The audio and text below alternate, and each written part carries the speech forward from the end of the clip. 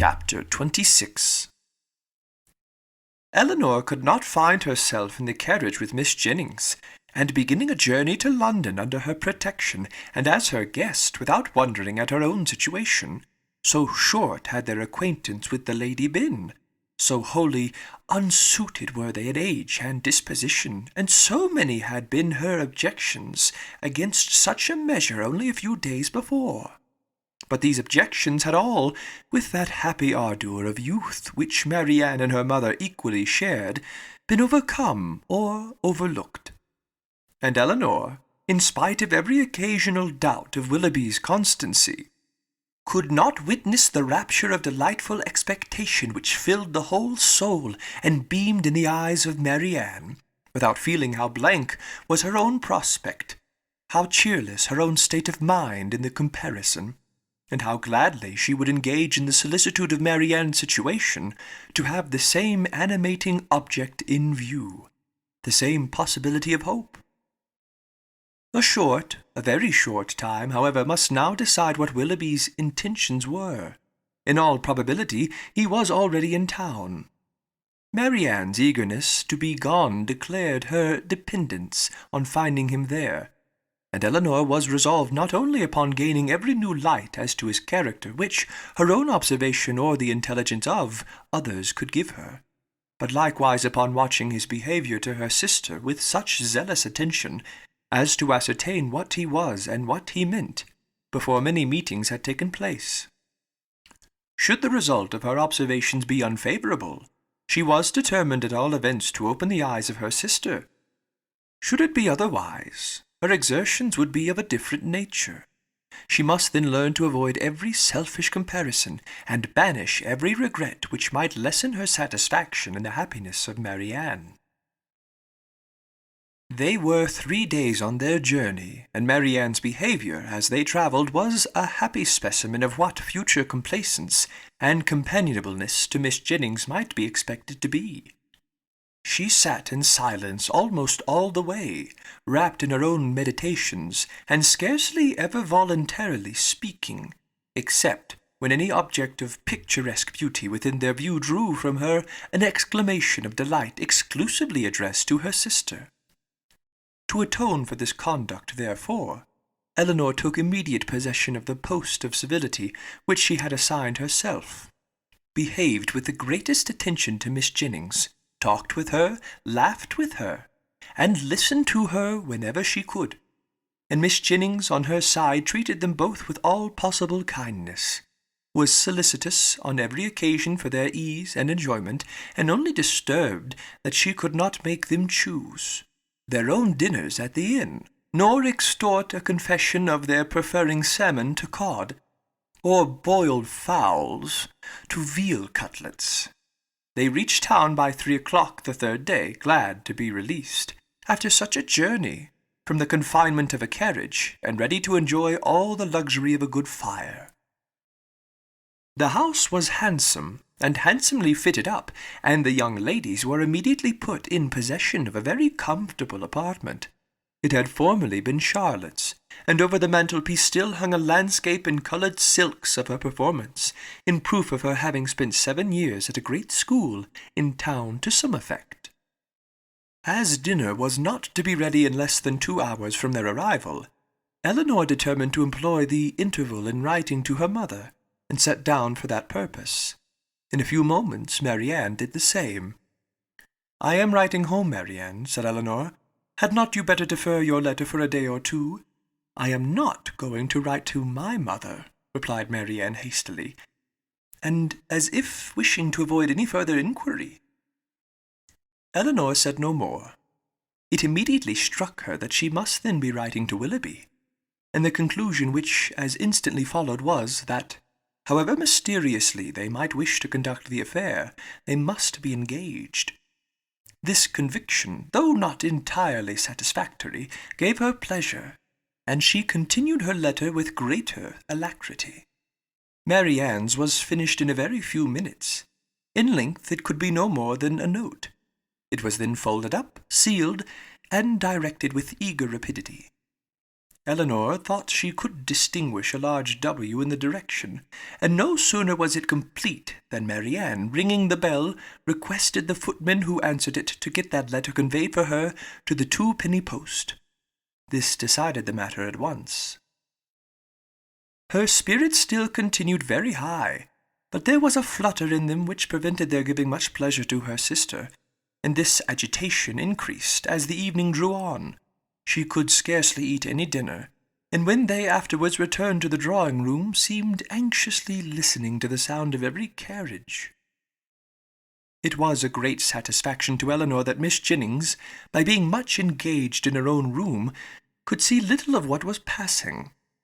The tea-things were brought in, and already had Marianne been disappointed more than once by a rap at the neighbouring door, when a loud one was suddenly heard, which could not be mistaken for one at any other house.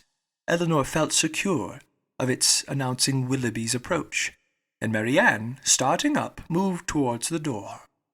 Everything was silent. This could not be borne many seconds. She opened the door, advanced a few steps toward the stairs, and after listening half a minute, returned into the room in all the agitation which a conviction of having heard him would naturally produce. In the ecstasy of her feelings at that instant, she could not help exclaiming, "Oh, Eleanor, it is Willoughby, indeed it is!" and seemed almost ready to throw herself into his arms when Colonel Brandon appeared. It was too great a shock to be borne with calmness, and she immediately left the room. Eleanor was disappointed too, but at the same time her regard for Colonel Brandon ensured his welcome with her, and she felt particularly hurt that a man so partial to her sister should perceive that she experienced nothing but grief and disappointment in seeing him. She instantly saw that it was not unnoticed by him, that he even observed Marianne as she quitted the room, with such astonishment and concern as hardly left him the recollection of what civility demanded towards herself. "Is your sister ill?" said he. Eleanor answered in some distress that she was, and then talked of headaches, low spirits, and over-fatigues, and of everything to which she could decently attribute her sister's behaviour. He heard her with the most earnest attention, but seeming to recollect himself, said no more on the subject, and began directly to speak of his pleasure at seeing them in London, making the usual inquiries about their journey and the friends they had left behind.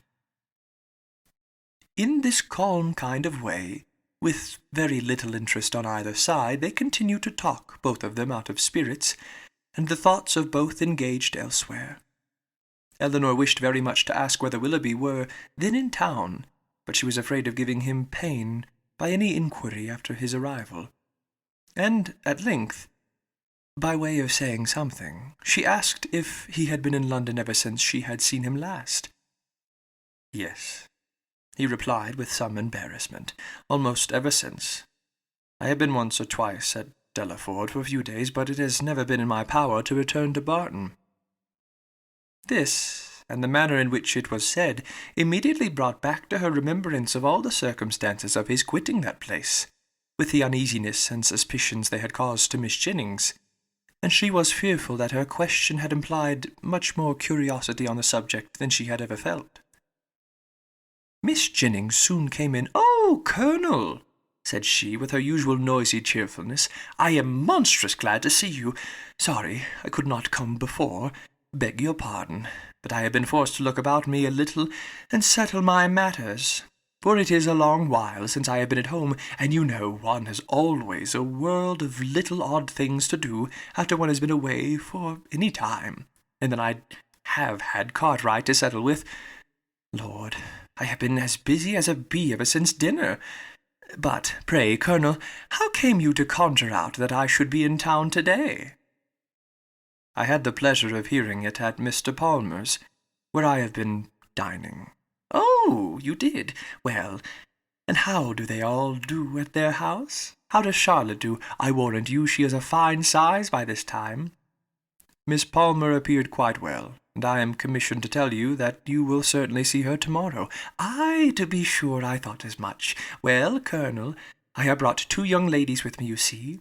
That is, you see but one of them now, but there is another somewhere. Your friend, Miss Marianne, too. which you will not be sorry to hear. I do not know what you and Mr. Willoughby will do between you about her. Ay, it is a fine thing to be young and handsome. Well, I was young once, but I never was very handsome. Worse luck for me. However, I got a very good husband, and I don't know what the greatest beauty can do more. Ah, poor man.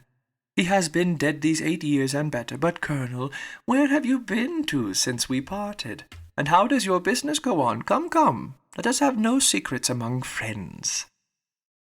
He replied with his customary mildness to all her inquiries, but without satisfying her in any. Eleanor now began to make the tea, and Marianne was obliged to appear again. After her entrance, Colonel Brandon became more thoughtful and silent than he had been before, and Miss Jennings could not prevail on him to stay long. No other visitor appeared that evening, and the ladies were unanimous in agreeing to go early to bed. Marianne rose the next morning with recovered spirits and happy looks. The disappointment of the evening before seemed forgotten in the expectation of what was to happen that day. They had not long finished their breakfast before Miss Palmer's barouche stopped at the door, and in a few minutes she came laughing into the room, so delighted to see them all that it was hard to say whether she received most pleasure from meeting her mother or the Miss Dashwoods again.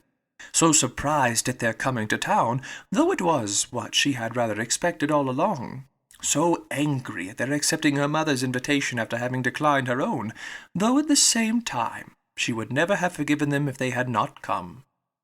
"Mr. Palmer will be so happy to see you," said she. "What do you think he said when he heard of your coming with mamma? I forgot what it was now, but it was something so droll."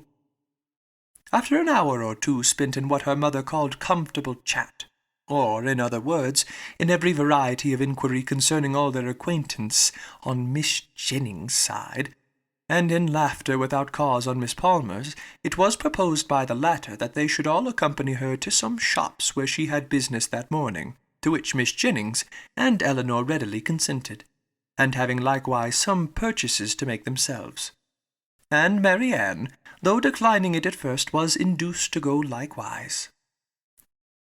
Wherever they went, she was evidently always on the watch. In Bond Street especially, where much of their business lay, her eyes were in constant inquiry, and in whatever shop the party were engaged, her mind was equally abstracted from everything actually before them, from all that interested and occupied the others. Restless and dissatisfied everywhere, her sister could never obtain her opinion of any article of purchase, however it might equally concern them both. She received no pleasure from anything, was only impatient to be at home again, and could with difficulty govern her vexation at the tediousness of Miss Palmer, whose eye was caught by everything pretty, expensive, or new, who was wild to buy all, could determine on none, and dawdled away her time in rapture and indecision. It was late in the morning before they returned home, and no sooner had they entered the house than Marianne flew eagerly upstairs, and when Eleanor followed, she found her turning from the table with a sorrowful countenance, which declared that no Willoughby had been there. "Has no letter been left here for me since we went out?" said she to the footman, who then entered with the parcels. She was answered in the negative. "Are you quite sure of it?" she replied. "Are you certain that no servant, no porter, has left any letter or note?" The man replied that none had. "How very odd," she said in a low and disappointed voice, as she turned away to the window. "How odd indeed," replied Eleanor within herself, regarding her sister with uneasiness. If she had not known him to be in town, she would not have written to him, as she did. She would have written to Combe Magna, and if he is in town, how odd that he should neither come nor write. Oh, my dear mother, you must be wrong in permitting an engagement between a daughter so young and a man so little known to be carried on in so doubtful, so mysterious a manner. I long to inquire, and how will my interference be borne?" She determined, after some consideration, that if appearances continued many days longer as unpleasant as they now were, she would represent in the strongest manner to her mother the necessity of some serious inquiry into the affair. Miss Palmer and two elderly ladies of Miss Jennings' intimate acquaintance whom she had met and invited in the morning, dined with them. The former left them soon after tea to fulfill her evening engagements, and Eleanor was obliged to assist in making a whist table for the others. Marianne was of no use on these occasions, as she would never learn the game, but though her time was therefore at her own disposal, the evening was by no means more productive of pleasure to her than to Eleanor, for it was spent in all the anxiety of expectation and the pain of disappointment. She sometimes endeavoured for a few minutes to read, but the book was soon thrown aside, and she returned to the more interesting employment of walking backwards and forwards across the room, pausing for a moment whenever she came to the window, in hopes of distinguishing the long-expected rap. Chapter 27. "If this open weather holds much longer," said Miss Jennings when they met at breakfast the following morning, "Sir John will not like leaving Barton next week. 'Tis a sad thing for sportsmen to lose a day's pleasure. Poor souls! I always pity them when they do. They seem to take it so much to heart." "That is true," cried Marianne in a cheerful voice, and walking to the window as she spoke, to examine the day. "I had not thought of that. This weather will keep many sportsmen in the country." It was a lucky recollection. All her good spirits were restored by it. "It is charming weather for them, indeed," she continued, as she sat down to the breakfast-table with a happy countenance. "How much they must enjoy it! But," with a little return of anxiety, "it cannot be expected to last long. At this time of the year, and after such a series of rain, we shall certainly have very little more of it.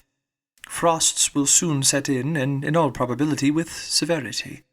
In another day or two, perhaps. This extreme mildness can hardly last longer. Nay, perhaps it may freeze tonight." "At any rate," said Eleanor, wishing to prevent Miss Jennings from seeing her sister's thoughts as clearly as she did, "I dare say we shall have Sir John and Lady Middleton in town by the end of the week." "Ay, my dear, I'll warrant you we do. Mary always has her own way." "And now," silently conjectured Eleanor, "she will write to Combe by this day's post." But if she did, the letter was written and sent away with a privacy which eluded all her watchfulness to ascertain the fact. Whatever the truth of it might be, and far as Eleanor was from feeling thorough contentment about it, yet while she saw Marianne in spirits, she could not be very uncomfortable herself. And Marianne was in spirits, happy in the mildness of the weather, and still happier in her expectation of a frost. The morning was chiefly spent in leaving cards at the houses of Miss Jennings' acquaintance to inform them of her being in town, and Marianne was all the time busy in observing the direction of the wind, watching the variations of the sky, and imagining an alteration in the air. "Don't you find it colder than it was in the morning, Eleanor? There seems to me a very decided difference. I can hardly keep my hands warm even in my muff. It was not so yesterday, I think. The clouds seem parting too. The sun will be out in a moment, and we shall have a clear afternoon." Eleanor was alternately diverted and pained, but Marianne persevered, and saw every night in the brightness of the fire, and every morning in the appearance of the atmosphere, the certain symptoms of approaching frost. The Miss Dashwoods had no greater reason to be dissatisfied with Miss Jennings' style of living and set of acquaintance than with her behaviour to themselves, which was invariably kind. Everything in her household arrangements was conducted on the most liberal plan, and excepting a few old city friends whom, to Lady Middleton's regret, she had never dropped, she visited no one to whom an introduction could at all discompose the feelings of her young companions. Pleased to find herself more comfortably situated in that particular than she had expected, Eleanor was very willing to compound for the want of much real enjoyment from any of their evening parties, which, whether at home or abroad, formed only for cards, could have little to amuse her. Colonel Brandon, who had a general invitation to the house, was with them almost every day. He came to look at Marianne and talk to Eleanor, who often derived more satisfaction from conversing with him than from any other daily occurrence, but who saw at the same time with much concern his continued regard for her sister. She feared it was a strengthening regard. It grieved her to see the earnestness with which he often watched Marianne, and his spirits were certainly worse than when at Barton. About a week after their arrival, it became certain that Willoughby was also arrived. His card was on the table when they came in from the morning's drive. "Good God!" cried Marianne. "He has been here while we were out." Elinor, rejoiced to be assured of his being in London, now ventured to say, "Depend upon it, he will call again tomorrow." But Marianne seemed hardly to hear her, and on Miss Jennings' entrance escaped with the precious card. This event, while it raised the spirits of Elinor, restored to those of her sister all, and more than all, their former agitation. From this moment her mind was never quiet. The expectation of seeing him every hour of the day made her unfit for anything. She insisted on being left behind the next morning when the others went out. Elinor's thoughts were full of what might be passing in Berkeley Street during their absence. But a moment's glance at her sister when they returned was enough to inform her that Willoughby had paid no second visit there. A note was just then brought in and laid on the table. "For me!" cried Marianne, stepping hastily forward. "No, ma'am, for my mistress." But Marianne, not convinced, took it instantly up. "It is indeed for Miss Jennings." "How provoking!" "You are expecting a letter, then?" said Elinor, unable to be longer silent. "Yes, a little. Not much." After a short pause, "You have no confidence in me, Marianne. Nay, Elinor, this reproach from you who have confidence in no one." "Me?" returned Elinor in some confusion. "Indeed, Marianne, I have nothing to tell." "Nor I," answered Marianne with energy. "Our situations then are alike. We have neither of us anything to tell. You, because you do not communicate, and I, because I conceal nothing." Elinor, distressed by this charge of reserve in herself, which she was not at liberty to do away, knew not how, under such circumstances, to press for greater openness in Marianne. Miss Jennings soon appeared, and the note being given her, she read it aloud. It was from Lady Middleton, announcing their arrival in Conduit Street the night before, and requesting the company of her mother and cousins the following evening. Business on Sir John's part, and a violent cold on her own, prevented their calling in Berkeley Street. The invitation was accepted, but when the hour of appointment drew near, necessary as it was in common civility to Miss Jennings that they should both attend her on such a visit, Elinor had some difficulty in persuading her sister to go, for still she had seen nothing of Willoughby, and therefore was not more indisposed for amusement abroad than unwilling to run the risk of his calling again in her absence. Elinor found, when the evening was over, that disposition is not materially altered by a change of abode, for although scarcely settled in town, Sir John contrived to collect around him nearly 20 young people, and to amuse them with a ball. This was an affair, however, of which Lady Middleton did not approve. In the country, an unpremeditated dance was very allowable, but in London, where the reputation of elegance was more important and less easily attained, it was risking too much for the gratification of a few girls. To have it known that Lady Middleton had given a small dance of 8 or 9 couple, with 2 violins and a mere sideboard collation. Mr. and Miss Palmer were of the party. From the former, whom they had not seen before since their arrival in town, as he was careful to avoid the appearance of any attention to his mother-in-law, and therefore never came near her, they received no mark of recognition on their entrance. He looked at them slightly, without seeming to know who they were, and merely nodded to Miss Jennings from the other side of the room. Marianne gave one glance round the apartment as she entered. It was enough. He was not there. And she sat down, equally ill-disposed to receive or communicate pleasure. After they had been assembled about an hour, Mr. Palmer sauntered towards the Miss Dashwoods to express his surprise on seeing them in town, though Colonel Brandon had been first informed of their arrival at his house, and he had himself said something very droll on hearing that they were to come. "I thought you were both in Devonshire," said he. "Did you?" replied Elinor. "When do you go back again?" I do not know. And thus ended their discourse. Never had Marianne been so unwilling to dance in her life as she was that evening, and never so much fatigued by the exercise. She complained of it as they returned to Berkeley Street. "Aye, aye," said Miss Jennings, "we know the reason of all that very well. If a certain person who shall be nameless had been there, you would not have been a bit tired. And to say the truth, it was not very pretty of him not to give you the meeting when he was invited." "Invited!" cried Marianne. "So my daughter Middleton told me, for it seems Sir John met him somewhere in the street this morning." Marianne said no more, but looked exceedingly hurt. Impatient in this situation to be doing something that might lead to her sister's relief, Elinor resolved to write the next morning to her mother, and hoped by awakening her fears for the health of Marianne to procure those inquiries which had been so long delayed. And she was still more eagerly bent on this measure by perceiving after breakfast on the morrow that Marianne was again writing to Willoughby, for she could not suppose it to be to any other person. About the middle of the day, Miss Jennings went out by herself on business, and Elinor began her letter directly, while Marianne, too restless for employment, too anxious for conversation, walked from one window to the other, or sat down by the fire in melancholy meditation.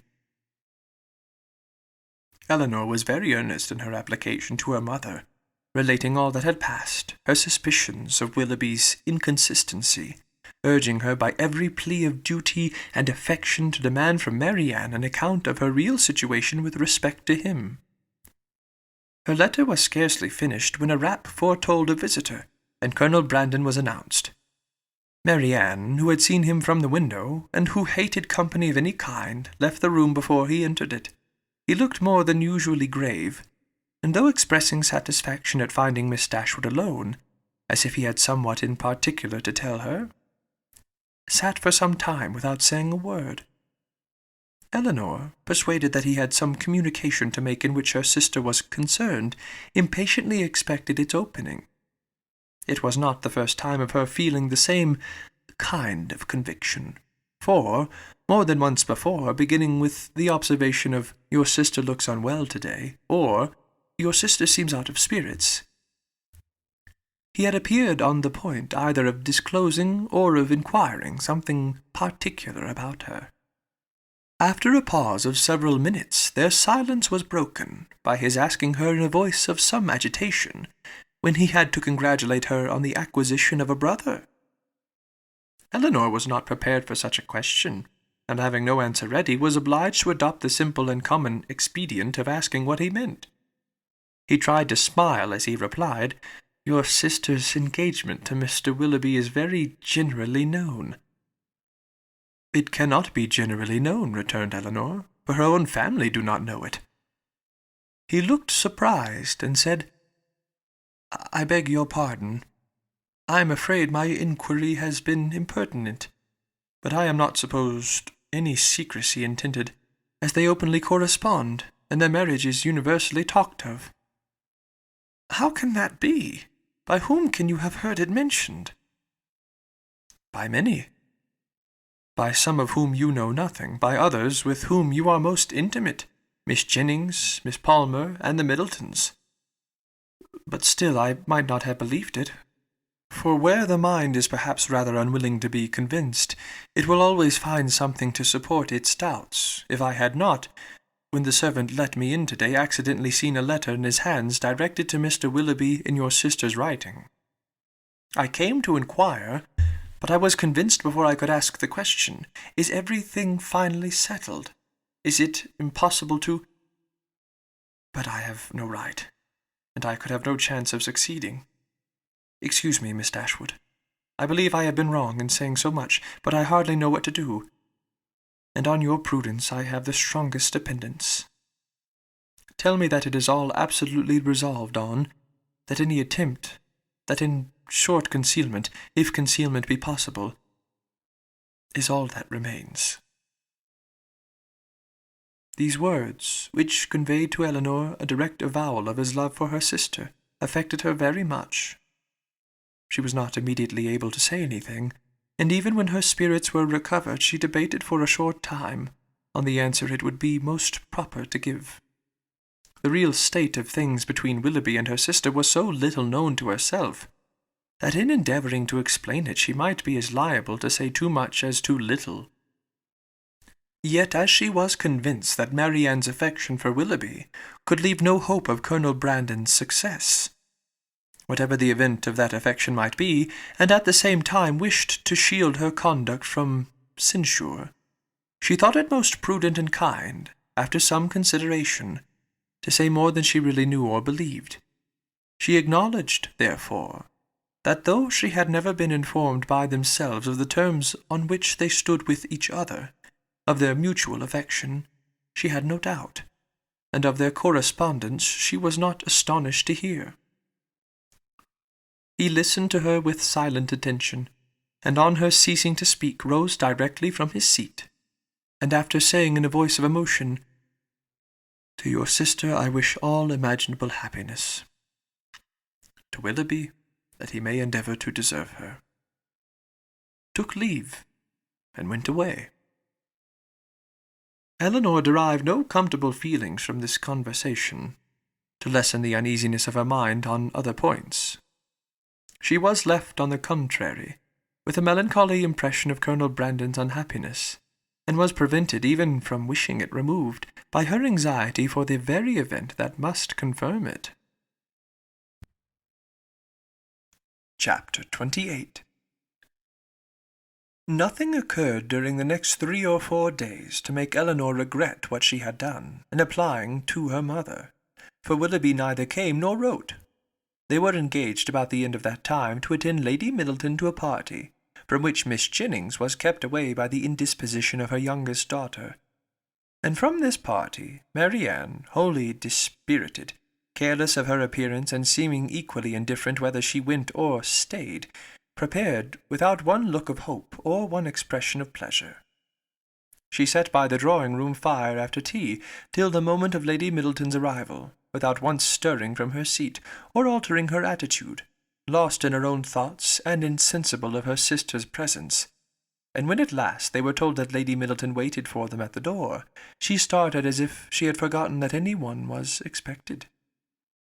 They arrived in due time at the place of destination, and as soon as the string of carriages before them would allow, alighted, ascended the stairs, heard their names announced from one landing-place to another in an audible voice, and entered a room splendidly lit up, quite full of company, and insufferably hot.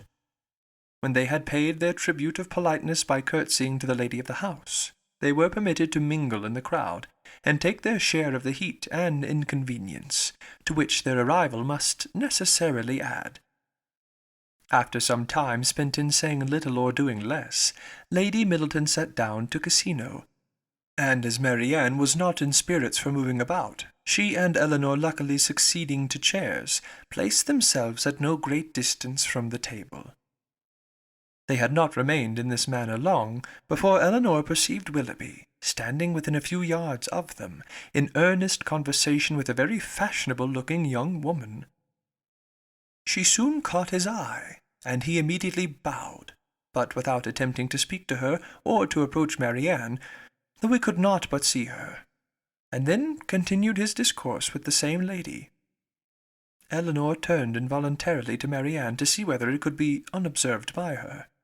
At that moment she first perceived him, and her whole countenance glowing with sudden delight, she would have moved towards him instantly, had not her sister caught hold of her.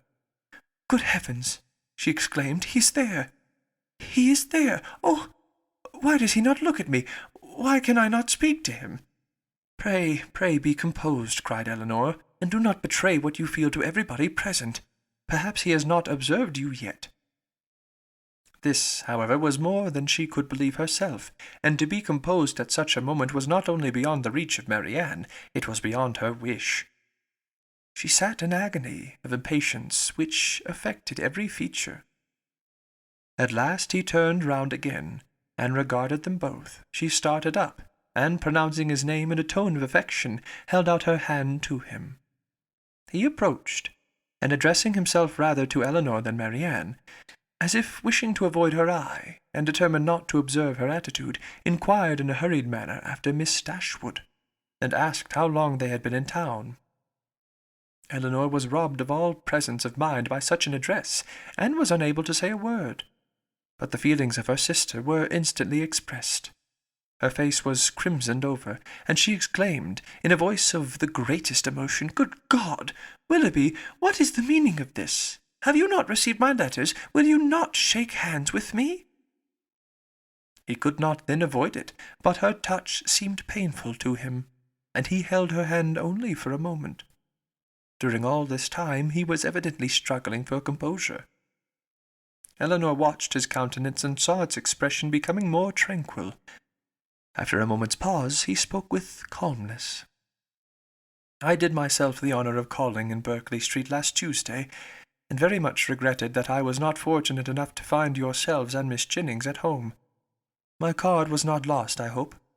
"But have you not received my notes?" cried Marianne in the wildest anxiety. "Here is some mistake, I am sure, some dreadful mistake. What can be the meaning of it? Tell me, Willoughby, for heaven's sake, tell me. What is the matter?" He made no reply. His complexion changed, and all his embarrassment returned. But as if, on catching the eye of the young lady with whom he had been previously talking, he felt the necessity of instant exertion, he recovered himself again, and after saying, "Yes, I had the pleasure of receiving the information of your arrival in town, which you were so good as to send me," turned hastily away with a slight bow, and joined his friend. Marianne, now looking dreadfully white, and unable to stand, sunk into her chair, and Elinor, expecting every moment to see her faint, tried to screen her from the observation of others, while reviving her with lavender water. "Go to him, Elinor," she cried as soon as she could speak, "and force him to come to me. Tell him I must see him again, must speak to him instantly. I cannot rest. I shall not have a moment's peace till this is explained. Some dreadful misapprehension or other. Oh, go to him this moment." "How can that be done? No, my dearest Marianne, you must wait. This is not the place for explanations. Wait only till tomorrow." With difficulty, however, could she prevent her from following him herself, and to persuade her to check her agitation, to wait, at least, with the appearance of composure till she might speak to him with more privacy and more effect, was impossible. For Marianne continued incessantly to give way in a low voice to the misery of her feelings, by exclamations of wretchedness.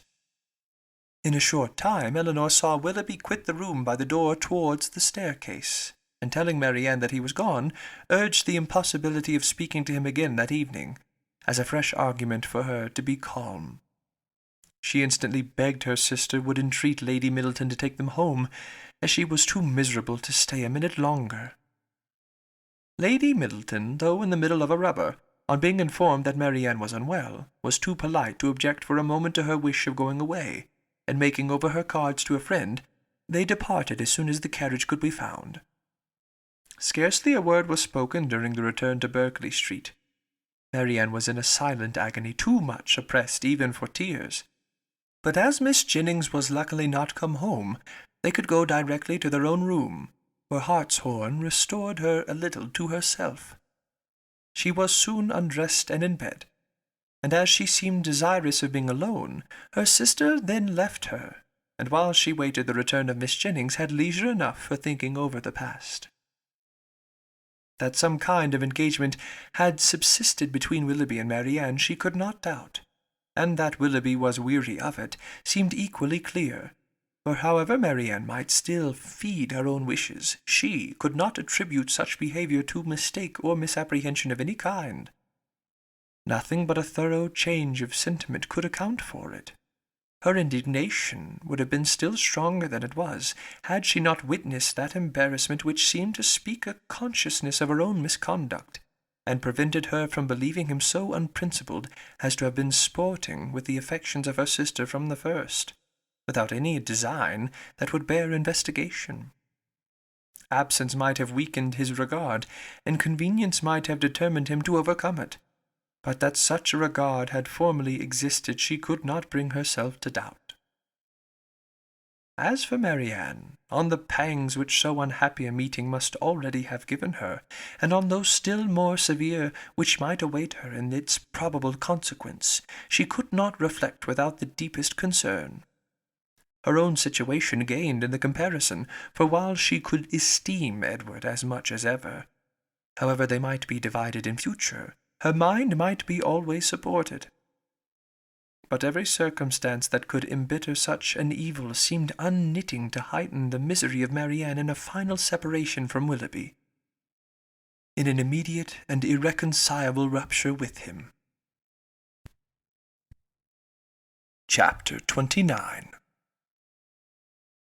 Before the housemaid had lit their fire the next day, or the sun gained any power over a cold, gloomy morning in January, Marianne, only half-dressed, was kneeling against one of the window-seats for the sake of all the little light she could command from it, and writing as fast as a continual flow of tears would permit her.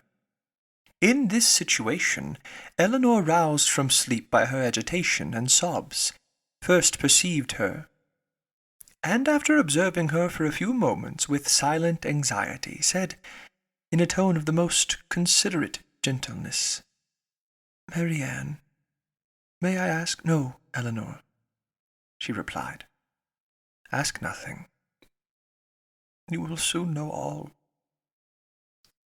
The sort of desperate calmness with which this was said lasted no longer than while she spoke, and was immediately followed by a return of the same excessive affliction. It was some minutes before she could go on with her letter, and the frequent bursts of grief, which still obliged her at intervals to withhold her pen, were proofs enough of her feeling how more than probable it was that she was writing for the last time to Willoughby. Elinor paid her every quiet and unobtrusive attention in her power, and she would have tried to soothe and tranquilize her still more, had not Marianne entreated her, with all the eagerness of the most nervous irritability, not to speak to her for the world. In such circumstances it was better for both that they should not be long together, and the restless state of Marianne's mind not only prevented her from remaining in the room a moment after she was dressed, but requiring at once solitude and continual change of place, made her wander about the house till breakfast time, avoiding the sight of everybody.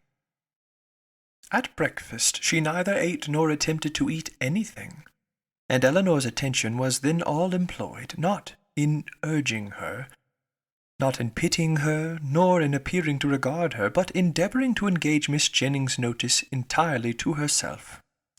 As this was a favourite meal with Miss Jennings, it lasted a considerable time, and they were just settling themselves after it round the common working table, when a letter was delivered to Marianne, which she eagerly caught from the servant, and turning of a death-like paleness, instantly ran out of the room. Elinor, who saw as plainly by this as if she had seen the direction that it must come from Willoughby, felt immediately such a sickness at heart as made her hardly able to hold up her head, and sat in such a general tremor as made her fear it impossible to escape Miss Jennings' notice. That good lady, however, saw only that Marianne had received a letter from Willoughby, which appeared to her a very good joke, and which she treated accordingly, by hoping with a laugh that she would find it to her liking. Of Elinor's distress, she was too busily employed in measuring lengths of worsted for her rug, to see anything at all, and calmly continuing her talk as soon as Marianne disappeared, she said, "Upon my word, I never saw a young woman so desperately in love in my life. My girls were nothing to her, and yet they used to be foolish enough. But as for Miss Marianne, she is quite an altered creature. I hope from the bottom of my heart he won't keep her waiting much longer, for it is quite grievous to see her looking so ill and forlorn. Pray, when are they to be married?" Elinor, though never less disposed to speak than at that moment, obliged herself to answer such an attack as this, and therefore, trying to smile, replied, "And have you really, ma'am, talked yourself into a persuasion of my sister's being engaged to Mr. Willoughby? I thought it had been only a joke, but so serious a question seems to imply more, and I must beg, therefore, that you will not deceive yourself any longer. I do assure you that nothing would surprise me more than to hear of their being going to be married." For shame, Miss Dashwood! How can you talk so? Don't we all know that it must be a match? That they were over head and ears in love with each other from the first moment they met? Did not I see them together in Devonshire every day, and all day long, and did not I know that your sister came to town with me on purpose to buy wedding clothes? Come, come, this won't do, because you are so sly about it yourself. You think nobody else has any senses. But it is no such thing, I can tell you, for it has been known all over town this ever so long. I tell everybody of it, and so does Charlotte. Indeed, ma'am, said Elinor very seriously, you are mistaken.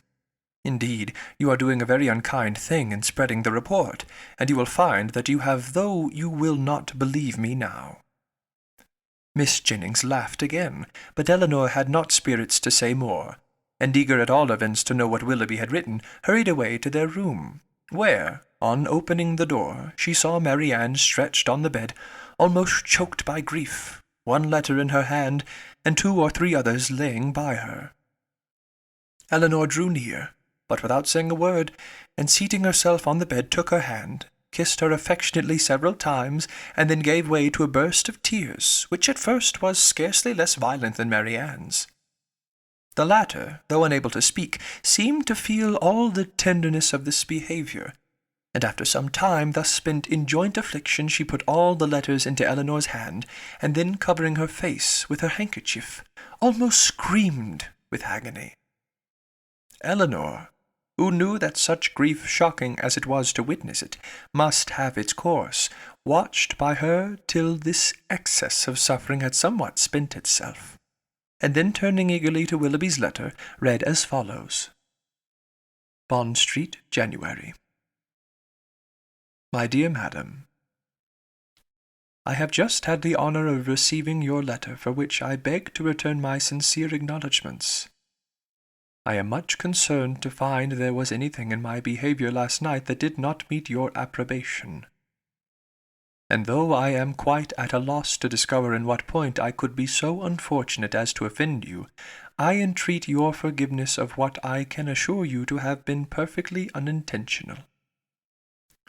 I shall never reflect on my former acquaintance with your family in Devonshire without the most grateful pleasure, and flatter myself it will not be broken by any mistake or misapprehension of my actions.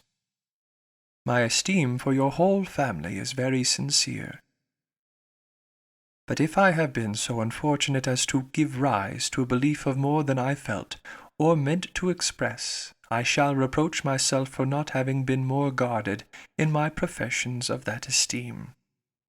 That I should ever have meant more, you will allow to be impossible, when you understand that my affections have been long engaged elsewhere, and it will not be many weeks, I believe, before this engagement is fulfilled.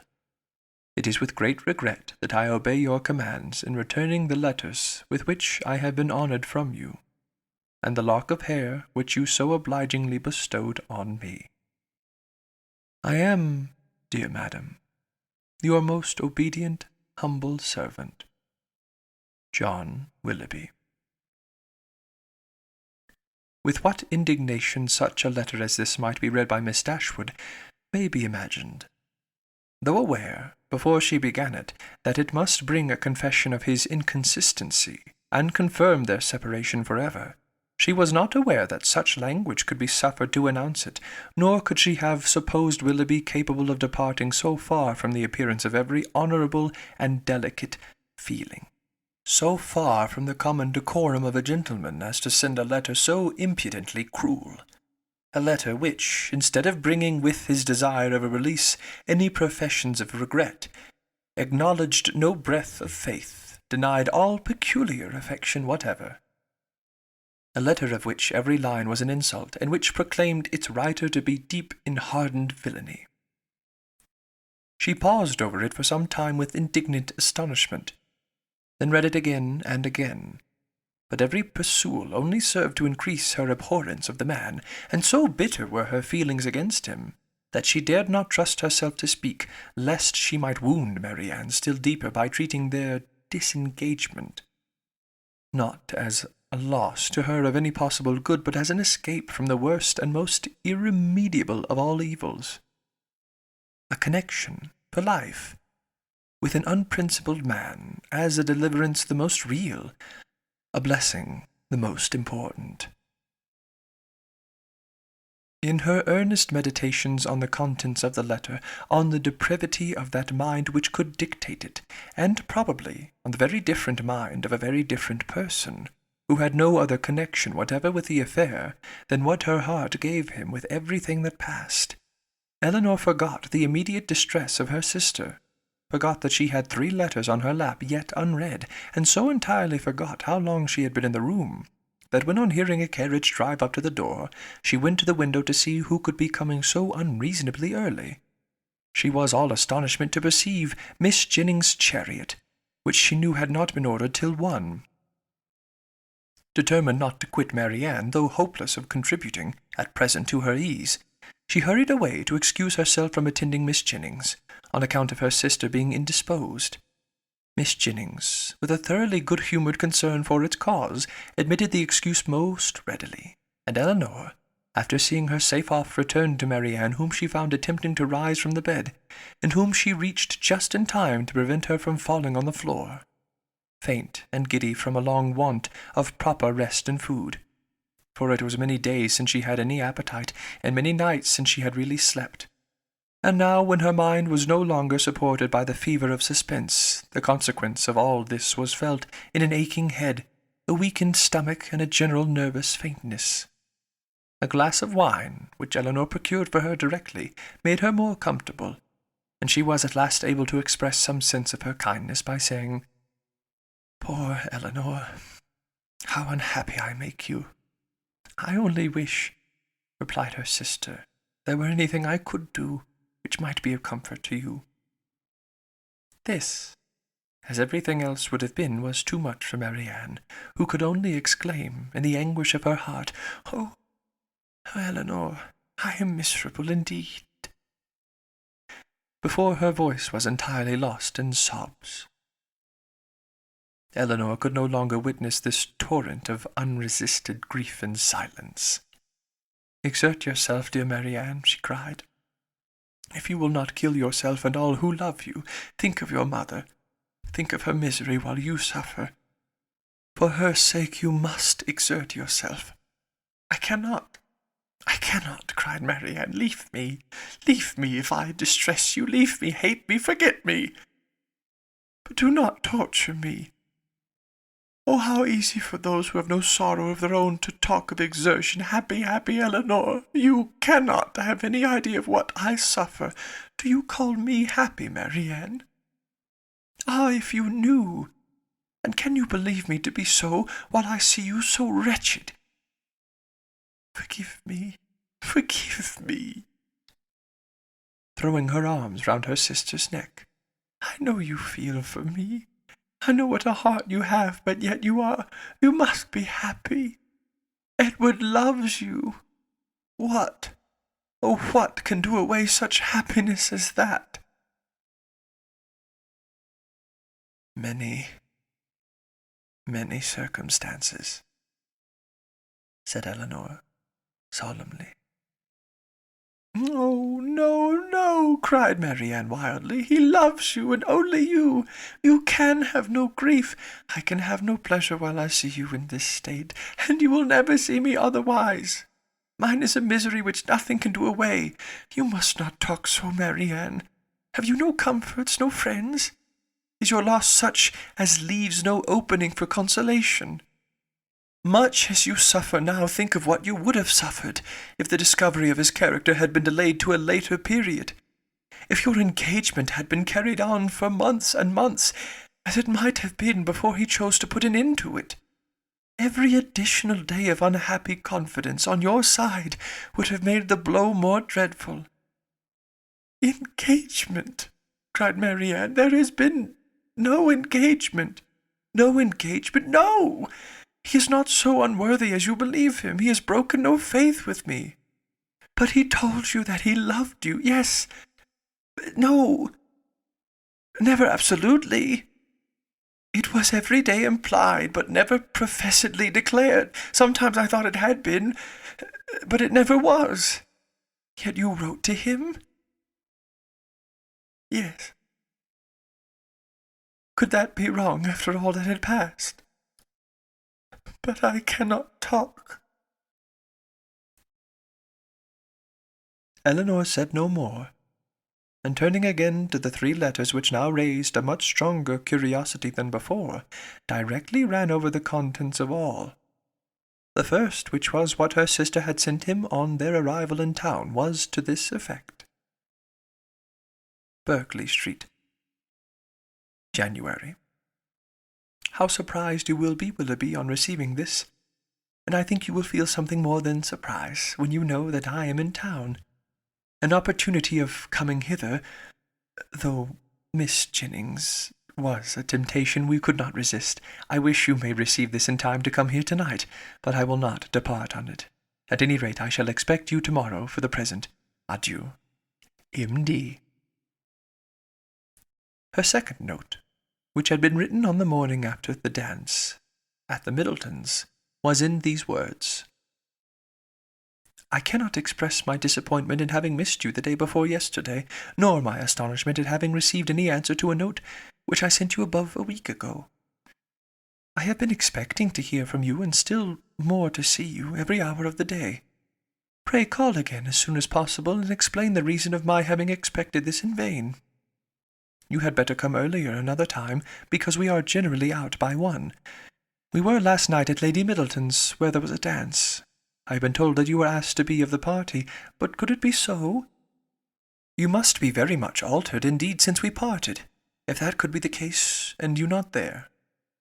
But I will not suppose this possible, and I hope very soon to receive your personal assurance of its being otherwise. M.D. The contents of her last note to him were these: What am I to imagine, Willoughby, by your behaviour last night? Again I demand an explanation of it. I was prepared to meet you with the pleasure which our separation naturally produced, with the familiarity which our intimacy at Barton appeared to me to justify. I was repulsed indeed. I had passed a wretched night in endeavouring to excuse a conduct which can scarcely be called less than insulting. But though I have not yet been able to form any reasonable apology for your behaviour, I am perfectly ready to hear your justification of it. You have perhaps been misinformed, or purposely deceived in something concerning me, which may have lowered me in your opinion. Tell me what it is, explain the grounds on which you acted, and I shall be satisfied, in being able to satisfy you. It would grieve me indeed to be obliged to think ill of you, but if I am to do it, if I am to learn that you are not what we have hitherto believed you, that your regard for us all was insincere, that your behaviour to me was intended only to deceive, let it be told as soon as possible.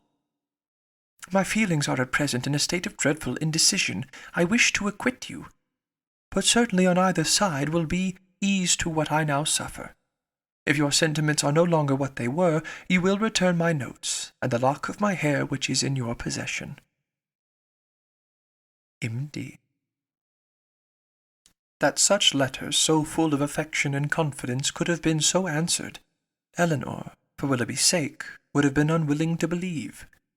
But her condemnation of him did not blind her to the impropriety of their having been written at all, and she was silently grieving over the imprudence which had hazarded such unsolicited proofs of tenderness, not warranted by anything preceding, and most severely condemned by the event, when Marianne, perceiving that she had finished the letters, observed to her that they contained nothing but what any one would have written in the same situation. I felt myself, she added, to be as solemnly engaged to him as if the strictest legal covenant had bound us to each other.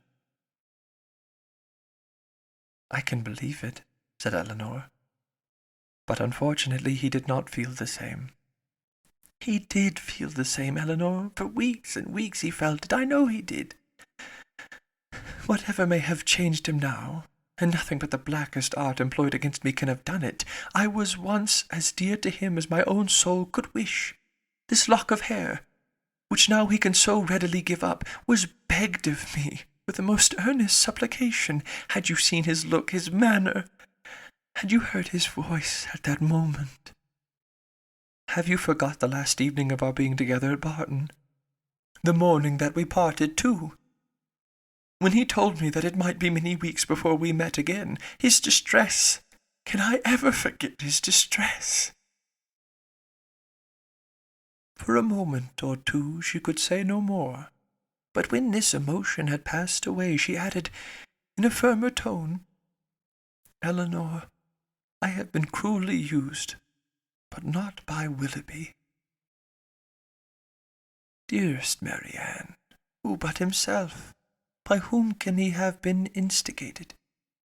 By all the world, rather than by his own heart.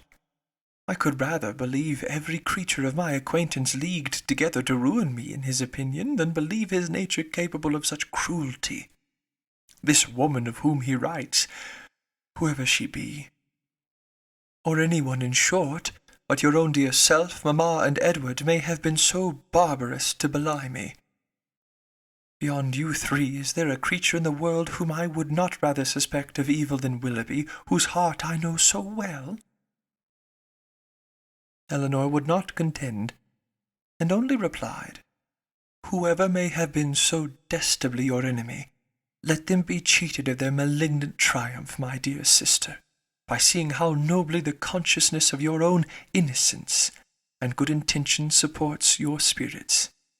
It is a reasonable and laudable pride which resists such malevolence.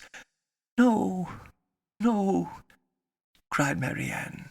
Misery such as mine has no pride. I care not who knows that I am wretched. The triumph of seeing me so may be open to all the world. Eleanor, they who suffer little may be proud and independent as they like, may resist insult or return mortification. But I cannot, I must feel, I must be wretched, and they are welcome to enjoy the consciousness of it that can. But for my mother's sake and mine, I would do more than for my own. But to appear happy when I am so miserable, oh, who can require it? Again they were both silent. Eleanor was employed in walking thoughtfully from the fire to the window, from the window to the fire, without knowing that she received warmth from one, or discerning objects through the other. And Marianne, seated at the foot of the bed, with her head leaning against one of its posts, again took up Willoughby's letter, and, after shuddering over every sentence, exclaimed, It is too much. Oh, Willoughby, Willoughby, could this be yours? Cruel, cruel! Nothing can acquit you, Eleanor, nothing can.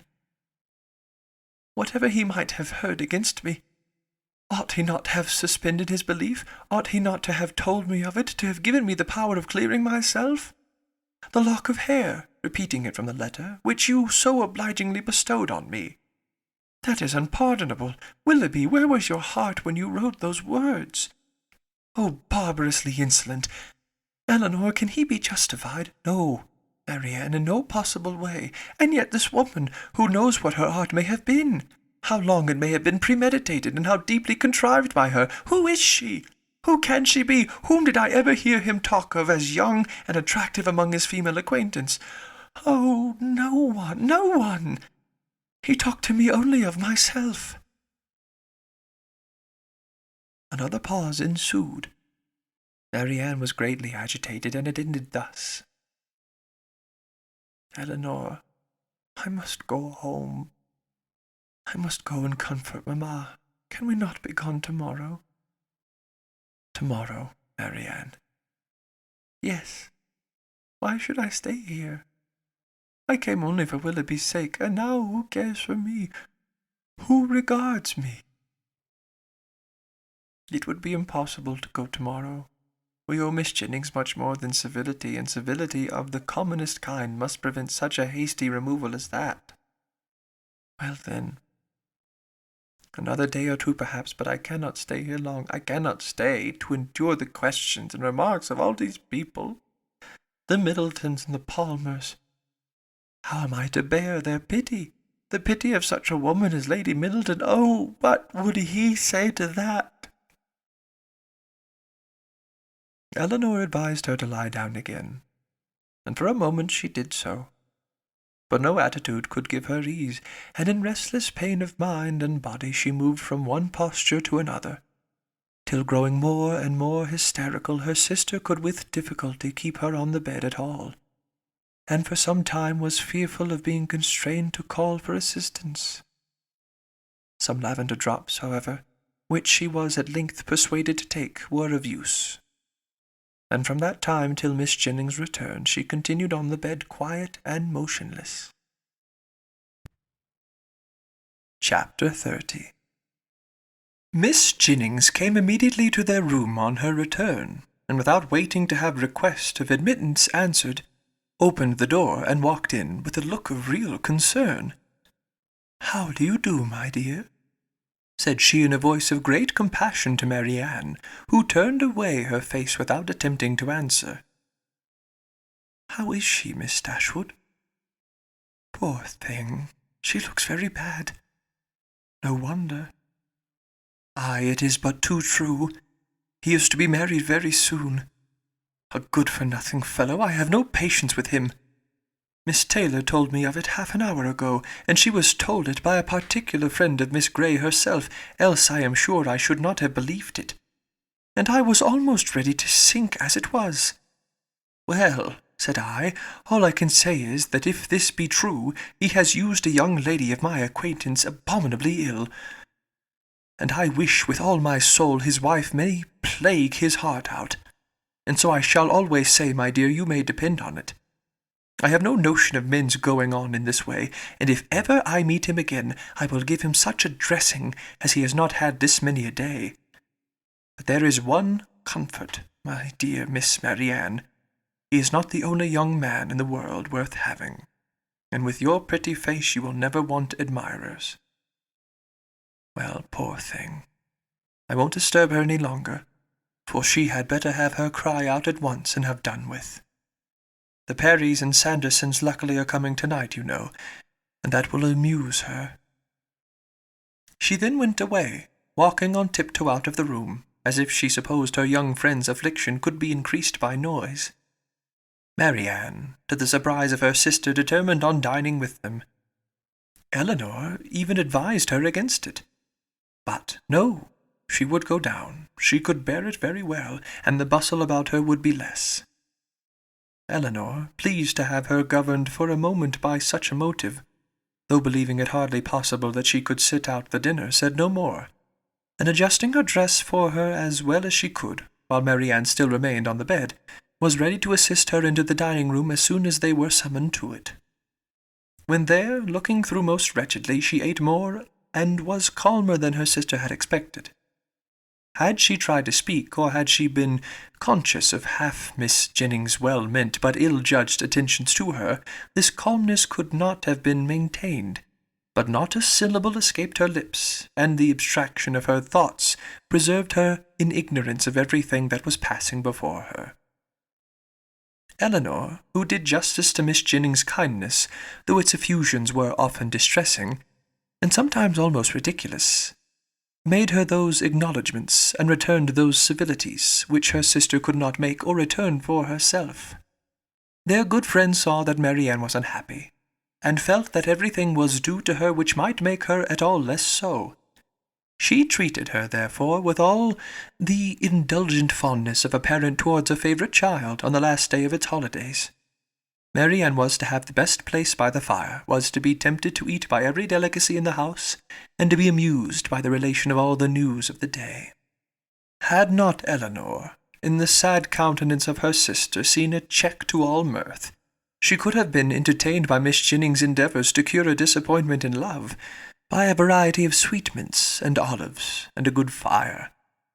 As soon, however, as the consciousness of all this was forced by continual repetition on Marianne, she could stay no longer.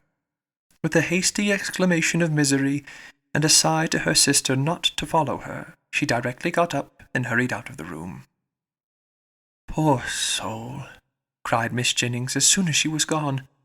"How it grieves me to see her, and I declare if she is not gone away without finishing her wine.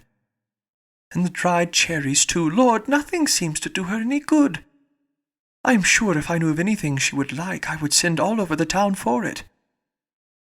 Well, it is the oddest thing to me that a man should use such a pretty girl so ill. But when there is plenty of money on one side and next to none on the other, Lord bless you, they care no more about such things. The lady, then, Miss Grey, I think you called her, is very rich. £50,000, my dear. Did you ever see her? A smart, stylish girl, they say, but not handsome. I remember her aunt very well, Biddy Hinshaw. She married a very wealthy man, but the family are all rich together. £50,000, and by all accounts it won't come before it's wanted. For they say he is all to pieces. No wonder, dashing about with his curricle and hunters. Well, it don't signify talking. But when a young man, be who he will, comes and makes love to a pretty girl and promises marriage, he has no business to fly off from his word only because he grows poor, and a richer girl is ready to have him. Why don't he, in such a case, sell his horses, let his house, turn off his servants, and make a thorough reform at once? I warrant you, Miss Marianne would have been ready to wait till matters came round. But that won't do nowadays. Nothing in the way of pleasure can ever be given up by the young men of this age. Do you know what kind of a girl Miss Grey is? Is she said to be amiable? I never heard any harm of her. Indeed, I hardly ever heard her mentioned, except that Miss Taylor did say this morning that one day Miss Walker hinted to her that she believed Mr. and Miss Ellison would not be sorry to have Miss Grey married, for she and Miss Ellison could never agree. And who are the Ellisons? Her guardians, my dear. But now she is of age and may choose for herself, and pretty choice she has made. What now? After pausing a moment, your poor sister is gone to her own room, I suppose to moan by herself. Is there nothing one can get to comfort her? Poor dear, it seems quite cruel to let her be alone. Well, by and by we shall have a few friends, and that will amuse her a little. What shall we play at? She hates whist, I know, but is there no round game she cares for? Dear ma'am, this kindness is quite unnecessary. Marianne, I dare say, will not leave her room again this evening. I shall persuade her if I can to go early to bed, for I am sure she wants rest. Aye, I believe that will be best for her. Let her name her own supper and go to bed. Lord, no wonder she has been looking so bad and so cast down this last week or two, for this matter, I suppose, has been hanging over her head as long as that. And so the letter that came today finished it, poor soul. I am sure if I had a notion of it, I would not have joked her about it for all my money. But then, you know, how should I guess such a thing? I made sure of its being nothing but a common love letter, and you know young people like to be laughed at about them. Lord, how concerned Sir John and my daughters will be when they hear it. If I had my senses about me, I might have called in Conduit Street in my way home, and told them of it. But I shall see them tomorrow. It would be unnecessary, I am sure, for you to caution Miss Palmer and Sir John against ever naming Mr. Willoughby, or making the slightest allusion to what has passed before my sister. Their own good nature must point out to them the real cruelty of appearing to know anything about it when she is present. And the less that may ever be said to myself on the subject, the more my feelings will be spared, as you, my dear madam, will easily believe. Oh, Lord, yes, that I do indeed. It must be terrible for you to hear it talked of. And as for your sister, I am sure I would not mention a word about it to her for the world. You saw I did not all dinner-time. No more would Sir John nor my daughters, for they are all very thoughtful and considerate, especially if I give them a hint, as I certainly will. For my part, I think the less that is said about such things the better, the sooner 'tis blown over and forgot. And what does talking ever do, you know? In this affair it can only do harm, more so perhaps than in many cases of a similar kind, for it has been attended by circumstances which, for the sake of every one concerned in it, make it unfit to become the public conversation. I must do this justice to Mr. Willoughby. He has spoken no positive engagement with my sister. Law, my dear, don't pretend to defend him. No positive engagement indeed, after taking her all over Allenham House, and fixing on the very rooms they were to live in hereafter. Eleanor, for her sister's sake, could not press the subject farther, and she hoped it was not required for her for Willoughby's, since, though Marianne might lose much, he could gain very little by the enforcement of the real truth. After a short silence on both sides, Miss Jennings, with all her natural hilarity, burst forth again. "Well, my dear, 'tis a true saying about an ill wind, for it will be all the better for Colonel Brandon. He will have her at last, aye, that he will. Mind me now, if they ain't married by midsummer. Lord, how he'll chuckle over this news. I hope he will come tonight. It will be all to one a better match for your sister. 2,000 a year without debt or drawback, except the little love-child, indeed. Aye, I had forgot her, but she may be prenticed out, at a small cost. And then what does it signify? Delaford is a nice place, I can tell you. Exactly what I call a nice old-fashioned place, full of comforts and conveniences, quite shut in with a great garden walls that are covered with the best fruit trees in the country, and such a mulberry tree in one corner. Lord, how Charlotte and I did stuff the only time we were there. Then there is a dovecot, some delightful stew-ponds, and a very pretty canal, and everything, in short, that one could wish for, and moreover it is close to the church, and only a quarter of a mile from the turnpike road, so 'tis never dull. For if you only go and sit up in an old yew arbor behind the house, you may see all the carriages that pass along. Oh, 'tis a nice place. The butcher hard by in the village, and the parsonage house within a stone's throw. To my fancy, 1,000 times prettier than Barton Park, where they are forced to send 3 miles for their meat, and have not a neighbour nearer than your mother. Well, I shall spirit up the Colonel as soon as I can. One shoulder of mutton, you know, drives another down. If we can but put Willoughby out of her head. Aye, if we can do that, ma'am, said Eleanor, we shall do very well with or without Colonel Brandon. And then rising, she went away to join Marianne, whom she found, as she expected, in her own room, leaning in silent misery over the small remains of a fire, which, till Eleanor's entrance, had been her only light. You had better leave me, was all the notice that her sister received from her. I will leave you, said Eleanor, if you will go to bed. But this, from the momentary perverseness of impatient suffering, she at first refused to do.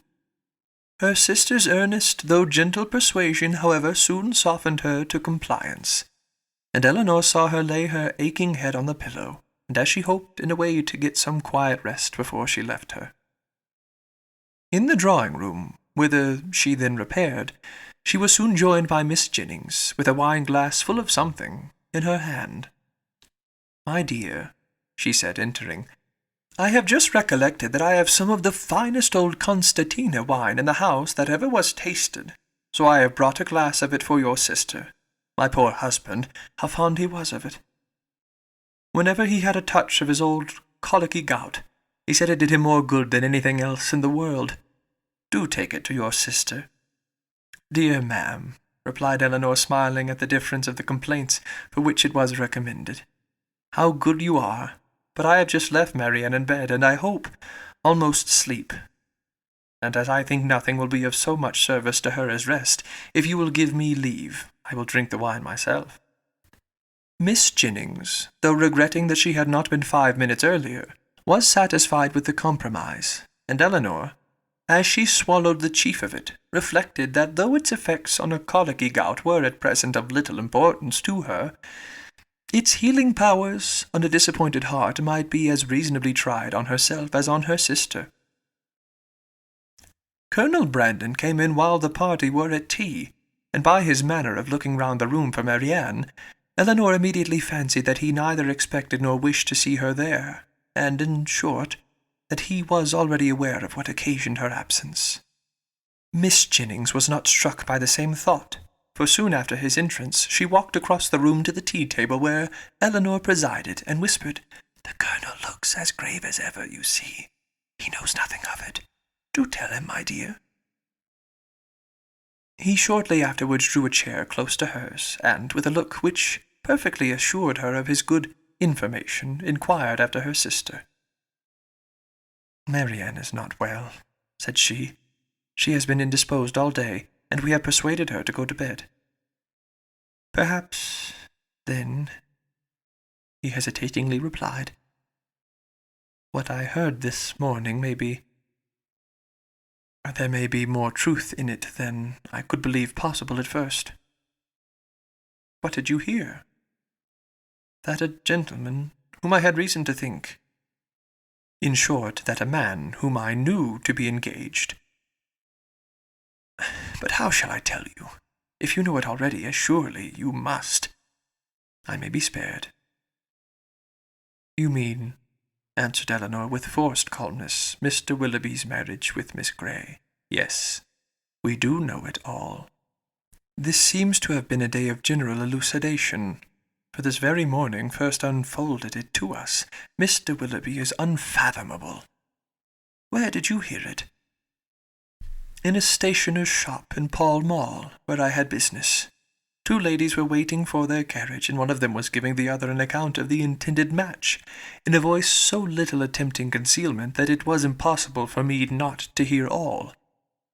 The name of Willoughby, John Willoughby, frequently repeated, first caught my attention, and what followed was a positive assertion that everything was now finally settled respecting his marriage with Miss Grey. It was no longer to be a secret. It would take place even within a few weeks, with many particulars of preparations and other matters. One thing especially I remember, because it served to identify the man still more. As soon as the ceremony was over, they were to go to Combe Magna, his seat in Somersetshire. My astonishment! But it would be impossible to describe what I felt. The communicative lady, I learnt, on inquiry, for I stayed in the shop till they were gone, was a Miss Ellison, and that, as I have been since informed, is the name of Miss Grey's guardian. It is. But have you likewise heard that Miss Grey has £50,000? In that, if in anything, we may find an explanation. It may be so. But Willoughby is capable. At least, I think. He stopped a moment, then added in a voice which seemed to distrust itself. And your sister, how did she? Her sufferings have been very severe. I have only to hope that they may be proportionately short. It is a most cruel affliction. Till yesterday, I believe she never doubted his regard, and even now, perhaps. But I am almost convinced that he never was really attached to her. He has been very deceitful, and in some points there seems a hardness of heart about him. Ah, said Colonel Brandon, there is indeed. But your sister does not— I think you said so. She does not consider quite as you do. You know her disposition, and may believe how eagerly she would still justify him if she could. He made no answer, and soon afterwards, by the removal of the tea things and the arrangement of the card parties, the subject was necessarily dropped. Miss Jennings, who had watched them with pleasure while they were talking, and who expected to see the effect of Miss Dashwood's communication in such an instantaneous gaiety of Colonel Brandon's side, as might have become a man in the bloom of youth, of hope and happiness, saw him, with amazement, remain the whole evening more serious and thoughtful than usual. Chapter 31. From a night of more sleep than she had expected, Marianne awoke the next morning to the same consciousness of misery in which she had closed her eyes. Eleanor encouraged her as much as possible to talk of what she felt, and before breakfast was ready, they had gone through the subject again and again, and with the same steady conviction and affectionate counsel on Eleanor's side, the same impetuous feelings and varying opinions on Marianne's as before. Sometimes she could believe Willoughby to be as unfortunate and as innocent as herself, and at others lost every consolation in the impossibility of acquitting him. At one moment she was absolutely indifferent to the observation of all the world. At another, she would seclude herself from it for ever, and at a third could resist it with energy. In one thing, however, she was uniform. When it came to the point, in avoiding, where it was possible, the presence of Miss Jennings, and in a determined silence when obliged to endure it. Her heart was hardened against the belief of Miss Jennings entering into her sorrows with any compassion. "No, no, no, it cannot be," she cried. "She cannot feel. Her kindness is not sympathy, her good nature is not tenderness. All that she wants is gossip, and she only likes me now because I supply it." Elinor had not needed this to be assured of the injustice to which her sister was often led into her opinion of others, by the irritable refinement of her own mind, and the too great importance placed on her on the delicacies of a strong sensibility, and the graces of a polished manner. Like half the rest of the world, if more than half there be that are clever and good, Marianne, with excellent abilities and an excellent disposition, was neither reasonable nor candid. She expected from other people the same opinions and feelings as her own, and she judged of their motives by the immediate effect of their actions on herself. Thus a circumstance occurred, while the sisters were together in their own room after breakfast, which sunk the heart of Miss Jennings still lower in her estimation, because, through her own weakness, it chanced to prove a source of fresh pain to herself, though Miss Jennings was governed in it by an impulse of the utmost good-will. With a letter in her outstretched hand, and countenance gaily smiling, from the persuasion of bringing comfort, she entered their room, saying, "Now, my dear, I bring you something that I am sure will do you good."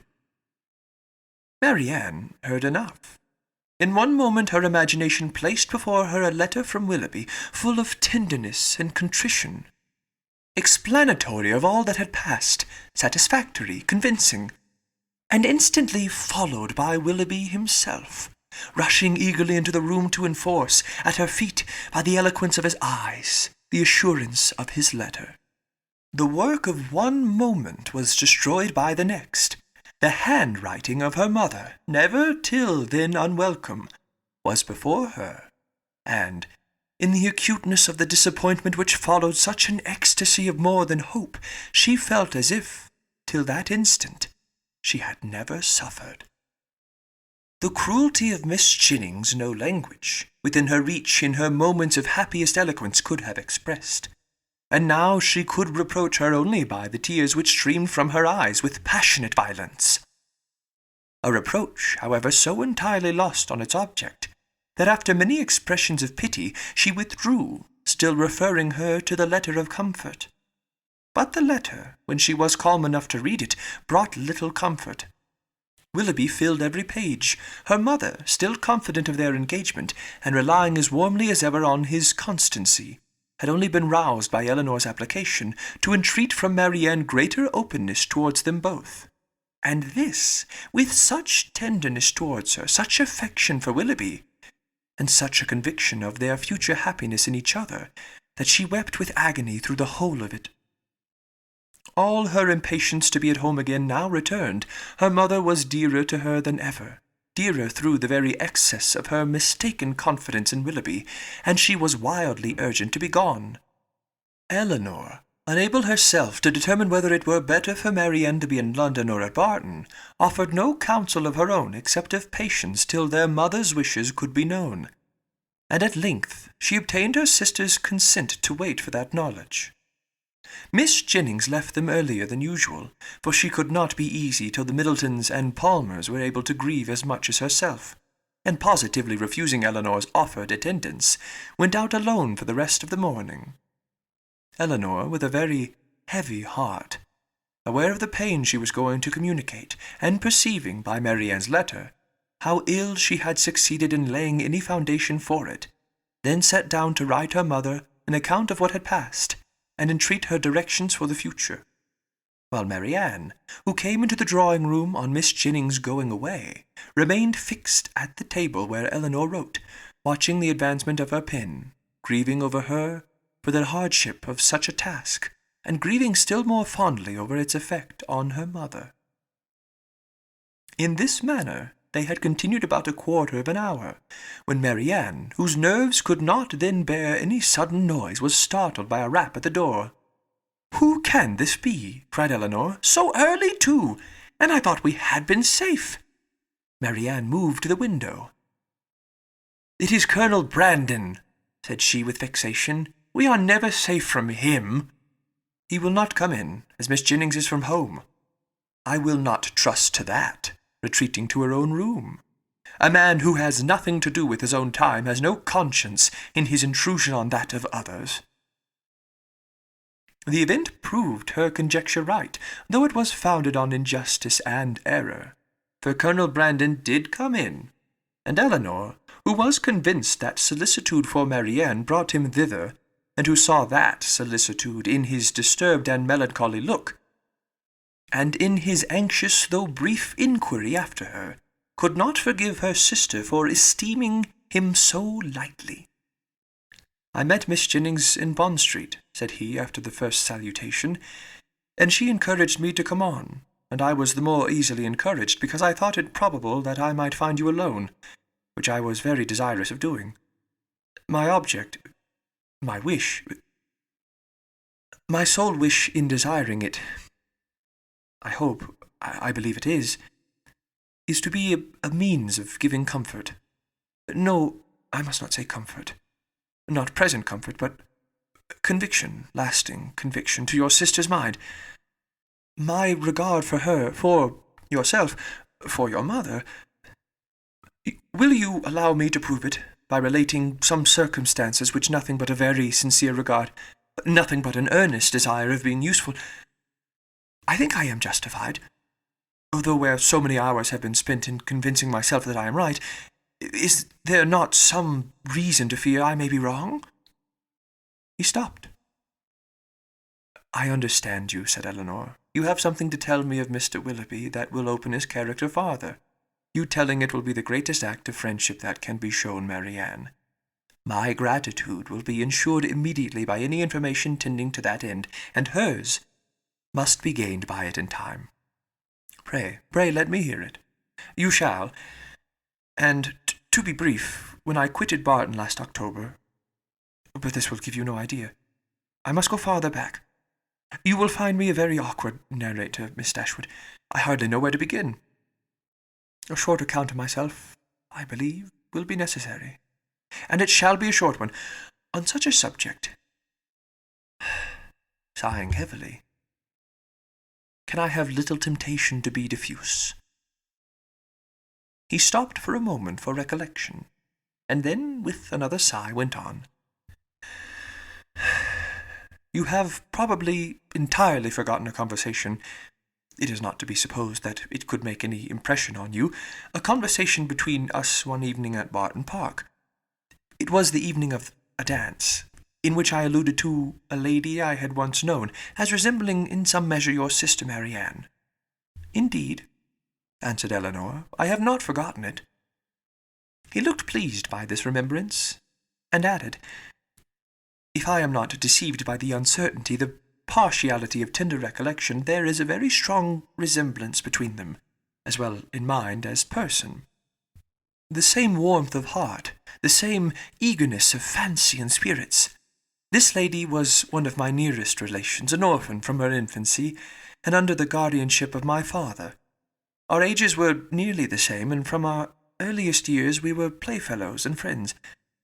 I cannot remember the time when I did not love Eliza, and my affection for her, as we grew up, was such as perhaps, judging from my present forlorn and cheerless gravity, you might think me incapable of having ever felt. Hers for me was, I believe, fervent, as the attachment of your sister to Mr. Willoughby, and it was, though from a different cause, no less unfortunate.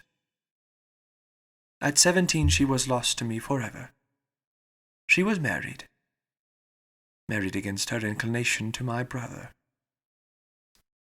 Her fortune was large, and our family estate much encumbered, and this, I fear, is all that can be said for the conduct of one who was at once her uncle and guardian. My brother did not deserve her. He did not even love her. I had hoped that her regard for me would support her under any difficulty, and for some time it did. But at last the misery of her situation, for she experienced great unkindness, overcame all her resolution, and though she had promised me that nothing— but how blindly I relate! I have never told you how this was brought on. We were within a few hours of eloping together for Scotland, the treachery or the folly of my cousin's maid betrayed us. I was banished to the house of a relation far distant, and she was allowed no liberty, no society, no amusement, till my father's point was gained. I had depended on her fortitude too far, and the blow was a severe one. But had her marriage been happy, so young as I then was, a few months must have reconciled me to it, or at least I should not have now to lament it. This, however, was not the case. My brother had no regard for her. His pleasures were not what they ought to have been, and from the first he treated her unkindly. The consequence of this upon a mind so young, so lively, so inexperienced as Miss Brandon's was but too natural. She resigned herself at first to all the misery of her situation, and happy had it been if she had not lived to overcome those regrets which the remembrance of me occasioned. But can we wonder that, with such a husband to provoke inconsistency, and without a friend to advise or restrain her? For my father lived only a few months after their marriage, and I was with my regiment in the East Indies. Should she fall? Had I remained in England, perhaps, but I meant to promote the happiness of both by removing from her for years, and for that purpose had procured my exchange. The shock which her marriage had given me, he continued, in a voice of great agitation, was of trifling weight, was nothing to what I felt when I heard, about 2 years afterwards, of her divorce. It was that which threw this gloom. Even now the recollection of what I suffered. He could say no more, and rising hastily walked for a few minutes about the room. Eleanor, affected by his relation, and still more by his distress, could not speak. He saw her concern, and coming to her, took her hand, pressed it, and kissed it with grateful respect. A few minutes more of silent exertion enabled him to proceed with composure. It was nearly 3 years after this unhappy period before I returned to England. My first care, when I did arrive, was of course to seek for her, but the search was as fruitless as it was melancholy. I could not trace her beyond her first seducer, and there was every reason to fear that she had removed from him only to sink deeper in a life of sin. Her legal allowance was not adequate to her fortune, nor sufficient for her comfortable maintenance, and I learnt from my brother that the power of receiving it had been made over some months before to another person. He imagined, and calmly could he imagine it, that her extravagance and consequent distress had obliged her to dispose of it for some immediate relief. At last, however, and after I had been 6 months in England, I did find her. Regard for a former servant of my own, who had since fallen into misfortune, carried me to visit him in a sponging house, where he was confined for debt, and there, in the same house, under a similar confinement, was my unfortunate sister, so altered, so faded, worn down by acute suffering of every kind. Hardly could I believe the melancholy and sickly figure before me to be the remains of the lovely, blooming, healthful girl on whom I had once doted. What I endured in so beholding her. But I have no right to wound your feelings by attempting to describe it. I have pained you too much already. That she was, to all appearance, in the last stage of consumption was, yes, in such a situation it was my greatest comfort. Life could do nothing for her, beyond giving time for a better preparation for death. And that was given. I saw her placed in comfortable lodgings and under proper attendance. I visited her every day during the rest of her short life. I was with her in her last moments. Again he stopped to recover himself, and Eleanor spoke her feelings in an exclamation of tender concern at the fate of his unfortunate friend. "Your sister, I hope, cannot be offended," said he, "by the resemblance I have fancied between her and my poor disgraced relation. Their fates, their fortunes cannot be the same, and had the natural sweet disposition of the one been guarded by a firmer mind, or a happier marriage, she might have been all that you will live to see the other be. But to what does all this lead? I seem to have been distressing you for nothing. Ah, Miss Dashwood, a subject such as this, untouched for 14 years, it is dangerous to handle at all. I will be more collected, more concise. She left to my care her only child, a little girl, the offspring of her first guilty connection, who was then about 3 years old. She loved the child, and had always kept it with her. It was a precious trust to me, and gladly would I have discharged it in the strictest sense by watching over her education myself, had the nature of our situations allowed it. But I had no family, no home, and my little Eliza was therefore placed at school. I saw her there whenever I could, and after the death of my brother, which happened about 5 years ago, and which left to me the possession of the family property, she visited me at Delaford. I called her a distant relation, but I am very well aware that I have in general been suspected of a much nearer connection with her.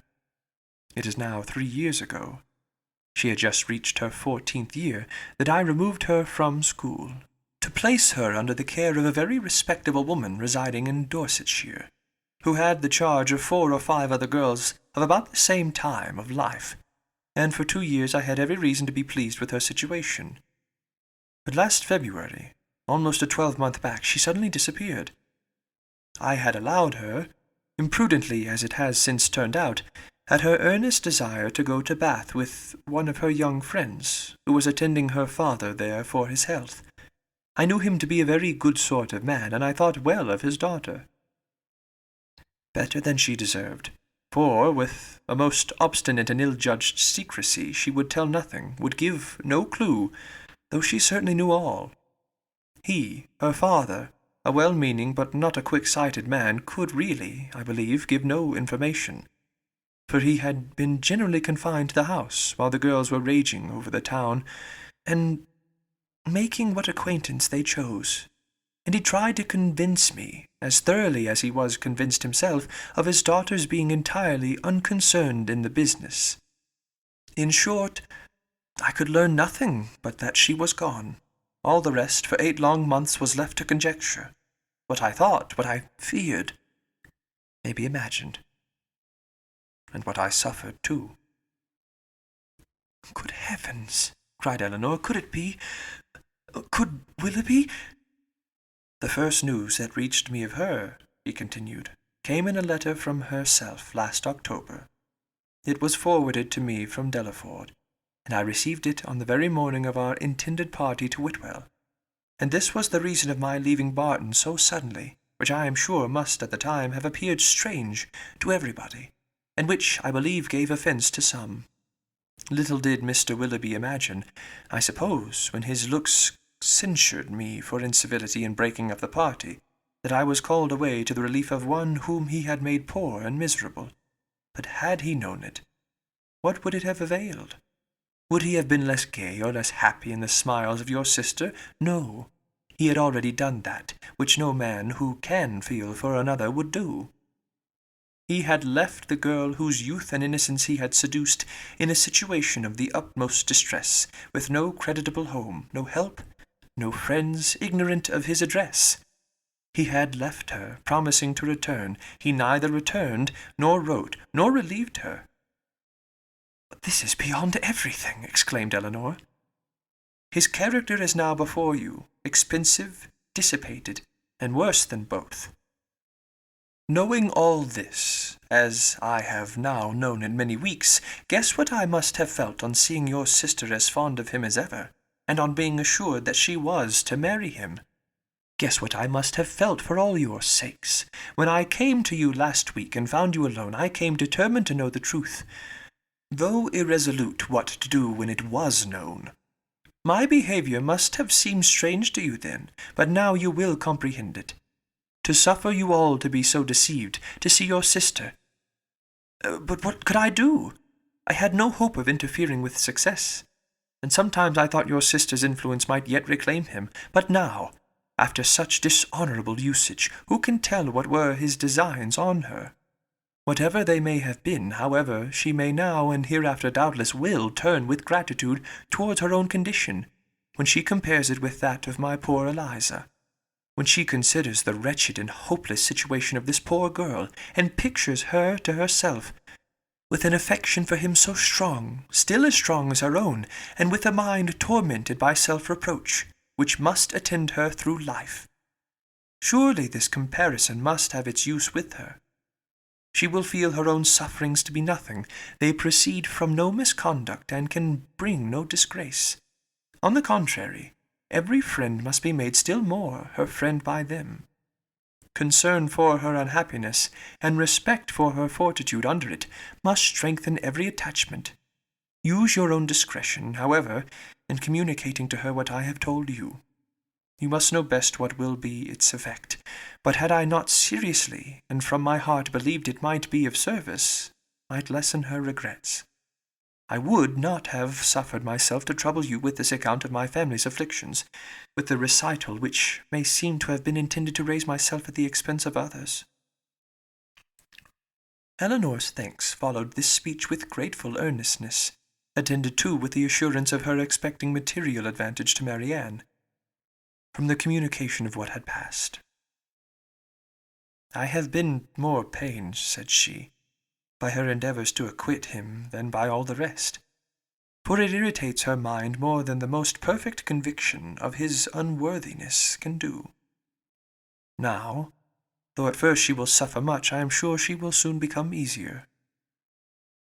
Have you, as she continued, after a short silence, ever seen Mr. Willoughby since you left him at Barton? Yes, he replied gravely. Once I have. One meeting was unavoidable. Eleanor, startled by his manner, looked at him anxiously, saying, What? Have you met him too? I could meet him no other way. Eliza had confessed to me, though most reluctantly, the name of her lover, and when he returned to town, which was within a fortnight after myself, we met by appointment, he to defend, I to punish his conduct. We returned unwounded, and the meeting, therefore, never got abroad. Eleanor sighed over the fancied necessity of this, but to a man and a soldier she presumed not to censure it. Such, said Colonel Brandon after a pause, has been the unhappy resemblance between the fate of mother and daughter, and so imperfectly have I discharged my trust. Is she still in town? No. As soon as she recovered from her lying in, for I found her near her delivery, I removed her and her child into the country, and there she remains. Recollecting, soon afterwards, that he was probably dividing Eleanor from her sister, he put an end to his visit, receiving from her again the same grateful acknowledgments, and leaving her full of compassion and esteem for him. Chapter 32. When the particulars of this conversation were repeated by Miss Dashwood to her sister, as they very soon were, the effect on her was not entirely such as the former had hoped to see. Not that Marianne appeared to distrust the truth of any part of it, for she listened to it all with the most steady and submissive attention, made neither objection nor remark, attempted no vindication of Willoughby, and seemed to show by her tears that she felt it to be impossible. But though this behaviour assured Eleanor that the conviction of this guilt was carried home to her mind, though she saw with satisfaction the effect of it in her no longer avoiding Colonel Brandon when he called, in her speaking to him, even voluntarily speaking, with a kind of compassionate respect, and though she saw her spirits less violently irritated than before, she did not see her less wretched. Her mind did become settled, but it was settled in a gloomy dejection. She felt the loss of Willoughby's character yet more heavily than she had felt the loss of his heart. His seduction and desertion of Miss Williams, the misery of that poor girl, and the doubt of what his designs might once have been on herself, preyed altogether so much on her spirits that she could not bring herself to speak of what she felt even to Eleanor, and, brooding over her sorrows in silence, gave more pain to her sister than could have been communicated by the most open and most frequent confession of them. To give the feelings or the language of Miss Dashwood on receiving and answering Elinor's letter would be only to give a repetition of what her daughters had already felt and said. Of a disappointment hardly less painful than Marianne's, and an indignation even greater than Elinor's. Long letters from her, quickly succeeding each other, arrived to tell all that she suffered and thought, to express her anxious solicitude for Marianne, and entreat she would bear up with fortitude under this misfortune. Bad indeed must the nature of Marianne's affliction be, when her mother could talk of fortitude. Mortifying and humiliating must be the origin of those regrets which she could wish her not to indulge. Against the interest of her own individual comfort, Miss Dashwood had determined that it would be better for Marianne to be anywhere, at any time, than at Barton, where everything within her view would be bringing back the past in the strongest and most afflicting manner, by constantly placing Willoughby before her, such as she had always seen him there. She recommended it to her daughters, therefore, by all means not to shorten their visit to Miss Jennings, the length of which, though never exactly fixed, had been expected by all to comprise at least 5 or 6 weeks. A variety of occupations, of objects, and of company, which could not be procured at Barton, would be inevitable there, and might yet, she hoped, cheat Marianne at times into some interest beyond herself, and even into some amusement, much as the ideas of both might now be spurned by her. From all danger of seeing Willoughby again, her mother considered her to be at least equally safe in town as in the country, since his acquaintance must now be dropped by all who called themselves her friends. Design could never bring them in each other's way, negligence could never leave them exposed to a surprise, and chance had less in its favour in the crowd of London than even in the retirement of Barton, where it might force him before her while paying that visit at Allenham, on his marriage, which Miss Dashwood, from foreseeing at first as a probable event, had brought herself to expect as a certain one. She had yet another reason for wishing her children to remain where they were. A letter from her son-in-law had told her that he and his wife were to be in town before the middle of February, and she judged it right that they should sometimes see their brother. Marianne had promised to be guided by her mother's opinion, and she submitted to it, therefore, without opposition, though it proved perfectly different from what she wished and expected, though she felt it to be entirely wrong, formed on mistaken grounds, and that by requiring her longer continuance in London, it deprived her of the only possible alleviation of her wretchedness, the personal sympathy of her mother, and doomed her to such society and such scenes as must prevent her ever knowing a moment's rest. But it was a matter of great consolation to her, that what brought evil to herself would bring good to her sister, and Elinor, on the other hand, suspecting that it would not be in her power to avoid Edward entirely, comforted herself by thinking that though their longer stay would therefore militate against her own happiness, it would be better for Marianne than an immediate return into Devonshire. Her carefulness in guarding her sister from ever hearing Willoughby's name mentioned was not thrown away. Marianne, though without knowing it herself, reaped all its advantage, for neither Miss Jennings nor Sir John, nor even Miss Palmer herself, ever spoke of him before her. Elinor wished that the same forbearance could have extended towards herself, but that was impossible, and she was obliged to listen day after day to the indignation of them all. Sir John could not have thought it possible. A man of whom he had always had such reason to think well, such a good-natured fellow. He did not believe there was a bolder rider in England. It was an unaccountable business. He wished him at the devil with all his heart. He would not speak another word to him, meet him where he might, for all the world. No, not if it were to be by the side of Barton Covert, and they were kept watching for 2 hours together. Such a scoundrel of a fellow, such a deceitful dog! It was only the last time they met that he had offered him one of Folly's puppies, and this was the end of it. Miss Palmer, in her way, was equally angry. She was determined to drop his acquaintance immediately, and she was very thankful that she had never been acquainted with him at all. She wished with all her heart Combe Magna was not so near Cleveland, but it did not satisfy, for it was a great deal too far off to visit. She hated him so much that she was resolved never to mention his name again, and she should tell everybody she saw how good-for-nothing he was. The rest of Miss Palmer's sympathy was shown in procuring all the particulars in her power of the approaching marriage, and communicating them to Eleanor. She could soon tell at what coachmaker's the new carriage was building, by what painter Mr. Willoughby's portrait was drawn, and at what warehouse Miss Grey's clothes might be seen. The calm and polite unconcern of Lady Middleton on the occasion was a happy relief to Eleanor's spirit, oppressed as they often were by the clamorous kindness of the others. It was a great comfort to her to be sure of exciting no interest in one person, at least among their circle of friends, a great comfort to know that there was one who would meet her without feeling any curiosity after particulars, or any anxiety for her sister's health.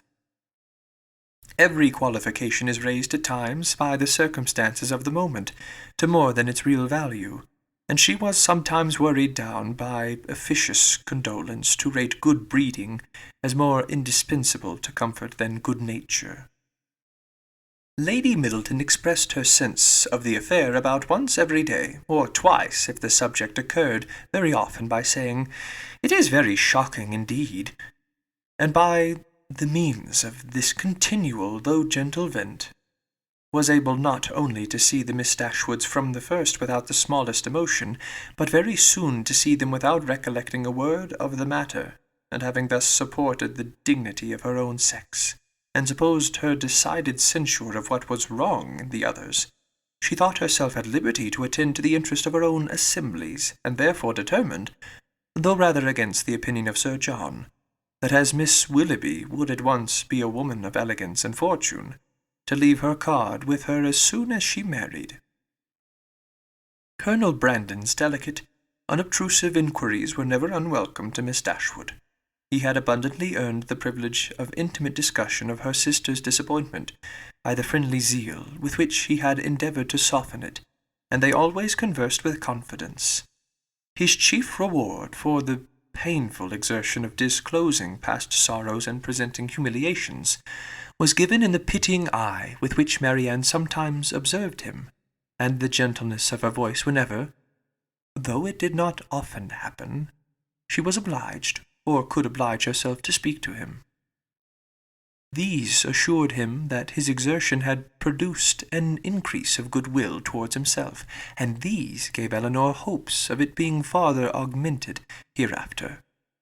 But Miss Jennings, who knew nothing of all this, who knew only that the Colonel continued as grave as ever, and that she could neither prevail on him to make the offer himself, nor commission her to make it for him, began at the end of 2 days to think that, instead of midsummer, they would not be married till Michaelmas, and by the end of a week that it would not be a match at all. The good understanding between the Colonel and Miss Dashwood seemed rather to declare that the honours of the mulberry tree, the canal, and the yew arbour would all be made over to her, and Miss Jennings had for some time ceased to think at all of Miss Ferrars. Early in February, within a fortnight from the receipt of Willoughby's letter, Eleanor had the painful office of informing her sister that he was married. She had taken care to have intelligence conveyed to herself as soon as it was known that the ceremony was over, as she was desirous that Marianne should not receive the first notice of it from the public papers, which she saw her eagerly examining every morning. She received the news with resolute composure, made no observation on it, and at first shed no tears. But after a short time they would burst out, and for the rest of the day she was in a state hardly less pitiable than when she first learnt to expect the event. The Willoughbys left town as soon as they were married, and Eleanor now hoped, as there could be no danger of her seeing either of them, to prevail on her sister, who had never yet left the house since the blow first fell, to go out again by degrees, as she had done before. About this time the two Miss Steeles, lately arrived at their cousin's house in Bartlett's Buildings, Holborn, presented themselves again before their more grand relations in Conduit and Berkeley Street, and were welcomed by them all with great cordiality. Eleanor only was sorry to see them, Their presence always gave her pain, and she hardly knew how to make a very gracious return to the overpowering delight of Lucy in finding her still in town. "I should have been quite disappointed if I had not found you here still," said she repeatedly, with a strong emphasis on the word. "But I always thought I should. I was almost sure you would not leave London yet awhile, though you told me, you know, at Barton, that you should not stay above a month.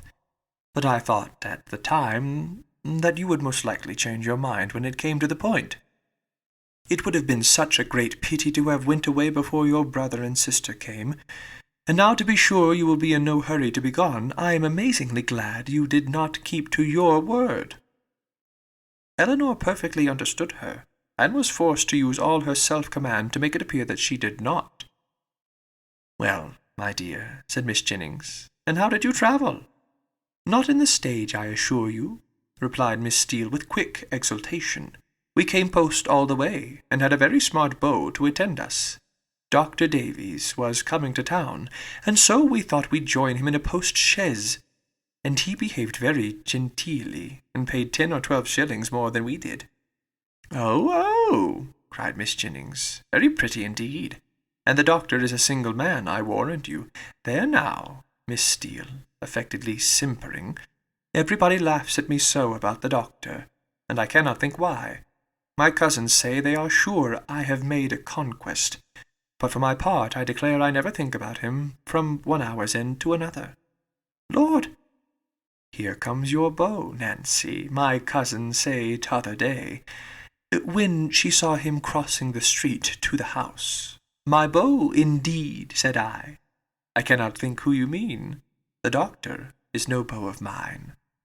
Ay, that is very pretty talking. But it won't do. The doctor is the man, I see. No, indeed, replied her cousin with affected earnestness, and I beg you will contradict it, if you ever hear it talked of. Miss Jennings directly gave her the gratifying assurance that she certainly would not, and Miss Steele was made completely happy. I suppose you will go and stay with your brother and sister, Miss Dashwood, when they come to town, said Lucy, returning, after a cessation of hostile hints to the charge. No, I do not think we shall. Oh, yes, I dare say you will. Elinor would not humour her by farther opposition. What a charming thing it is that Miss Dashwood can spare you both for so long a time together. Long a time indeed, interposed Miss Jennings. Why, their visit is but just begun. Lucy was silenced. I am sorry we cannot see your sister, Miss Dashwood, said Miss Steele. I am sorry she is not well. For Marianne had left the room on their arrival. You are very good. My sister will be equally sorry to miss the pleasure of seeing you, but she has been very much plagued lately with nervous headaches, which make her unfit for company or conversation. Oh dear, that is a great pity. But such old friends as Lucy and me, I think she might see us, and I am sure we would not speak a word. Elinor, with great civility, declined the proposal. Her sister was perhaps laid down upon the bed, or in her dressing-gown, and therefore not able to come to them. Oh, if that's all, cried Miss Steele, we can just as well go and see her. Elinor began to find this impertinence too much for her temper, but she was saved the trouble of checking it by Lucy's sharp reprimand, which now, as on many occasions, though it did not give much sweetness to the manners of one sister, was of advantage in governing those of the other. Chapter 33. After some opposition, Marianne yielded to her sister's entreaties, and consented to go out with her and Miss Jennings one morning for half an hour. She expressly conditioned, however, for paying no visits, and would do no more than accompany them to Gray's in Sackville Street, where Elinor was carrying on a negotiation for the exchange of a few old-fashioned jewels of her mother. When they stopped at the door, Miss Jennings recollected that there was a lady at the other end of the street on whom she ought to call, and as she had no business at Gray's, it was resolved that while her young friends transacted theirs, she should pay her visit and return for them. On ascending the stairs, the Miss Dashwoods found so many people before them in the room that there was not a person at liberty to tend to their orders, and they were obliged to wait. All that could be done was to sit down at that end of the counter which seemed to promise the quickest succession. One gentleman only was standing there, and it was probable that Elinor was not without hope of exciting his politeness to a quicker dispatch.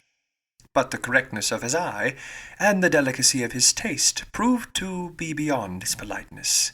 He was giving orders for a toothpick case for himself, until its size, shape, and ornaments were determined, all of which, after examining and debating for a quarter of an hour over every toothpick case in the shop, were finally arranged by his own inventive fancy.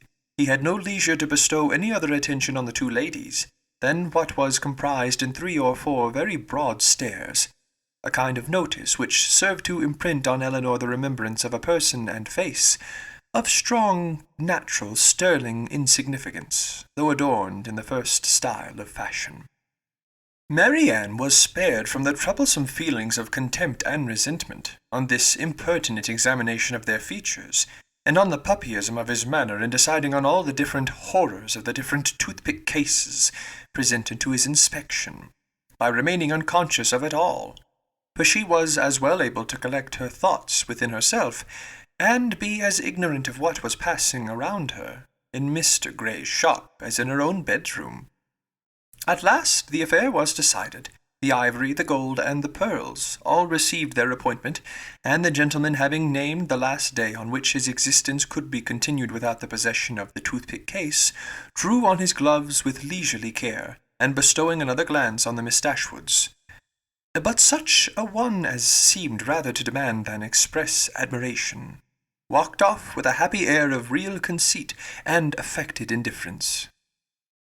Elinor lost no time in bringing her business forward, was on the point of concluding it, when another gentleman presented himself at her side. She turned her eyes towards his face, and found him with some surprise to be her brother. Their affection and pleasure in meeting was just enough to make a very creditable appearance in Mr. Gray's shop. John Dashwood was really far from being sorry to see his sisters again. It rather gave them satisfaction, and his inquiries after their mother were respectful and attentive. Elinor found that he and Fanny had been in town 2 days. "I wished very much to call upon you yesterday," said he, "but it was impossible, for we were obliged to take Harry to see the wild beasts at Exeter Exchange, and we spent the rest of the day with Miss Ferrars. Harry was vastly pleased. This morning I had fully intended to call on you, if I could possibly find a spare half-hour, but one has always so much to do on first coming to town. I am come here to bespec Fanny a seal, but tomorrow I think I shall certainly be able to call in Berkeley Street, and be introduced to your friend Miss Jennings. I understand she is a woman of very good fortune, and the Middletons too. You must introduce me to them. As my mother-in-law's relations, I shall be happy to show them every respect.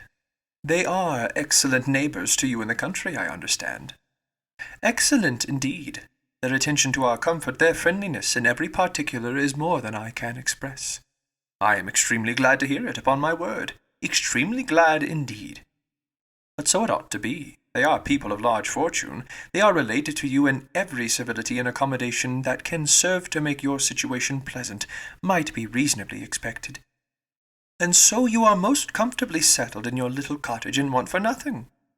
Edward brought us a most charming account of the place, the most complete thing of its kind, he said, that ever was, and you all seemed to enjoy it beyond anything.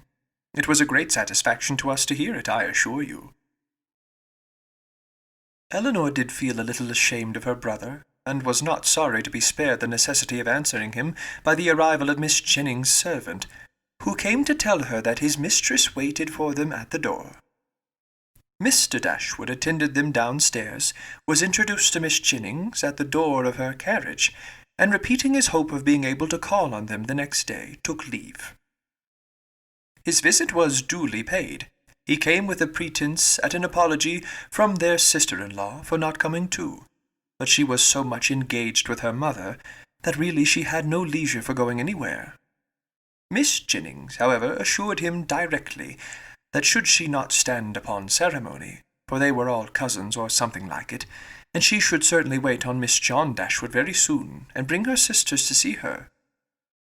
His manner to them, though calm, were perfectly kind.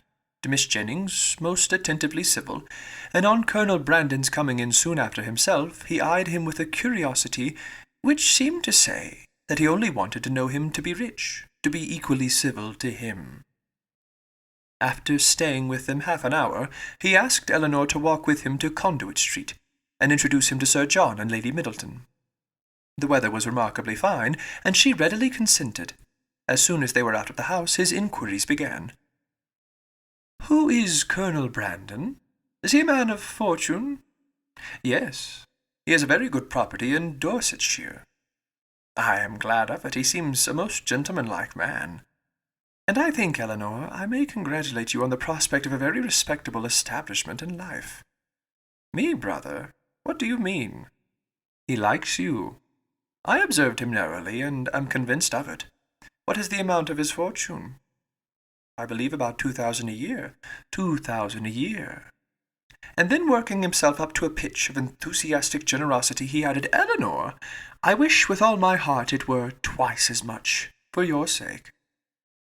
"Indeed, I believe you," replied Eleanor, "but I am very sure that Colonel Brandon has not the smallest wish of marrying me." "You are mistaken, Eleanor. You are very much mistaken. A very little trouble on your side secures him. Perhaps just at present he may be undecided. The smallness of your fortune may make him hang back. His friends may all advise him against it.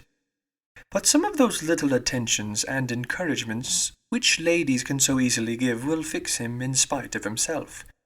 And there can be no reason why you should not try for him. It is not to be supposed that any prior attachment on your side, in short, you know, as to an attachment of that kind, it is quite out of the question. The objections are insurmountable. You have too much sense not to see all that. Colonel Brandon must be the man, and no civility shall be wanting on my part to make him pleased with you and your family. It is a match that must give universal satisfaction. In short, it is a kind of thing that," lowering his voice to an important whisper, "will be exceedingly welcome to all parties." Recollecting himself, however, he added, "That is, I mean to say, your friends are all truly anxious to see you well settled. Fanny, particularly, for she has your interest very much at heart, I assure you. And her mother, too, Miss Ferrars, a very good-natured woman. I am sure it would give her great pleasure. She said as much the other day." Eleanor would not vouchsafe any answer. "It would be something remarkable now," he continued, "something droll, if Fanny should have a brother and I a sister settling at the same time, and yet it is not very unlikely." "Is Mr. Edward Ferrars," said Eleanor with resolution, "going to be married?" "It is not actually settled, but there is such a thing in agitation. He has a most excellent mother. Miss Ferrars, with the utmost liberality, will come forward and settle on him 1,000 a year, if the match takes place. The lady is the Hun, Miss Morton, only daughter of the late Lord Morton, with 30,000 pounds. A very desirable connection on both sides, and I have not a doubt of its taking place in time. 1,000 a year is a great deal for a mother to give away, to make over forever, but Miss Ferrars has a noble spirit. To give you another instance of her liberality, the other day, as soon as we came to town, aware that money could not be very plenty with us just now, she put bank-notes into Fanny's hand to the amount of 200 pounds. And extremely acceptable it is, for we must live at a great expense while we are here." He paused for her assent and compassion, and she forced herself to say, "Your expenses both in town and country must certainly be considerable. But your income is a large one. Not so large, I dare say, as many people suppose. I do not mean to complain, however. It is undoubtedly a comfortable one, and I hope will in time be better. The enclosure of Norland Common now carrying on is a most serious drain. And then I have made a little purchase within this half-year. East Kingham Farm. You must remember the place where old Gibson used to live. The land was so very desirable for me in every respect, so immediately adjoining my own property, that I felt it my duty to buy it. I could not have answered it to my conscience to let it fall into any other hands. A man must pay for his convenience, and it has cost me a vast deal of money. More than you think it really and intrinsically worth. Why, I hope not that. I might have sold it again the next day for more than I gave. But, with regard to the purchase money, I might have been very fortunate indeed, for the stocks were at that time so low that if I had not happened to have the necessary sum in my banker's hands, I must have sold out to very great loss. Eleanor could only smile. Other great and inevitable expenses, too, we have had on first coming to Norland. Our respected father, as you well know, bequeathed all the Stanhill effects that remained at Norland, and very valuable they were to your mother. Far be it from me to repine at his doing so. He had an undoubted right to dispose of his own property as he chose, but in consequence of it we have been obliged to make large purchases of linen, china, etc., to supply the place of what was taken away. You may guess, after all these expenses, how very far we must be from being rich, and how acceptable Miss Farrar's kindness is. Certainly, said Eleanor, and assisted by her liberality, I hope you may yet live to be in easy circumstances. Another year or two may do much towards it, he gravely replied. But, however, there is still a great deal to be done.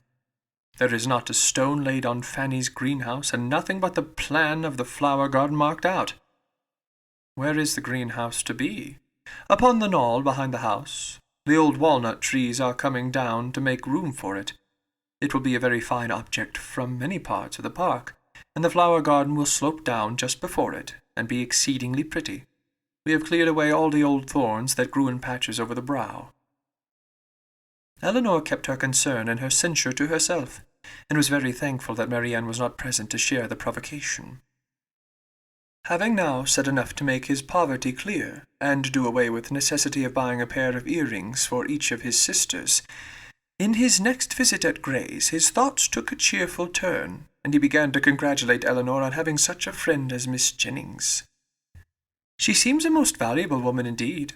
Her house, her style of living, all bespeak an exceeding good income. And it is an acquaintance that has not only been of great use to you hitherto, but in the end may prove materially advantageous.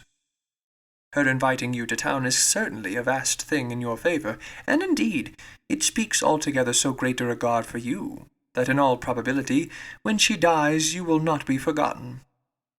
She must have a great deal to leave. Nothing at all, I should rather suppose, for she has only her jointure, which will descend to her children. But it is not to be imagined that she lives up to her income. Few people of common prudence will do that. And whatever she saves she will be able to dispose of. And do you not think it more likely that she should leave it to her daughters than to us? Her daughters are both exceedingly well married, and therefore I cannot perceive the necessity of her remembering them farther. Whereas, in my opinion, by her taking so much notice of you, and treating you in this kind of way, she has given you a sort of claim on her future consideration, which a conscientious woman would not disregard. Nothing can be kinder than her behaviour, and she can hardly do all this without being aware of the expectation it raises. But she raises none in those most concerned. Indeed, brother, your anxiety for our welfare and prosperity carries you too far. Why, to be sure, said he, seeming to recollect himself, people have very little in their power. But, my dear Eleanor, what is the matter with Marianne? She looks very unwell, has lost her colour, and is grown quite thin. Is she ill? She is not well. She has had a nervous complaint on her for several weeks. I am sorry for that. At her time of life, anything of an illness destroys the bloom forever. Hers has been a very short one. She was as handsome a girl last September as I ever saw, and as likely to attract the man. There was something in her style of beauty to please them particularly. I remember Fanny used to say that she would marry sooner and better than you did. Not but what she is exceedingly fond of you. But so it happened to strike her. She will be mistaken, however. I question whether Marianne now will marry a man worth more than 500 or 600 a year, at the utmost, and I am very much deceived. if you do not do better. Dorsetshire. I know very little of Dorsetshire, but, my dear Eleanor, I shall be exceedingly glad to know more of it, and I think I can answer for your having Fanny and myself among the earliest and best pleased of your visitors. Eleanor tried very seriously to convince him that there was no likelihood of her marrying Colonel Brandon, but it was an expectation of too much pleasure to himself to be relinquished, and he was really resolved on seeking an intimacy with that gentleman, and promoting the marriage by every possible attention. He had just compunction enough for having done nothing for his sisters himself, to be exceedingly anxious that everybody else should do a great deal, and an offer from Colonel Brandon or a legacy from Miss Jennings was the easiest means of atoning for his own neglect. They were lucky enough to find Lady Middleton at home, and Sir John came in before their visit ended. Abundance of civilities passed on all sides. Sir John was ready to like anybody, and though Mr. Dashwood did not seem to know much about horses, he soon set him down as a very good-natured fellow, while Lady Middleton saw enough of fashion in his appearance to think his acquaintance worth having, and Mr. Dashwood went away delighted with both. "I shall have a charming account to carry to Fanny," said he, as he walked back with his sister. "Lady Middleton is really a most elegant woman, such a woman as I am sure Fanny will be glad to know. And Miss Jennings, too, an exceedingly well-behaved woman, though not so elegant as her daughter. Your sister need not have any scruple even of visiting her, which, to say the truth, has been a little the case, and very naturally, for we only knew that Miss Jennings was the widow of a man who had got all his money in a low way, and Fanny and Miss Ferrars were both strongly prepossessed, that neither she nor her daughters were such kind of women as Fanny would like to associate with. But now I can carry her a most satisfactory account for both." Chapter 34. Miss John Dashwood had so much confidence in her husband's judgment that she waited the very next day both on Miss Jennings and her daughter, and her confidence was rewarded by finding even the former, even the woman with whom her sisters were staying, by no means unworthy her notice. And as for Lady Middleton, she found her one of the most charming women in the world. Lady Middleton was equally pleased with Miss Dashwood. There was a kind of cold-hearted selfishness on both sides which mutually attracted them, and they sympathized with each other in an insipid propriety of demeanour and a general want of understanding. The same manners, however, which recommended Miss John Dashwood to the good opinion of Lady Middleton did not suit the fancy of Miss Jennings, and to her she appeared nothing more than a little proud-looking woman of uncordial address, who met her husband's sisters without any affection, and almost without having anything to say to them, for of the quarter of an hour bestowed on Berkeley Street, she sat at least 7 minutes and a half in silence. Eleanor wanted very much to know, though she did not choose to ask, whether Edward was then in town, but nothing would have induced Fanny voluntarily to mention his name before her, till able to tell her that his marriage with Miss Morton was resolved on, or till her husband's expectations on Colonel Brandon were answered, because she believed them still so very much attached to each other, that they could not be too sedulously divided in word and deed on every occasion. The intelligence, however, which she would not give, soon flowed from another quartet. Lucy came very shortly to claim Eleanor's compassion on being unable to see Edward, though he had arrived in town with Mr. and Miss Dashwood. He dared not come to Bartlett's building for fear of detection, and though their mutual impatience to meet was not to be told, they could do nothing at present but write. Edward assured them himself of his being in town within a very short time by twice calling in Berkeley Street. Twice was his card found on the table when they returned from their morning's engagements. Eleanor was pleased that he had called, and still more pleased that she had missed him. The Dashwoods were so prodigiously delighted with the Middletons that, though not much in the habit of giving anything, they determined to give them a dinner, and soon after their acquaintance began, invited them to dine in Harley Street, where they had taken a very good house for 3 months. Their sisters and Miss Jennings were invited likewise, and John Dashwood was careful to secure Colonel Brandon, who, always glad to be where the Miss Dashwoods were, received his eager civilities with some surprise, but much more pleasure. They were to meet Miss Ferrars, but Eleanor could not learn whether her sons were to be of the party. The expectation of seeing her, however, was enough to make her interested in the engagement, for though she could now meet Edward's mother without that strong anxiety which had once promised to attend such an introduction, though she could now see her with perfect indifference as to her opinion of herself, her desire of being in company with Miss Ferrars, her curiosity to know what she was like, was as lively as ever. The interest with which she thus anticipated the party was soon afterwards increased, more powerfully than pleasantly, by her hearing that the Miss Steeles were also to be at it. So well had they recommended themselves to Lady Middleton, so agreeable had their assiduities made them to her, that though Lucy was certainly not so elegant, and her sister not even genteel, she was as ready as Sir John to ask them to spend a week or two in Conduit Street. And it happened to be particularly convenient to the Miss Steeles, as soon as the Dashwoods' invitation was known, that their visit should begin a few days before the party took place. Their claims to the notice of Miss John Dashwood, as the nieces of the gentleman who for many years had had the care of her brother, might not have done much, however, towards procuring them seats at her table, but as Lady Middleton's guests they must be welcome.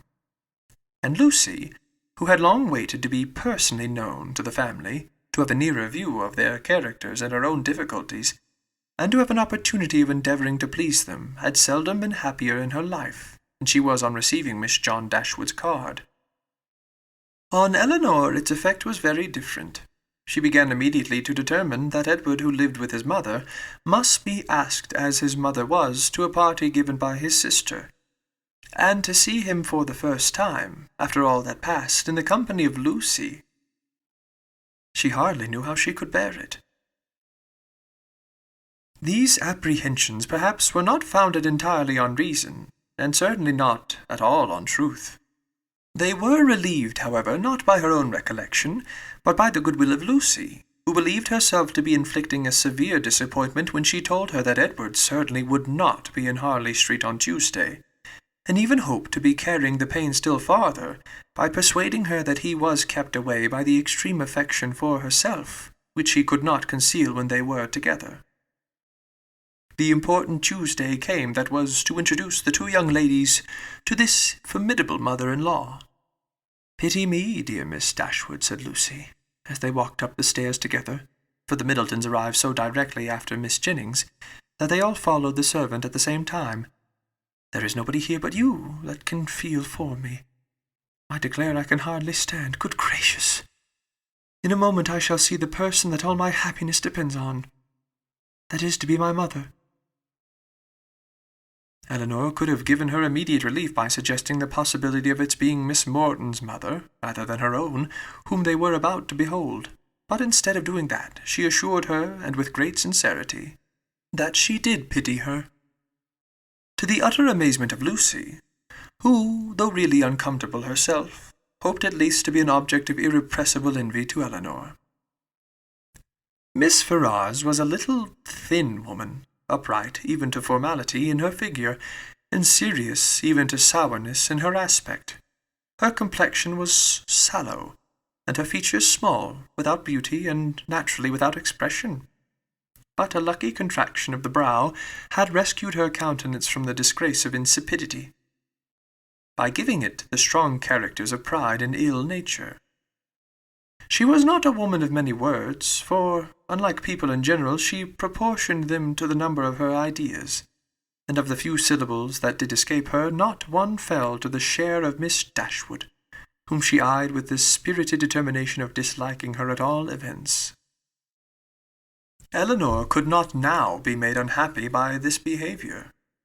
A few months ago it would have hurt her exceedingly, but it was not Miss Ferrars's power to distress her by it now, and the difference of her manners to the Miss Steeles, a difference which seemed purposely made to humble her more, only amused her. She could not but smile to see the graciousness of both mother and daughter towards the very person, for Lucy was particularly distinguished, whom of all others, had they known as much as she did, they would have been most anxious to mortify. while she herself, who had comparatively no power to wound them, sat pointedly slighted by both. But while she smiled at a graciousness so misapplied, she could not reflect on the mean-spirited folly from which it sprung, nor observe the studied attentions with which the Miss Steeles courted its continuance, without thoroughly despising them all four. Lucy was all exultation on being so honourably distinguished, and Miss Steele wanted only to be teased about Dr. Davies to be perfectly happy. The dinner was a grand one. The servants were numerous, and everything bespoke the mistress's inclination for show, and the master's ability to support it. In spite of the improvements and additions which were making to the Norland estate, and in spite of its owner having once been within some £1,000 of being obliged to sell out at a loss, nothing gave any symptom of that indigence which he had tried to infer from it. No poverty of any kind, except of conversation, appeared. But there, the deficiency was considerable. John Dashwood had not much to say for himself that was worth hearing, and his wife had still less. But there was no peculiar disgrace in this, for it was very much the case with the chief of their visitors, who almost all laboured under one or other of these disqualifications for being agreeable: want of sense, either natural or improved, want of elegance, want of spirits, or want of temper. When the ladies withdrew to the drawing-room after dinner, this poverty was particularly evident, for the gentlemen had supplied the discourse with some variety, the variety of politics, enclosing land, and breaking horses. But then it was all over, and one subject only engaged the ladies till coffee came in, which was the comparative heights of Harry Dashwood and Lady Middleton's second son William, who were nearly of the same age. Had both the children been there, the affair might have been determined too easily by measuring them at once, but as Harry only was present, it was all conjectural assertion on both sides, and everybody had a right to be equally positive in their opinion, and repeat it over and over again as often as they liked. The party stood thus. The two mothers, though each really convinced that her own son was the tallest, politely decided in favour of the other.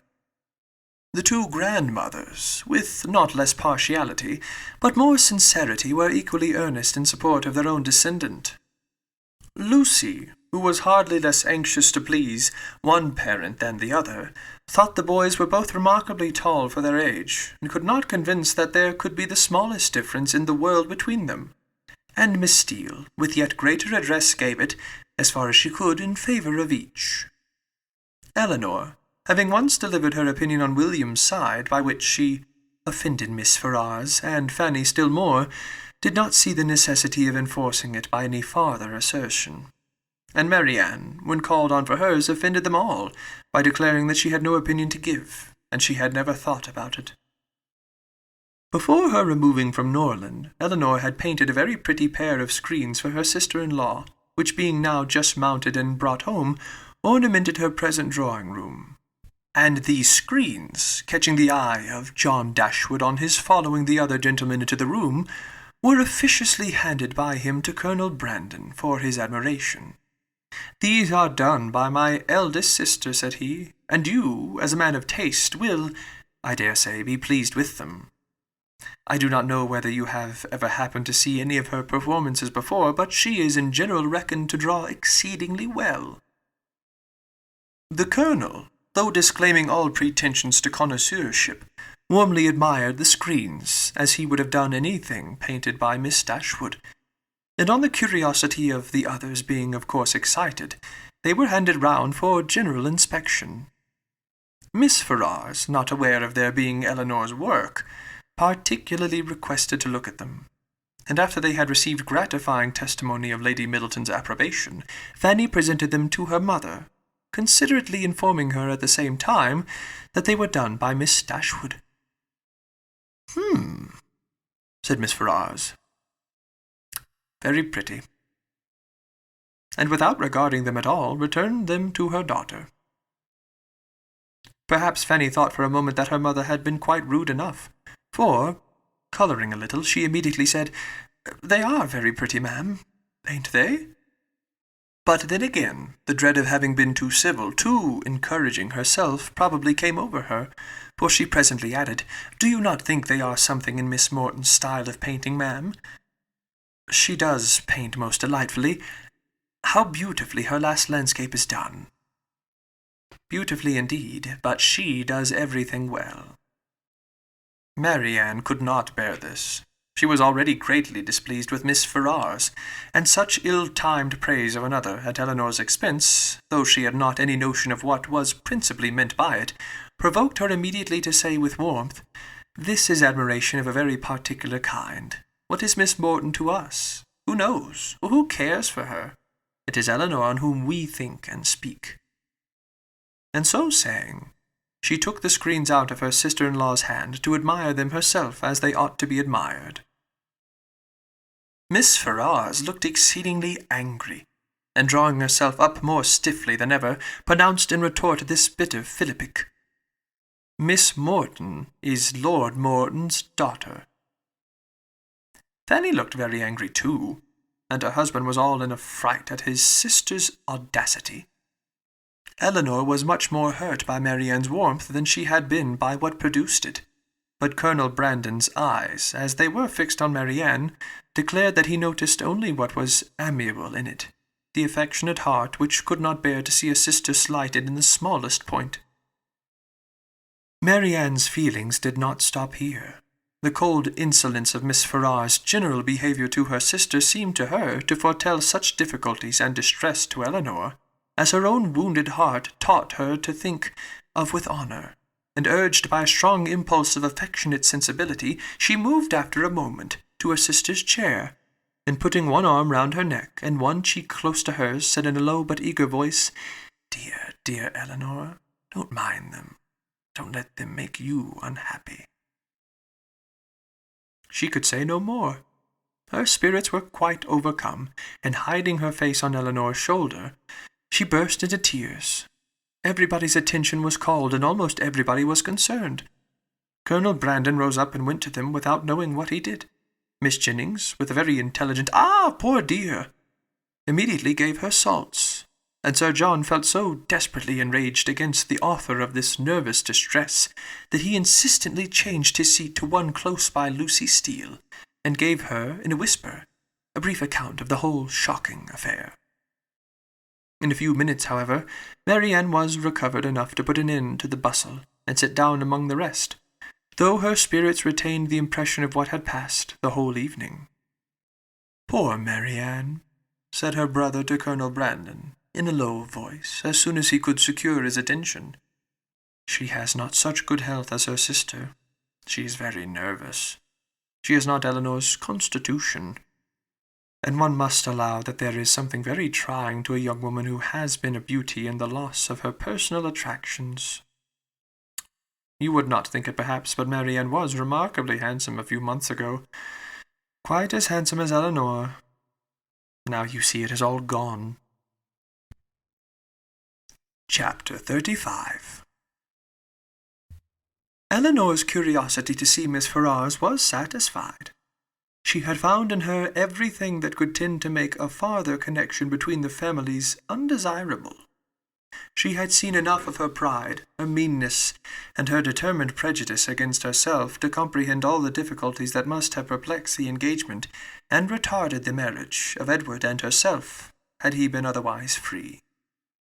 And she had seen almost enough to be thankful for her own sake that one greater obstacle preserved her from suffering under any other of Miss Ferrars' creation, preserved her from all dependence upon her caprice, or any solicitude for her good opinion.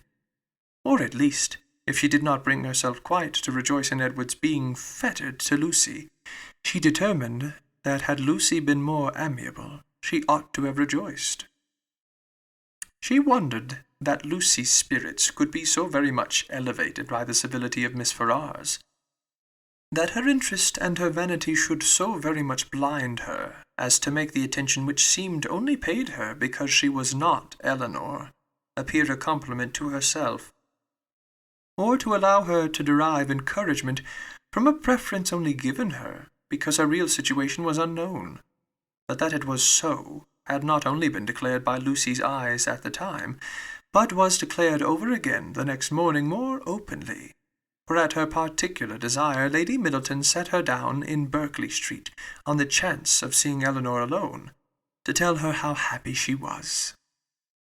The chance proved a lucky one, for a message from Miss Palmer soon after she arrived carried Miss Jennings away. "My dear friend," cried Lucy as soon as they were by themselves, "I come to talk to you of my happiness. Could anything be so flattering as Miss Farrar's way of treating me yesterday? So exceedingly affable as she was. You know how I dreaded the thoughts of seeing her. But the very moment I was introduced, there was such an affability in her behaviour, as really should seem to say, she had quite took a fancy to me. Now was not it so? You saw it all, and was not you quite struck with it?" "She was certainly very civil to you." "Civil? Did you see nothing but only civility? I saw a vast deal more. Such kindness as fell to the share of nobody but me. No pride, no hauteur, and your sister just the same, all sweetness and affability." Elinor wished to talk of something else, but Lucy still pressed her to own that she had reason for her happiness, and Elinor was obliged to go on. "Undoubtedly, if they had known your engagement," said she, "nothing could be more flattering than their treatment of you. But as that was not the case, I guessed you would say so," replied Lucy quickly. "But there was no reason in the world why Miss Farrar should seem to like me, if she did not, and her liking me is everything. You shan't talk me out of my satisfaction. I am sure it will all end well, and there will be no difficulties at all, to what I used to think. Miss Ferrars is a charming woman, and so is your sister. They are both delightful women indeed. I wonder I should never hear you say how agreeable Miss Dashwood was." To this Elinor had no answer to make, and did not attempt any. "Are you ill, Miss Dashwood? You seem low. You don't speak. Sure you ain't well?" "I never was in better health. I'm glad of it with all my heart. But really you did not look it. I should be sorry to have you ill. You that have been the greatest comfort to me in the world. Heaven knows what I should have done without your friendship." Elinor tried to make a civil answer, though doubting her own success. But it seemed to satisfy Lucy, for she directly replied, "Indeed, I am perfectly convinced of your regard for me, and next to Edward's love, it is the greatest comfort I have." Poor Edward!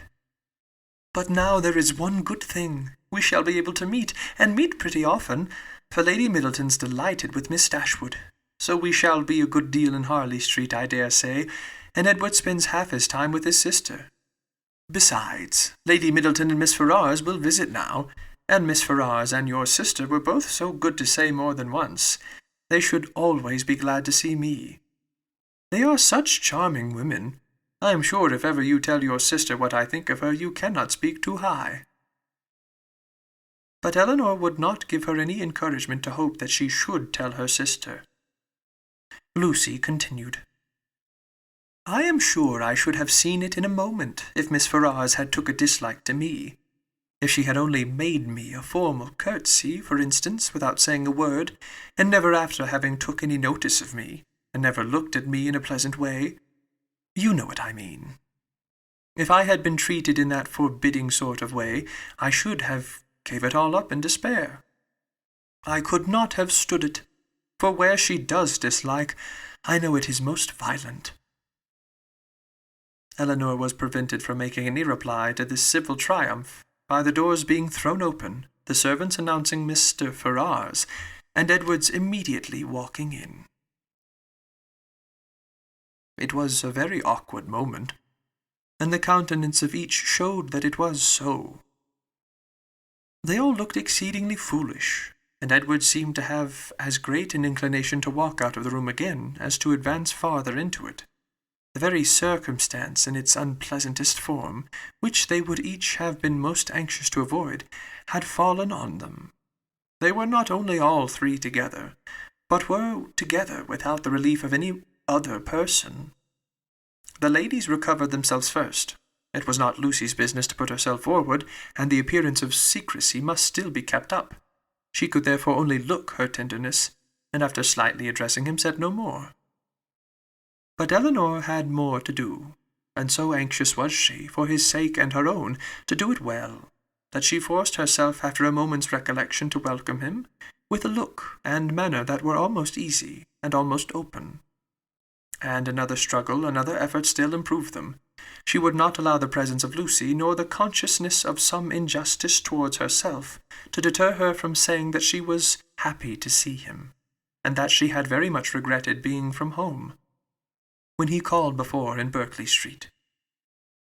She would not be frightened from paying him those attentions which, as a friend and almost a relation, were his due, by the observant eyes of Lucy, though she soon perceived them to be narrowly watching her. Her manners gave some reassurance to Edward, and he had courage enough to sit down, but his embarrassment still exceeded that of the ladies in a proportion which the case rendered reasonable, though his sex might make it rare. For his heart had not the indifference of Lucy's, nor could his conscience have quite the ease of Eleanor's.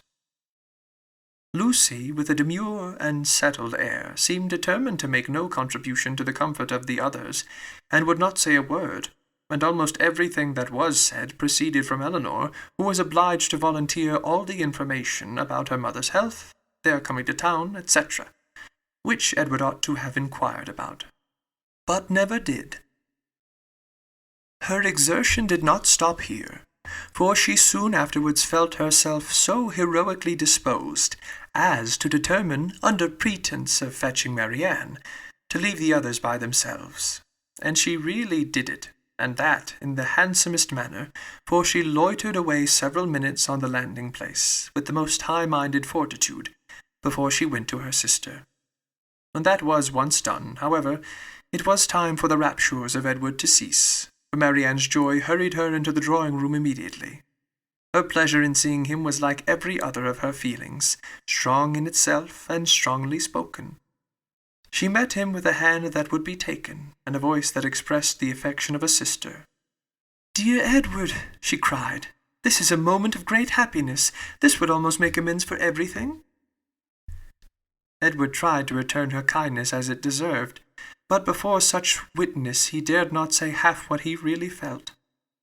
Again they all sat down, and for a moment or two all were silent, while Marianne was looking with the most speaking tenderness, sometimes at Edward and sometimes at Eleanor, regretting only that their delight in each other should be checked by Lucy's unwelcome presence. Edward was the first to speak, and it was to notice Marianne's altered looks, and express his fear of her not finding London agree with her. "Oh, don't think of me," she replied with spirited earnestness, though her eyes were filled with tears as she spoke. "Don't think of my health. Eleanor is well, you see. That must be enough for us both." This remark was not calculated to make Edward or Eleanor more easy, nor to consolate the goodwill of Lucy, who looked up at Marianne with no very benignant expression. "Do you like London?" said Edward, willing to say anything that might introduce another subject. "Not at all. I expected much pleasure in it, but I have found none. The sight of you, Edward, is the only comfort it has afforded, and thank heaven, you are what you always were." She paused. No one spoke. "I think, Eleanor," she presently added, "we must employ Edward to take care of us in our return to Barton. In a week or two, I suppose, we shall be going, and I trust Edward will not be very unwilling to accept the charge." Poor Edward muttered something, but what it was nobody knew, not even himself. But Marianne, who saw his agitation, and could easily trace it to whatever cause best pleased herself, was perfectly satisfied, and soon talked of something else. "We spent such a day, Edward, in Harley Street yesterday. So dull, so wretchedly dull. But I have much to say to you on that head, which cannot be said now." And with this admirable discretion did she defer the assurance of her finding their mutual relatives more disagreeable than ever, and of her being particularly disgusted with his mother, till they were more in private. "But why were you not there, Edward? Why did you not come?" "I was engaged elsewhere." "Engaged? But what was that, when such friends were to be met? Perhaps, Miss Marianne, cried Lucy, eager to take some revenge on her, you think young men never stand upon engagements, if they have no mind to keep them little as well as great. Elinor was very angry, but Marianne seemed entirely insensible of the sting, for she calmly replied, Not so, indeed. For, seriously speaking, I am very sure that conscience only kept Edward from Harley Street, and I really believe he has the most delicate conscience in the world, the most scrupulous in performing every engagement, however minute, and however it may make against his interest or pleasure. He is the most fearful of giving pain, of wounding expectation, and the most incapable of being selfish, of anybody I ever saw. Edward, it is so, and I will say it. What? Are you never to hear yourself praised? Then you must be no friend of mine, for those who will accept of my love and esteem must submit to my open commendation. The nature of her commendation in the present case, however, happened to be particularly ill-suited to the feelings of 2/3 of her auditors, and was so very unexhilarating to Edward, that he very soon got up to go away. "Going so soon?" said Marianne. "My dear Edward, this must not be." And drawing him a little aside, she whispered her persuasion that Lucy could not stay much longer. But even this encouragement failed, for he would go, and Lucy, who would have outstayed him, had his visit lasted 2 hours, soon afterwards went away. "What can bring her here so often?" said Marianne on her leaving them.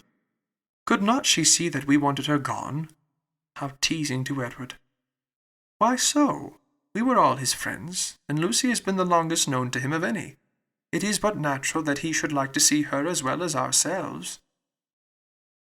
Marianne looked at her steadily and said, "You know, Elinor, that this is a kind of talking which I cannot bear. If you only hope to have your assertion contradicted, as I must suppose to be the case, you ought to recollect that I am the last person in the world to do it. I cannot descend to be tricked out of assurances that are not really wanted." She then left the room, and Elinor dared not follow her to say more, for bound as she was by her promise of secrecy to Lucy, she could give no information that would convince Marianne, and painful as the consequences of her still continuing in an error might be, she was obliged to submit to it. All that she could hope was that Edward would not often expose her or himself to the distress of hearing Marianne's mistaken warmth, nor to the repetition of any other part of the pain that had attended their recent meeting. And this she had every reason to expect. Chapter 36. Within a few days after this meeting, the newspapers announced to the world that the lady of Thomas Palmer, Esquire, was safely delivered of a son and heir. A very interesting and satisfactory paragraph, at least to all those intimate connections who knew it before. This evening, highly important to Miss Jennings' happiness, produced a temporary alteration in the disposal of her time, and influenced, in a like degree, the engagements of her young friends.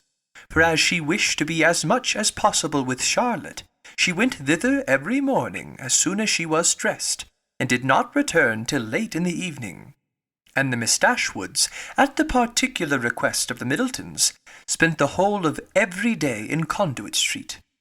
For their own comfort, they would much rather have remained, at least all the morning, in Miss Jennings' house, but it was not a thing to be urged against the wishes of everybody. Their hours were therefore made over to Lady Middleton and the 2 Miss Steeles, by whom their company, in fact, was as little valued as it was professedly sought. They had too much sense to be desirable companions to the former, and by the latter they were considered with a jealous eye, as intruding on their ground and sharing the kindness which they wanted to monopolize. Though nothing could be more polite than Lady Middleton's behaviour to Elinor and Marianne, she did not really like them at all. Because they neither flattered herself nor her children, she could not believe them good-natured, and because they were fond of reading, she fancied them satirical, perhaps without exactly knowing what it was to be satirical. But that did not signify. It was censure in common use, and easily given. Their presence was a restraint both on her and on Lucy. It checked the idleness of one and the business of the other. Lady Middleton was ashamed of doing nothing before them, and the flattery which Lucy was proud to think of and administer at other times. She feared they would despise her for offering. Miss Steele was the least discomposed of the three by their presence, and it was in their power to reconcile her to it entirely. Would either of them only have given her a full and minute account of the whole affair between Marianne and Mr. Willoughby, she would have thought herself amply rewarded for the sacrifice of the best place by the fire after dinner, which their arrival occasioned. But this consolation was not granted, for though she often threw out expressions of pity for her sister to Elinor, and more than once dropped a reflection on the inconsistency of Beau before Marianne, no effect was produced, but a look of indifference from the former, or of disgust in the latter. An effort even yet lighter might have made her their friend. Would they only have laughed at her about the doctor? But so little were they, any more than the others, inclined to oblige her, that if Sir John dined from home, she might spend a whole day without hearing any other raillery on the subject than what she was kind enough to bestow on herself. All these jealousies and discontents, however, were so totally unsuspected by Miss Jennings, that she thought it a delightful thing for the girls to be together, and generally congratulated her young friends every night on having escaped the company of a stupid old woman so long. She joined them sometimes at Sir John's, sometimes at her own house, but wherever it was, she always came in excellent spirits, full of delight and importance, attributing Charlotte's well-doing to her own care, and ready to give so exact, so minute a detail of her situation, as only Miss Steele had curiosity enough to desire. One thing did disturb her, and of that she made her daily complaint. Mr. Palmer maintained the common but unfatherly opinion among his sex of all infants being alike, and though she could plainly perceive at different times the most striking resemblance between this baby and every one of his relations on both sides, there was no convincing his father of it, no persuading him to believe that it was not exactly like every other baby of the same age, nor could he even be brought to acknowledge the simple proposition of its being the finest child in the world. I come now to the relation of a misfortune, which about this time befell Miss John Dashwood. It so happened that while her two sisters with Miss Jennings were first calling on her in Harley Street, another of her acquaintance had dropped in. A circumstance in itself not apparently likely to produce evil to her, but while the imaginations of other people will carry them away to form wrong judgments of our conduct, and to decide on it by slight appearances, one's happiness must, in some measure, be always at the mercy of chance. In the present instance, this last-arrived lady allowed her fancy to so far outrun truth and probability, that on merely hearing the name of the Miss Dashwoods, and understanding them to be Mr. Dashwood's sisters, she immediately concluded them to be staying in Harley Street, and this misconstruction produced within a day or two afterwards cards of invitation for them as well as for their brother and sister, to a small musical party at her house, the consequence of which was that Miss John Dashwood was obliged to submit not only to the exceedingly great inconvenience of sending her carriage for the Miss Dashwoods, but, what was still worse, must be subject to all the unpleasantness of appearing to treat them with attention. And who could tell that they might not expect to go out with her a second time? The power of disappointing them, it was true, must always be hers. But that was not enough. For when people are determined on a mode of conduct which they know to be wrong, they feel injured by the expectation of anything better from them. Marianne had now been brought by degrees so much into the habit of going out every day that it was become a matter of indifference to her whether she went or not, and she prepared quietly and mechanically for every evening's engagement, though without expecting the smallest amusement from any, and very often without knowing till the last moment where it was to take her. to her dress and appearance she was grown so perfectly indifferent as not to bestow half the consideration on it during the whole of her toilet, which it received from Miss Steele in the first 5 minutes of their being together, when it was finished. Nothing escaped her minute observation and general curiosity. She saw everything, and asked everything. She was never easy till she knew the price of every part of Marianne's dress, could have guessed the number of her gowns altogether with better judgment than Marianne herself, and was not without hopes of finding out before they parted how much her washing cost per week, and how much she had every year to spend upon herself. The impertinence of these kind of scrutinies, moreover, was generally concluded with a compliment, which, though meant as its douceur, was considered by Marianne as the greatest impertinence of all.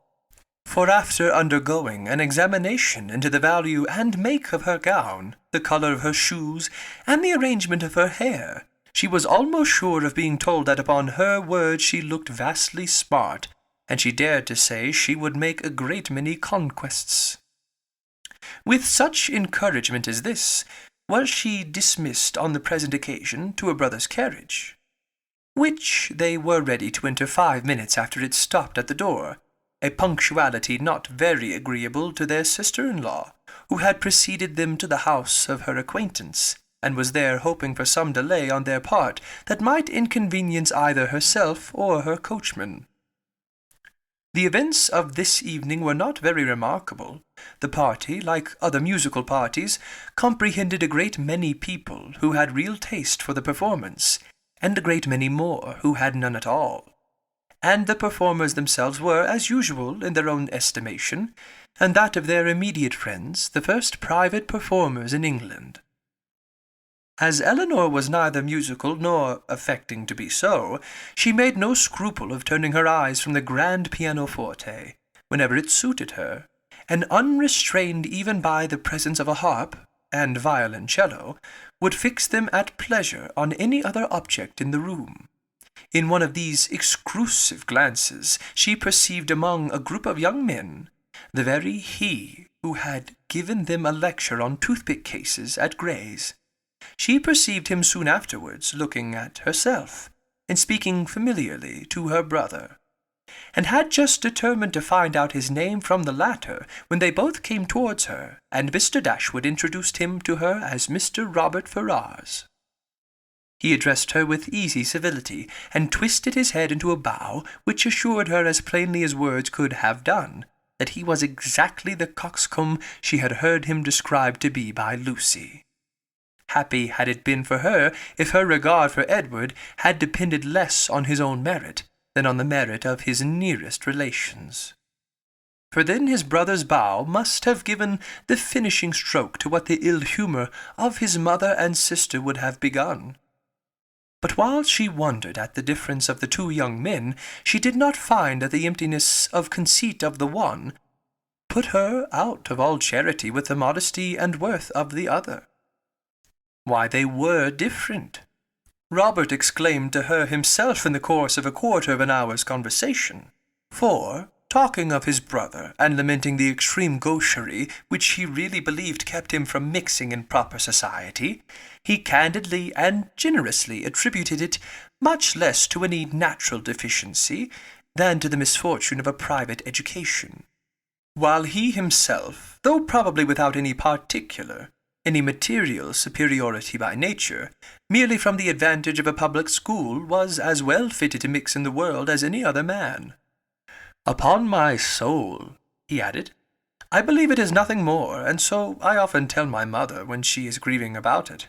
My dear madam, I always say to her, you must make yourself easy. The evil is now irremediable, and it has been entirely your own doing. Why would you be persuaded by my uncle, Sir Robert, against your own judgment, to place Edward under private tuition at the most critical time of his life? If you had only sent him to Westminster as well as myself, instead of sending him to Mr. Pratt's, all this would have been prevented. This is the way in which I always consider the matter, and my mother is perfectly convinced of her error. Eleanor would not oppose his opinion, because, Whatever might be her general estimation of the advantage of a public school, she could not think of Edward's abode in Mr. Pratt's family with any satisfaction. "You reside in Devonshire, I think," was his next observation, "in a cottage near Dawlish." Elinor set him right as to its situation, and it seemed rather surprising to him that anybody could live in Devonshire without living near Dawlish. He bestowed his hearty approbation, however, on their species of house. "For my own part," said he, "I am excessively fond of a cottage. There is always so much comfort, so much elegance about them.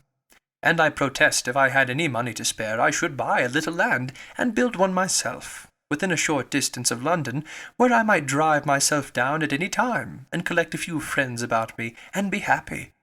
I advise everybody who is going to build a cottage. My friend Lord Courtland came to me the other day on purpose to ask my advice, and laid before me 3 different plans of Bonomi's. I was to decide on the best of them. 'My dear Courtland,' said I, immediately throwing them all into the fire, 'do not adopt either of them, but by all means build a cottage, and that, I fancy, will be the end of it. Some people imagine that there can be no accommodations, no space in a cottage, but this is all a mistake. I was last month at my friend Elliot's, near Dartford. Lady Elliot wished to give me a dance. 'But how can it be done?' said she. 'My dear, we'll hold 10 couple, and where can the supper be?' I immediately saw that there could be no difficulty in it, so I said, 'My dear Lady Elliot, do not be uneasy. The dining-parlour will admit 18 couple with ease. Card-tables may be placed in the drawing-room. The library may be open for tea and other refreshments, and let the supper be set out in the saloon.' Lady Elliot was delighted with the thought. We measured the dining-room, and found it would hold exactly 18 couple, and the affair was arranged precisely after my plan. So that, in fact, you see, if people do but know how to set about it, every comfort may be as well enjoyed in a cottage as in the most spacious dwelling." Elinor agreed to it all, for she did not think he deserved the compliment of rational opposition. As John Dashwood had no more pleasure in the music than his eldest sister, his mind was equally at liberty to fix on anything else, and a thought struck him during the evening, which he communicated to his wife, for her approbation when they got home. The consideration of Miss Denison's mistake, in supposing his sisters their guests, had suggested the propriety of their being really invited to become such, while Miss Jennings's engagements kept her from home. The expense would be nothing, the inconvenience not more, and it was altogether an attention which the delicacy of his conscience pointed out to be the requisite to its complete enfranchisement from his promise to his father. Fanny was startled at the proposal. "I do not see how it can be done," said she, "without affronting Lady Middleton, for they spend every day with her. Otherwise I should be exceedingly glad to do it. You know I am always ready to pay them any attention in my power, as my taking them out this evening shows. But they are Lady Middleton's visitors. How can I ask them away from her?" Her husband, but with great humility, did not see the force of her objection. They had already spent a week in this manner in Conduit Street, and Lady Middleton could not be displeased at their giving the same number of days to such near relations. Fanny paused a moment, and then, with fresh vigour, said, "My love, I would ask them with all my heart, if it was in my power, but I had just settled within myself to ask the Miss Steeles to spend a few days with us. They are very well behaved, good kind of girls, and I think the attention is due to them, as their uncle did so very well by Edward. We can ask your sisters some other year, you know, but the Miss Steeles may not be in town any more. I am sure you will like them. Indeed, you do like them, you know, very much already, and so does your mother, and they are such favourites with Harry." Mr. Dashwood was convinced. He saw the necessity of inviting the Miss Steeles immediately, and his conscience was pacified by the resolution of inviting his sisters another year. At the same time, however, slyly suspecting that another year would make the invitation needless, by bringing Elinor to town as Colonel Brandon's wife, and Marianne as their visitor. Fanny, rejoicing in her escape, and proud of the ready wit that had procured it, wrote the next morning to Lucy, to request her company and her sisters, for some days in Harley Street, as soon as Lady Middleton could spare them. This was enough to make Lucy really and reasonably happy. Miss Dashwood seemed actually working for her herself, cherishing all her hopes and promoting all her views. Such an opportunity of being with Edward and his family was, above all things, the most material to her interest, and such an invitation the most gratifying to her feelings. It was an advantage that could not be too gratefully acknowledged, nor too speedily made use of, and the visit to Lady Middleton, which had not before had any precise limits, was instantly discovered to have been always meant to end in 2 days' time. When the note was shown to Elinor, as it was within 10 minutes after its arrival, it gave her, for the first time, some share in the expectations of Lucy, for such a mark of uncommon kindness, vouchsafed on so short an acquaintance, seemed to declare that the goodwill towards her arose from something more than merely malice against herself, and might be brought by time and address to do everything that Lucy wished. Her flattery had already subdued the pride of Lady Middleton, and made an entry into the close heart of Miss John Dashwood, and these were effects that laid open the probability of greater. The Miss Steeles removed to Harley Street, and all that reached Elinor of their influence there strengthened her expectation of the event. Sir John, who called on them more than once, brought home such accounts of the favour they were in as must be universally striking. Miss Dashwood had never been so pleased with any young woman in her life as she was with them, had given each of them a needle-book made by some immigrant, called Lucy by her Christian name, and did not know whether she would ever be able to part with them. Chapter 37. Miss Palmer was so well at the end of a fortnight that her mother felt it no longer necessary to give up the whole of her time to her, and, contenting herself with visiting her once or twice a day, returned from that period to her own home, and her own habits, in which she found the Miss Dashwoods very ready to resume their former share. About the 3rd or 4th morning after their being thus resettled in Berkeley Street, Miss Jennings, on returning from her ordinary visit to Miss Palmer, entered the drawing-room, where Elinor was sitting by herself, with an air of such hurrying importance as prepared her to hear something wonderful, and giving her time only to form that idea, began directly to justify it by saying, "Lord, my dear Miss Dashwood, have you heard the news?" "No, ma'am." "What is it?" "Something so strange, but you shall hear it all. When I got to Mr. Palmer's, I found Charlotte quite in a fuss about the child. She was sure it was very ill. It cried and fretted, and was all over pimples. So I looked at it directly, and Lord, my dear, says I, it is nothing in the world but the red gum. And the nurse said just the same. But Charlotte, she would not be satisfied. So Mr. Donovan was sent for, and luckily he happened to just come in from Harley Street, so he stepped over directly, and as soon as ever he saw the child, he said just as we did, that it was nothing in the world but the red gum, and then Charlotte was easy. And so, just as he was going away again, it came into my head, I am sure I do not know how I happened to think of it, but it came into my head to ask him if there was any news.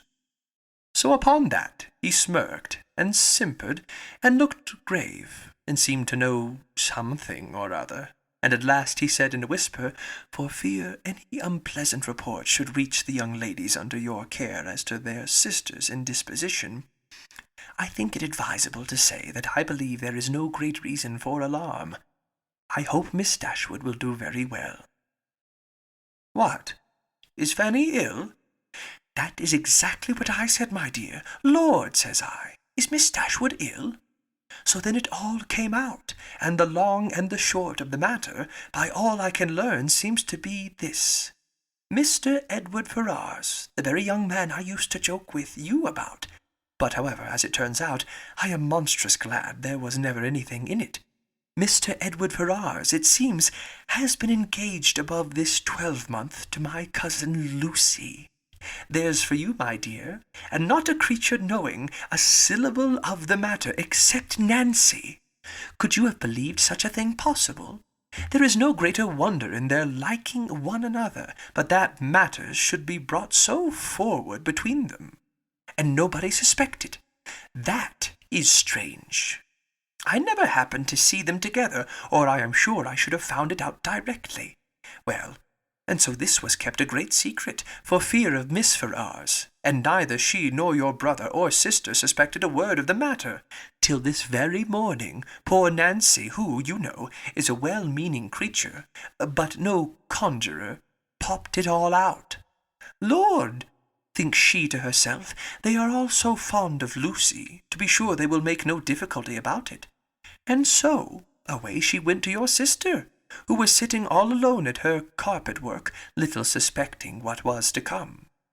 For she had just been saying to your brother, only 5 minutes before, that she thought to make a match between Edward and some lord's daughter or other, I forget who. So you may think what a blow it was to all her vanity and pride. She fell into violent hysterics immediately, with such screams as reached your brother's ears, as he was sitting in his own dressing-room downstairs, thinking about writing a letter to his steward in the country. So up he flew directly, and a terrible scene took place. For Lucy was come to them by that time, little dreaming what was going on. Poor soul, I pity her, and I must say I think she was used very hardly. For your sister scolded like any fury, and soon drove her into a fainting fit. Nancy, she fell upon her knees and cried bitterly, and your brother, he walked about the room, and said he did not know what to do. Miss Dashwood declared they should not stay a minute longer in the house, and your brother was forced to go down upon his knees too, to persuade her to let them stay till they had packed up their clothes. Then she fell into hysterics again, and he was so frightened that he would send for Mr. Donovan, and Mr. Donovan found the house in all this uproar. The carriage was at the door ready to take my poor cousins away, and they were just stepping in as he came off. Poor Lucy in such a condition, he says, she could hardly walk, and Nancy, she was almost as bad. I declare I have no patience with your sister, and I hope with all my heart it will be a match in spite of her. Lord, what a taking poor Mr. Edward will be in when he hears of it. To have his love used so scornfully, for they say he is monstrous fond of her, as well he may. I should not wonder if he was to be in the greatest passion, and Mr. Donovan thinks just the same. He and I had a great deal of talk about it, and the best of all is, that he is gone back again to Harley Street, that he may be within call when Miss Ferrars is told of it. For she was sent for as soon as ever my cousins left the house, for your sister was sure she would be in hysterics too, and so she may, for what I care. I have no pity for either of them. I have no notion of people's making such a to-do about money and greatness. There is no reason on earth why Mr. Edward and Lucy should not marry, for I am sure Miss Ferrars may afford to do very well by her son, and though Lucy has next to nothing herself, she knows better than anybody how to make the most of everything. I dare say if Miss Ferrars would only allow him 500 a year, she would make as good an appearance with it as anybody else would with 8. Lord, how snug they might live in such another cottage as yours. Or a little bigger, with 2 maids and 2 men, and I believe I could help them to a housemaid, for my Betty has a sister out of place that would fit them exactly. Here Miss Jennings ceased, and as Elinor had time enough to collect her thoughts, she was able to give such an answer, and make such observations as the subject might naturally be supposed to produce, happy to find that she was not suspected of any extraordinary interest in it, that Miss Jennings, as she had of late often hoped might be the case, had ceased to imagine her at all attached to Edward, and happy above all the rest, in the absence of Marianne, she felt very well able to speak of the affair without embarrassment, and to give her judgment, as she believed, with impartiality, on the conduct of every one concerned in it. She could hardly determine what her own expectation of its event really was, though she earnestly tried to drive away the notion of its being possible to end otherwise at last than in the marriage of Edward and Lucy.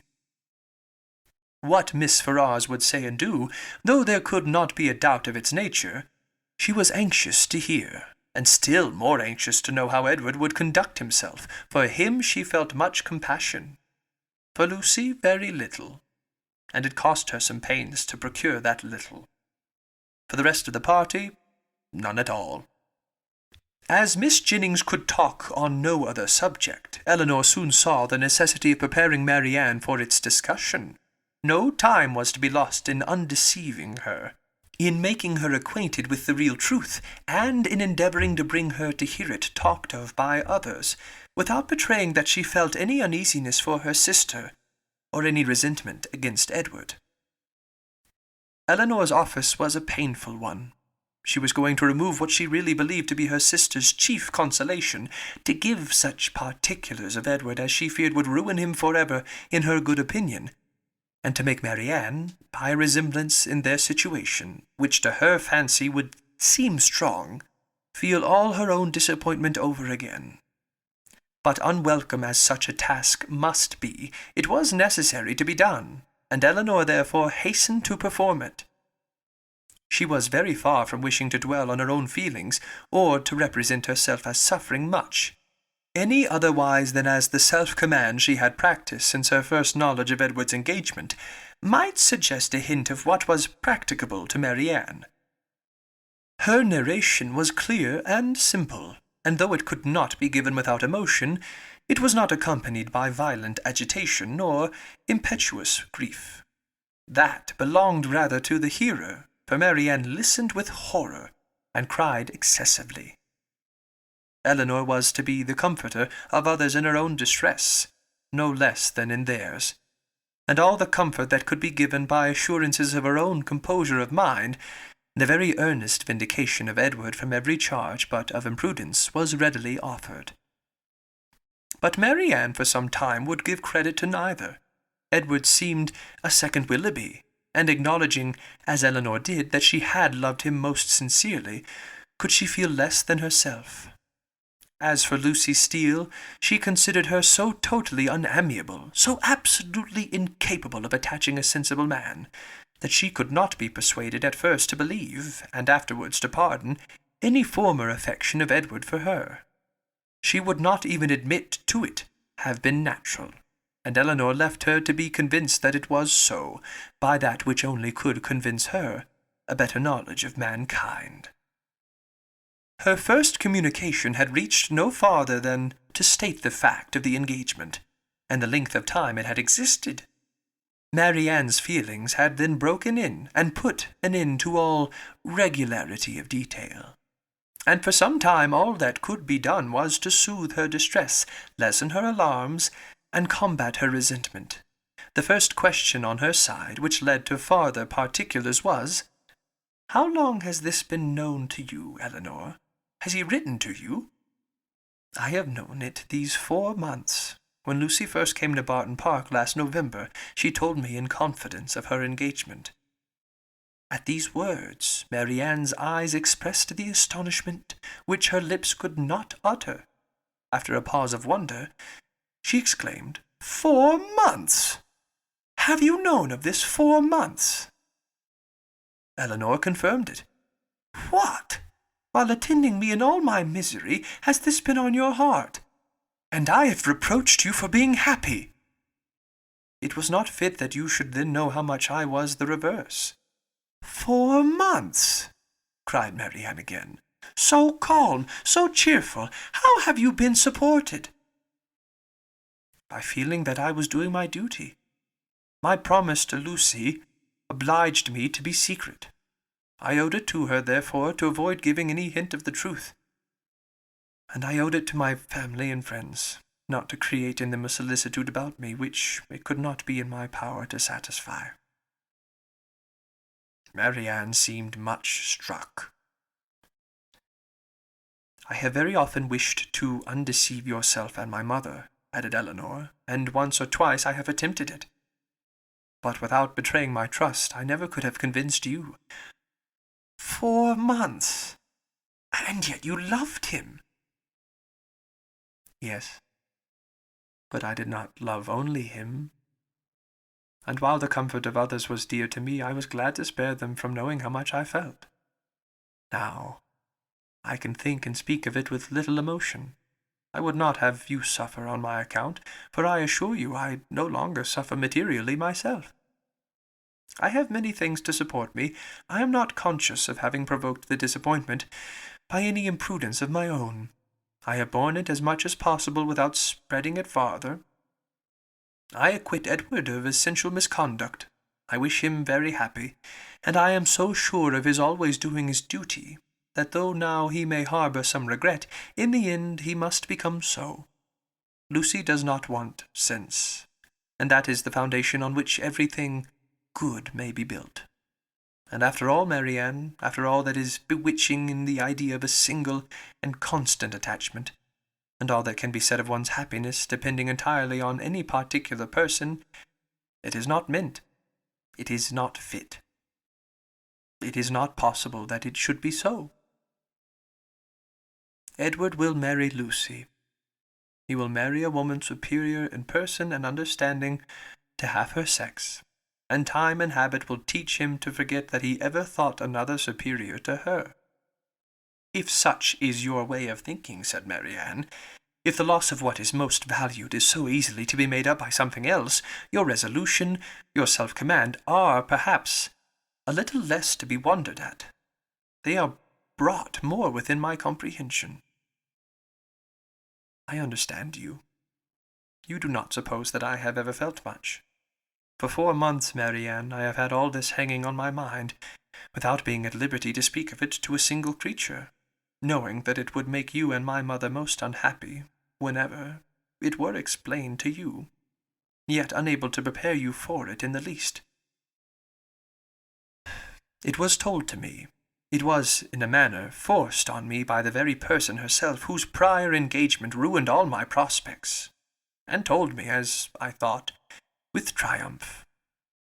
This person's suspicions, therefore, I have had to oppose by endeavouring to appear indifferent where I have been most deeply interested. And it has not been only once. I have had her hopes and exultation to listen to again and again. I have known myself to be divided from Edward for ever, without hearing one circumstance that could make me less desire the connection.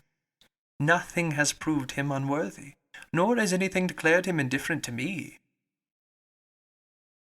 I have had to contend against the unkindness of his sister, and the insolence of his mother, and have suffered the punishment of an attachment without enjoying its advantages. And all this has been going on at a time when, as you know too well, it has not been my only unhappiness. If you can think me capable of ever feeling, surely you may suppose that I have suffered now. The composure of mind with which I have brought myself at present to consider the matter, the consolation that I have been willing to admit, have been the effect of constant and painful exertion. They did not spring up of themselves, they did not occur to relieve my spirits at first. No, Marianne. Then, if I had not been bound to silence, perhaps nothing could have kept me entirely, not even what I owed to my dearest friends, from openly showing that I was very unhappy. Marianne was quite subdued. "Oh, Eleanor," she cried, "you have made me hate myself forever. How barbarous have I been to you, you who have been my only comfort. You have borne with me in all my misery, who have seemed to be only suffering for me. Is this my gratitude? Is it the only return I can make you? Because your merit cries out upon myself, I have been trying to do it away." The tenderest caresses followed this confession. In such a frame of mind as she was now in, Eleanor had no difficulty in obtaining from her whatever promise she required, and at her request Marianne engaged never to speak of the affair to any one with the least appearance of bitterness. To meet Lucy without betraying the smallest increase of dislike to her, and even to see Edward himself, if chance should bring them together, without any diminution of her usual cordiality. These were great concessions, but where Marianne felt that she had injured, no reparation could be too much for her to make. She performed her promise of being discreet to admiration, She attended to all that Miss Jennings had to say upon the subject with an unchanging complexion, dissented from her in nothing, and was heard 3 times to say, "Yes, ma'am." She listened to her praise of Lucy with only moving from one chair to another, and when Miss Jennings talked of Edward's affection, it cost her only a spasm in her throat. Such advances toward heroism in her sister made Elinor feel equal to anything herself. The next morning brought a farther trial of it, in a visit from their brother, who came with a most serious aspect to talk over the dreadful affair, and bring them news of his wife. "You have heard, I suppose," said he with great solemnity, as soon as he was seated, "of the very shocking discovery that took place under our roof yesterday." They all looked their assent. It seemed too awful a moment for speech. "Your sister," he continued, "has suffered dreadfully. Miss Ferrars, too. In short, it has been a scene of such complicated distress. But I will hope that the storm may be weathered without our being any of us quite overcome." Poor Fanny! She was in hysterics all yesterday, but I would not alarm you too much. Donovan says there is nothing materially to be apprehended. Her constitution is a good one, and her resolution equal to anything. She has borne it all with the fortitude of an angel. She says she never shall think well of anybody again, and one cannot wonder at it, after being so deceived. Meeting with such ingratitude where so much kindness had been shown, so much confidence had been placed.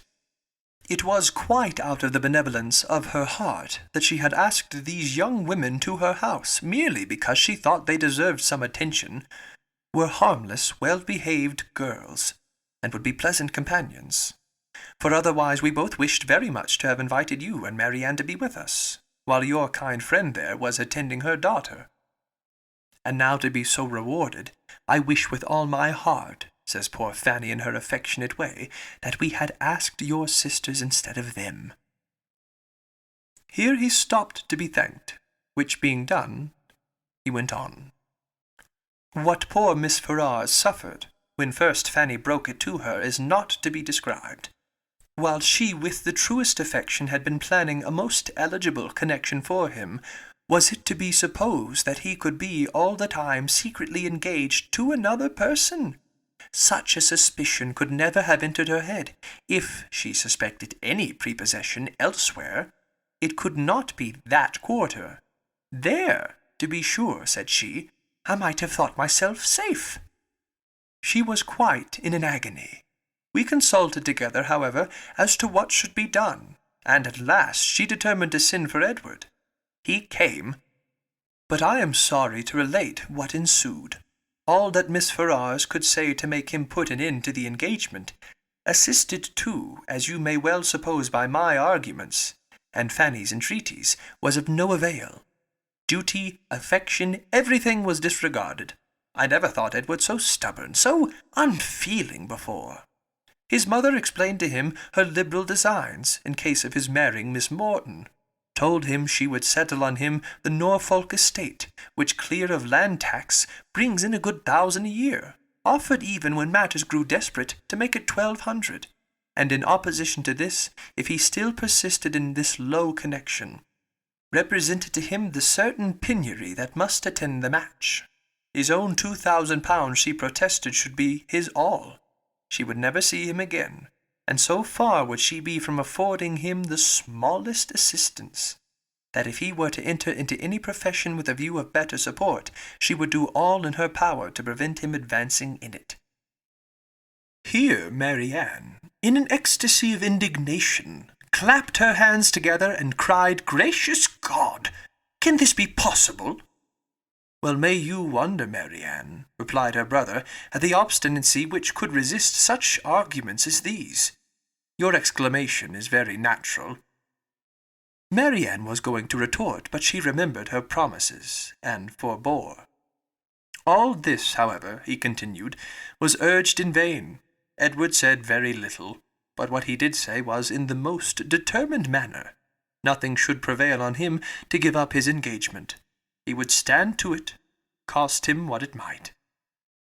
Then, cried Miss Jennings with blunt sincerity, no longer able to be silent. "He was acted like an honest man. I beg your pardon, Mr. Dashwood, but if he had done otherwise, I should have thought him a rascal.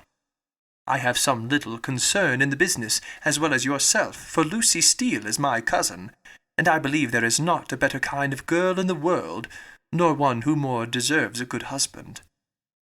John Dashwood was greatly astonished, but his nature was calm, not open to provocation, and he never wished to offend anybody, especially anybody of good fortune. He therefore replied, without any resentment, "I would by no means speak disrespectfully of any relation of yours, madam. Miss Lucy Steele is, I dare say, a very deserving young woman, but in the present case, you know, the connection must be impossible. And to have entered into a secret engagement with a young man under her uncle's care, the son of a woman especially of such very large fortune as Miss Ferrars, is perhaps altogether a little extraordinary. In short, I do not mean to reflect upon the behaviour of any person with whom you have a regard for, Miss Jennings. We all wish her extremely happy, and Miss Ferrars's conduct throughout the whole has been such as every conscientious good mother in like circumstance would adopt. It has been dignified and liberal. Edward has drawn his own lot, and I fear it will be a bad one." Marianne sighed out her similar apprehension, and Eleanor's heart wrung for the feelings of Edward, while braving his mother's threats for a woman who could not reward him. "Well, sir," said Miss Jennings, "and how did it end?" "I am sorry to say, ma'am, in a most unhappy rupture. Edward is dismissed forever from his mother's notice. He left her house yesterday, but where he is gone, or whether he is still in town, I do not know, for we, of course, can make no inquiry." "Poor young man! And what is to become of him?" "What indeed, ma'am? It is a melancholy consideration. Born to the prospect of such affluence, I cannot conceive a situation more deplorable. The interest of £2,000, how can a man live on it? And when to that is added the recollection that he might, but for his own folly, within 3 months have been in the receipt of 2,500 a year, for Miss Morton has £30,000. I cannot picture to myself a more wretched condition. We must all feel for him, and the more so because it is totally out of our power to assist him." "Poor young man!" cried Miss Jennings. "I am sure he should be very welcome to bed and board at my house, and so I would tell him if I could see him. It is not fit that he should be living about at his own charge now, at lodgings and taverns." Eleanor's heart thanked her for such kindness towards Edward, though she could not forbear smiling at the form of it. "If he would only have done as well by himself," said John Dashwood, "as all his friends were disposed to do by him, he might now have been in his proper situation, and would have wanted for nothing. But as it is, it must be out of anybody's power to assist him. And there is one thing more preparing against him, which must be worse than all. His mother has determined with a very natural kind of spirit to settle that estate upon Robert immediately, which might have been Edward's, on proper conditions. I left her this morning with her lawyer, talking over the business." "Well," said Miss Jennings, "that is her revenge. Everybody has a way of their own, but I don't think mine would be to make one son independent because another had plagued me." Marianne got up and walked about the room. "Can anything be more galling to the spirit of a man," continued John, "than to see his younger brother in possession of an estate which might have been his own? Poor Edward! I feel for him sincerely." A few minutes more spent in the same kind of effusion concluded his visit, and with repeated assurances to his sisters that he really believed there was no material danger in Fanny's indisposition, and that they need not therefore be very uneasy about it, he went away, leaving the 3 ladies unanimous in their sentiments on the present occasion, as far at least as it regarded Miss Ferrars's conduct, the Dashwoods, and Edward's. Marianne's indignation burst forth as soon as he quitted the room, and as her vehemence made reserve impossible in Eleanor, and unnecessary in Miss Jennings, they all joined in a very spirited critique upon the party.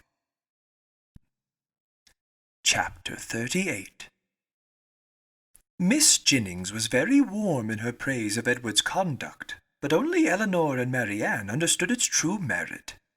They only knew how little he had had to tempt him to be disobedient, and how small was the consolation, beyond the consciousness of doing right, that could remain to him in the loss of friends and fortune.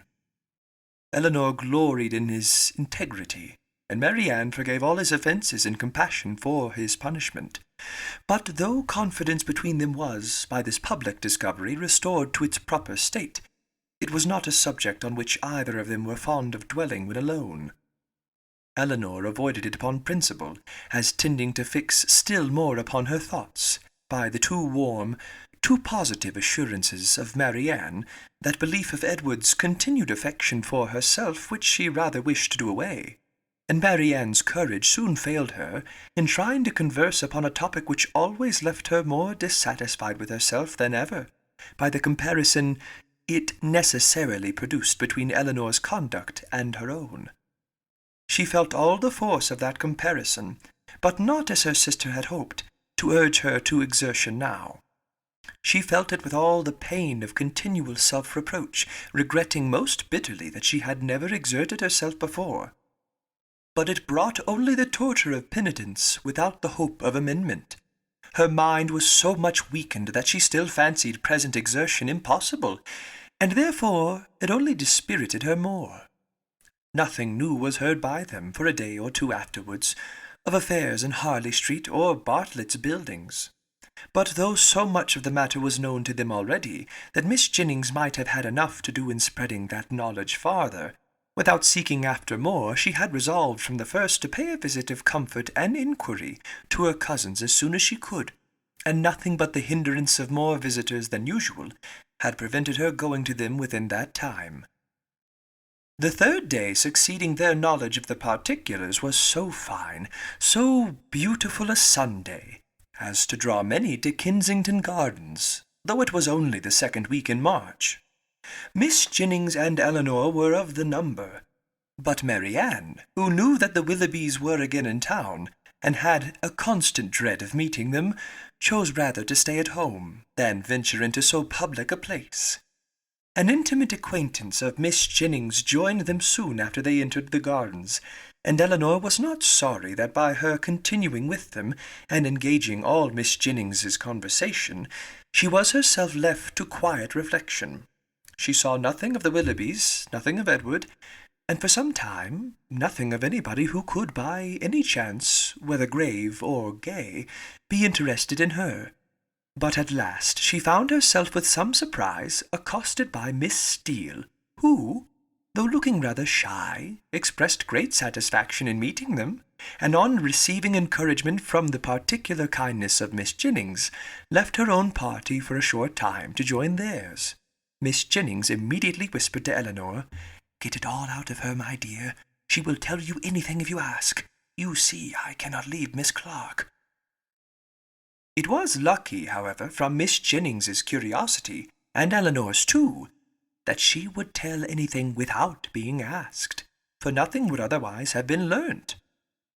"I am so glad to meet you," said Miss Steele, taking her familiarly by the arm, "for I wanted to see you of all things in the world." And then, lowering her voice, "I suppose Miss Jennings has heard all about it. Is she angry?" "Not at all, I believe, with you." "That is a good thing. And Lady Middleton, is she angry?" "I cannot suppose it possible that she should." "I am monstrous glad of it. Good gracious! I have had such a time of it. I never saw Lucy in such a rage in my life.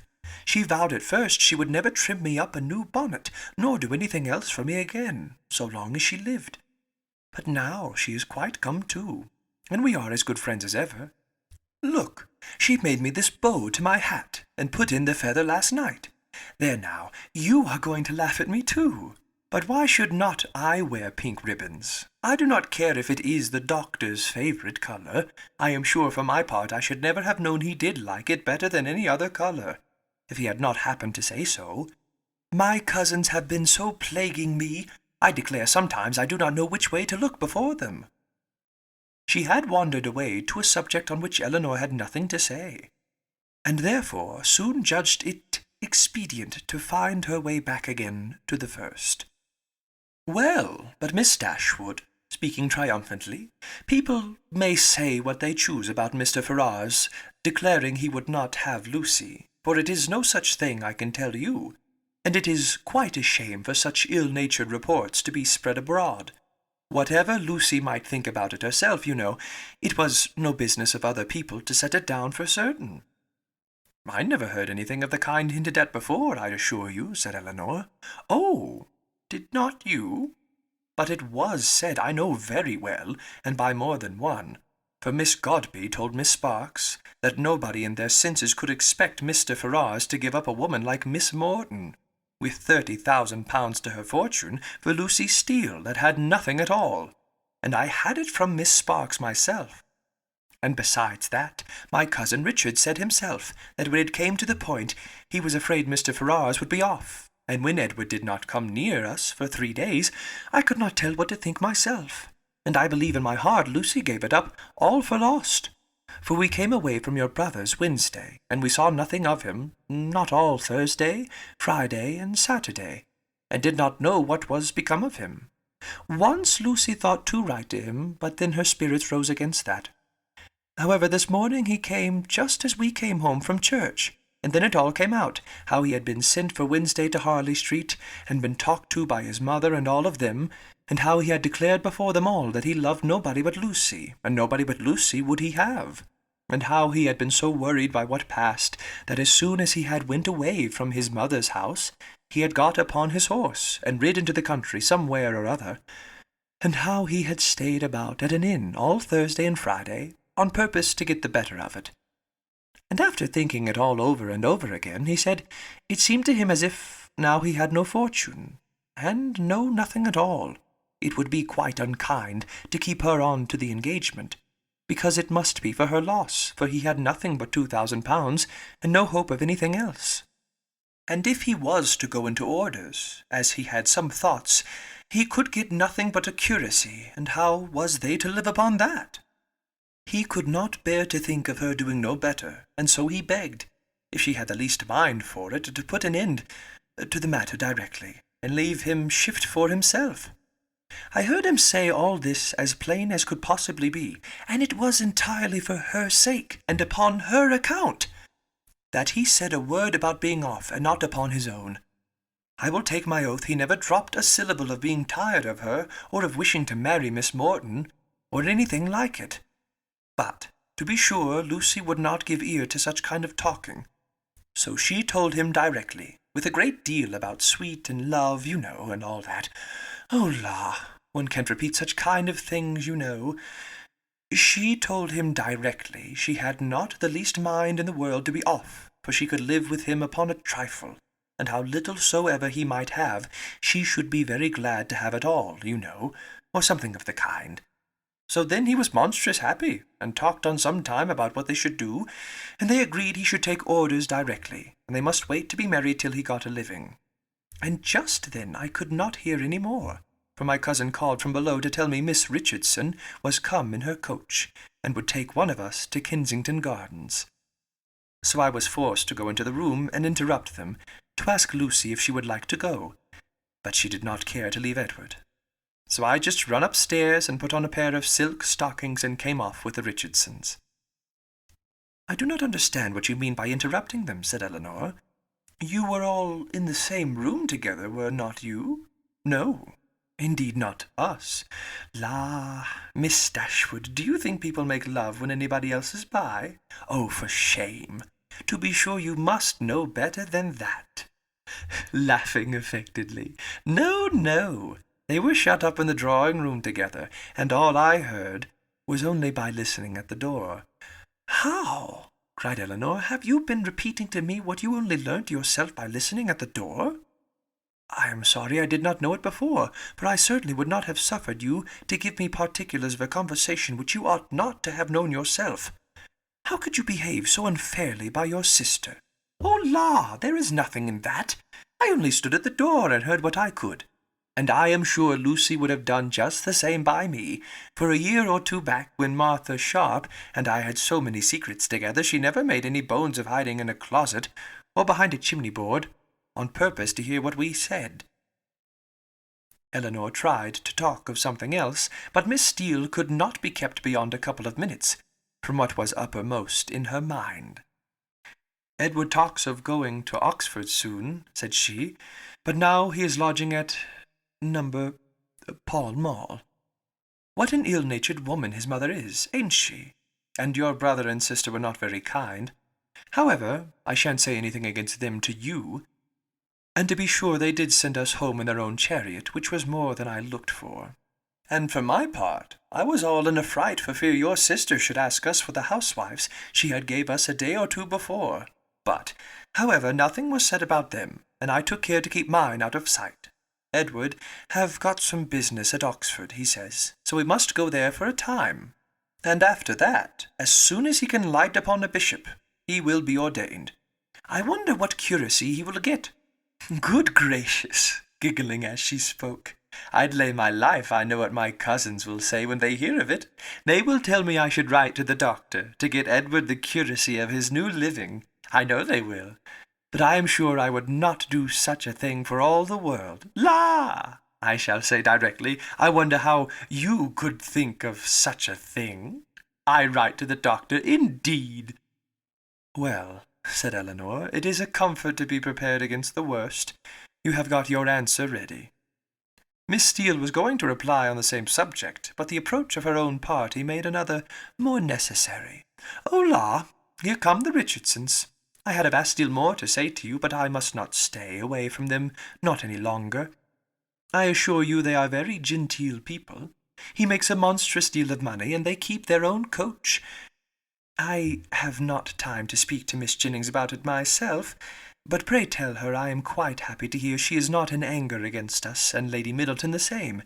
And if anything should happen to take you and your sister away, and Miss Jennings should want company, I am sure we should be very glad to come and stay with her for as long a time as she likes.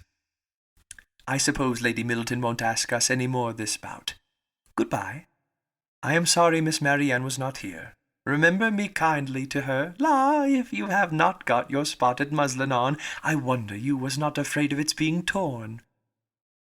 Such was her parting concern, for after this she had time only to pay her farewell compliments to Miss Jennings before her company was claimed by Miss Richardson, and Eleanor was left in possession of knowledge which might feed her powers of reflection some time, though she had learnt very little more than what had been already foreseen and foreplanned in her own mind. Edward's marriage with Lucy was as firmly determined on, and the time of its taking place remained as absolutely uncertain as she had concluded it would be. Everything depended exactly after her expectation on his getting that preferment, of which, at present, there seemed not the smallest chance. As soon as they returned to the carriage, Miss Jennings was eager for information, but as Eleanor wished to spread as little as possible intelligence that had in the first place been so unfairly obtained, she confined herself to the brief repetition of such simple particulars as she felt assured that Lucy, for the sake of her own consequence, would choose to have known. The continuance of their engagement, and the means that were able to be taken for promoting its end, was all her communication. And this produced from Miss Jennings the following natural remark: "Wait for his having a living. Ay, we all know how that will end.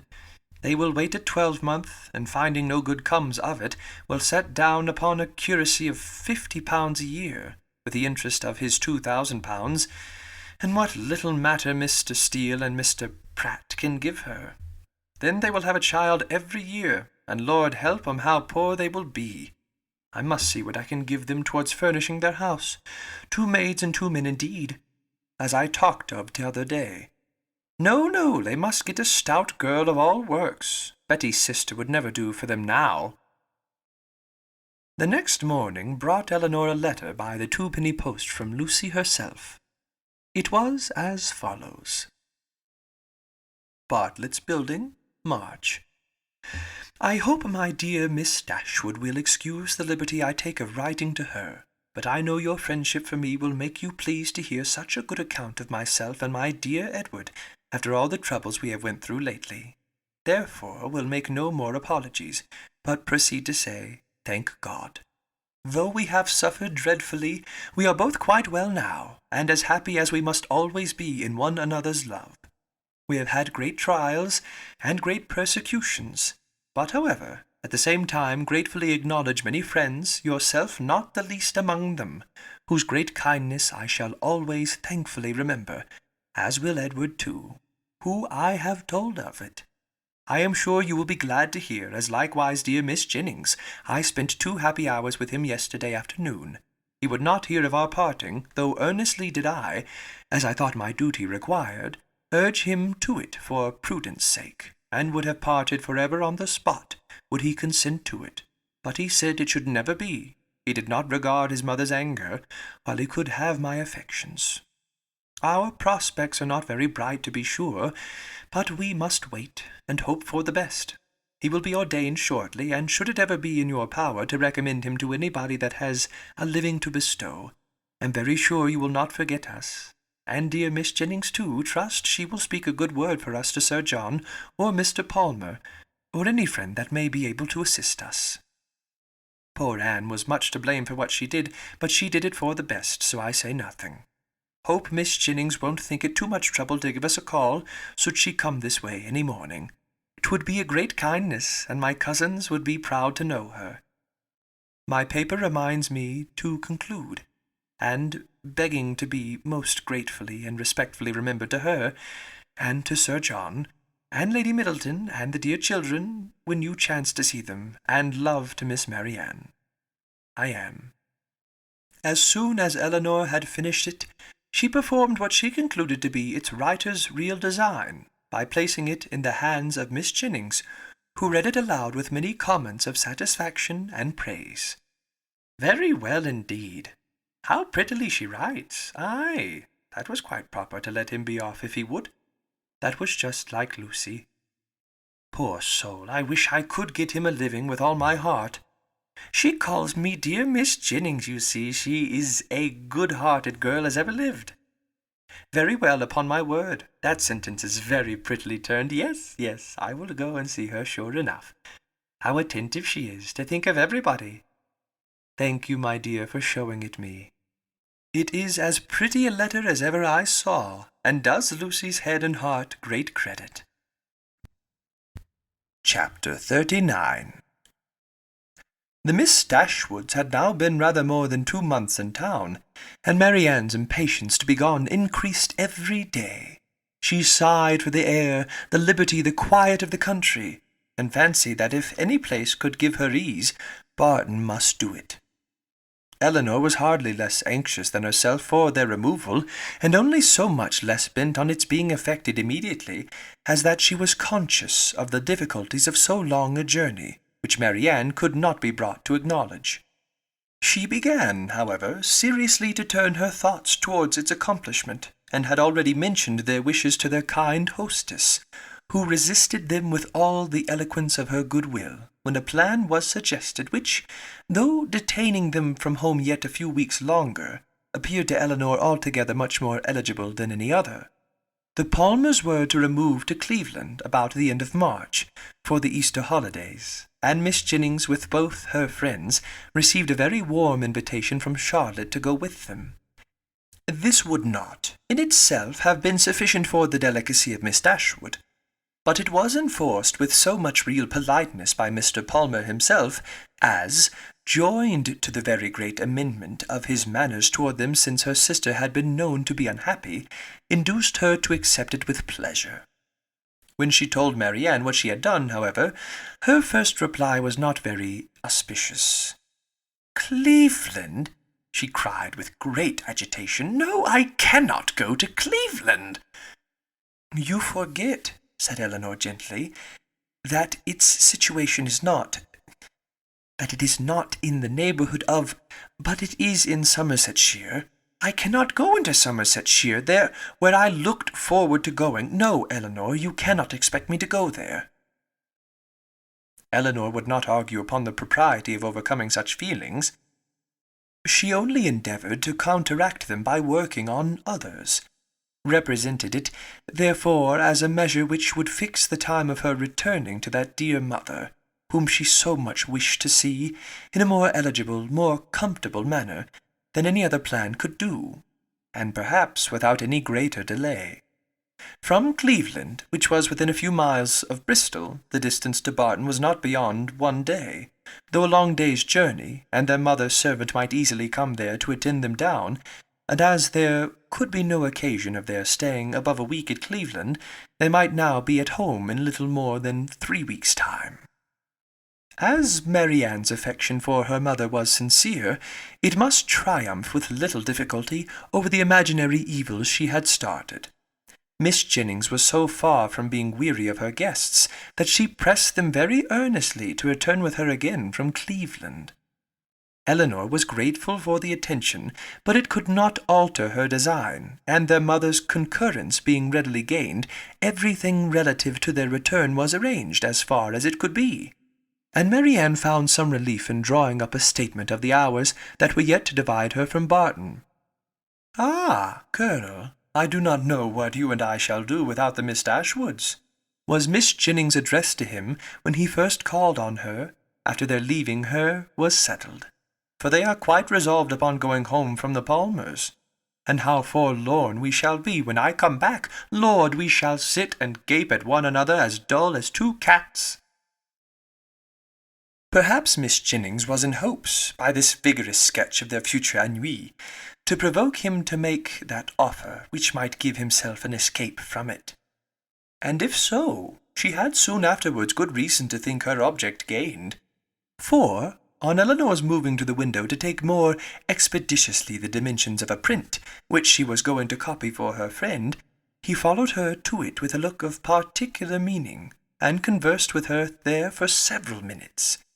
The effect of his discourse on the lady, too, could not escape her observation, for though she was too honourable to listen, and had even changed her seat, on purpose that she might not hear, to one close by the pianoforte on which Mary Ann was playing, she could not keep herself from seeing that Elinor changed colour, attending with agitation, and was too intent on what he said to pursue her employment. Still farther in confirmation of her hopes, in the interval of Mary Ann's turning from one lesson to another, some words of the Colonel's inevitably reached her ear, in which he seemed to be apologizing for the badness of his house. This set the matter beyond a doubt.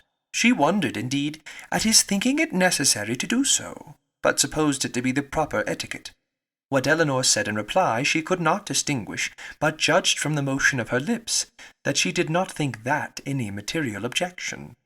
And Miss Jennings commended her in her heart for being so honest. They then talked on for a few minutes longer without her catching a syllable, when another lucky stop in Mary Ann's performance brought her these words in the Colonel's calm voice.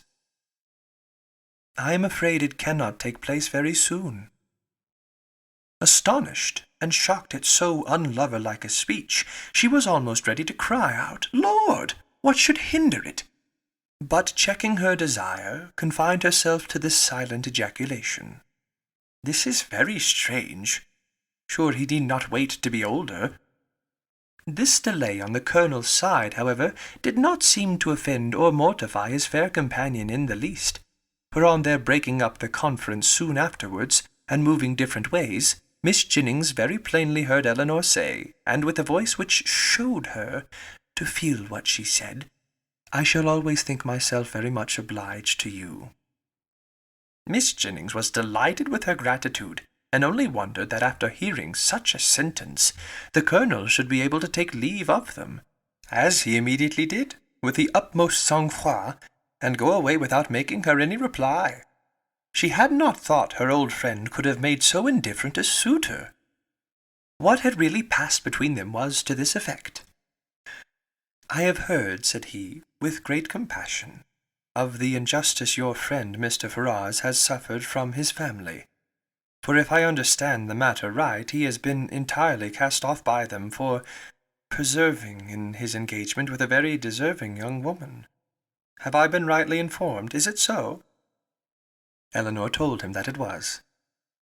"The cruelty, the impolitic cruelty," he replied with great feeling, "of dividing, or attempting to divide, two young people long attached to each other is terrible. Miss Ferrars does not know what she may be doing, what she may drive her son to. I have seen Mr. Ferrars 2 or 3 times in Harley Street, and am much pleased with him. He is not a young man with whom one can be intimately acquainted in a short time, but I have seen enough of him to wish him well, for his own sake, and as a friend of yours, I wish it still more. I understand that he intends to take orders.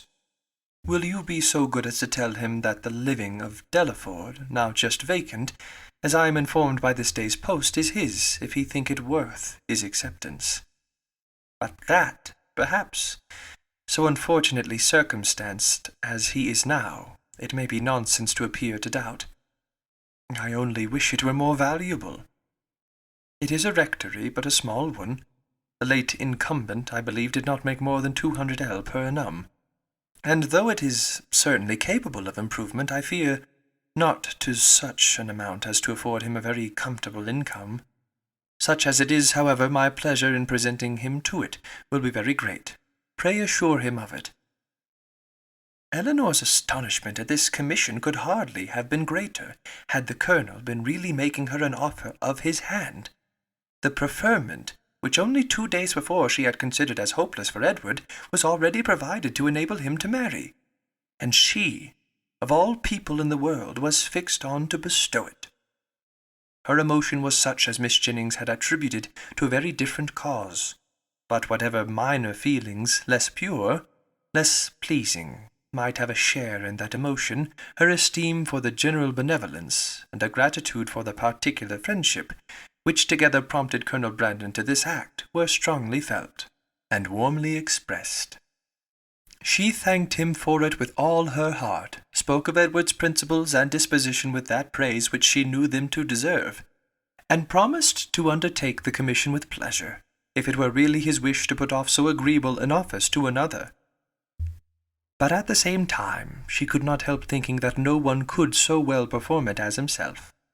It was an office, in short, from which, unwilling to give Edward the pain of receiving an obligation from her, she would have been very glad to be spared herself.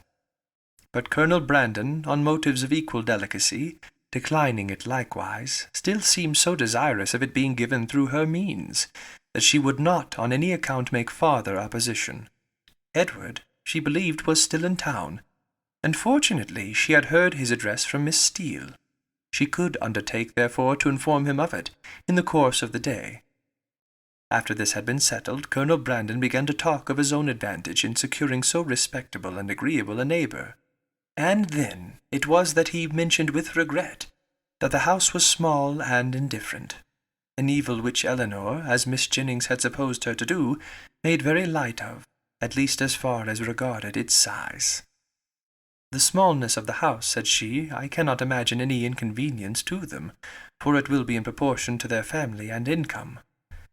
By which the Colonel was surprised to find that she was considering Mr. Ferrars's marriage as the certain consequence of the presentation, for he did not suppose it possible that Delaford, living, could supply such an income, as anybody in his style of life would venture to settle on, and he said so. This little rectory can do no more than make Mr. Ferrars comfortable as a bachelor. It cannot enable him to marry. I am sorry to say that my patronage ends with this, and my interest is hardly more extensive. If, however, by an unforeseen change it should be in my power to serve him farther, I must think very differently of him from what I now do, if I am not as ready to be useful to him then as I sincerely wish I could be at present. What I am now doing, indeed, seems nothing at all, since it can advance him so little towards what must be his principal, his only object of happiness. His marriage must still be a distant good. At least, I am afraid it cannot take place very soon. Such was the sentence which, when misunderstood, so justly offended the delicate feelings of Miss Jennings. But after this narration of what really passed between Colonel Brandon and Eleanor, while they stood at the window, the gratitude expressed by the latter on their parting may perhaps appear in general not less reasonably excited, nor less properly worded, than if it had arisen from an offer of marriage. Chapter 40. "Well, Miss Dashwood," said Miss Jennings, sagaciously smiling, as soon as the gentleman had withdrawn, "I do not ask you what the Colonel has been saying to you, for though, upon my honour, I tried to keep out of hearing, I could not help catching enough to understand his business, and I assure you I never was better pleased in my life, and I wish you joy of it with all my heart." "Thank you, ma'am," said Elinor. "It is a matter of great joy to me, and I feel the goodness of Colonel Brandon most sensibly. There are not many men who would act as he has done. Few people who have so compassionate a heart. I never was more astonished in my life." "Lord, my dear, you are very modest. I ain't the least astonished at it in the world, for I have often thought of late there was nothing more likely to happen. You judged from your knowledge of the Colonel's general benevolence, but at least you could not foresee that the opportunity would so very soon occur." "Opportunity!" repeated Miss Jennings. "Oh, as to that, when a man has once made up his mind to such a thing, somehow or other he will soon find an opportunity. Well, my dear, I wish you joy of it again and again, and if ever there was a happy couple in the world, I think I shall soon know where to look for them." "You mean to go to Delaford after them, I suppose," said Elinor, with a faint smile. "Ay, my dear, that I do indeed. And as to the house being a bad one, I do not know what the Colonel would be at, for it is as good a one as I ever saw. He spoke of its being out of repair. Well, and whose fault is that? Why don't he repair it? Who should do it but himself?" They were interrupted by the servants coming in to announce the carriage being at the door, and Miss Jennings, immediately preparing to go, said, "Well, my dear, I must be gone before I have had half my talk out. But, however, we may have it all over in the evening, for we shall be quite alone.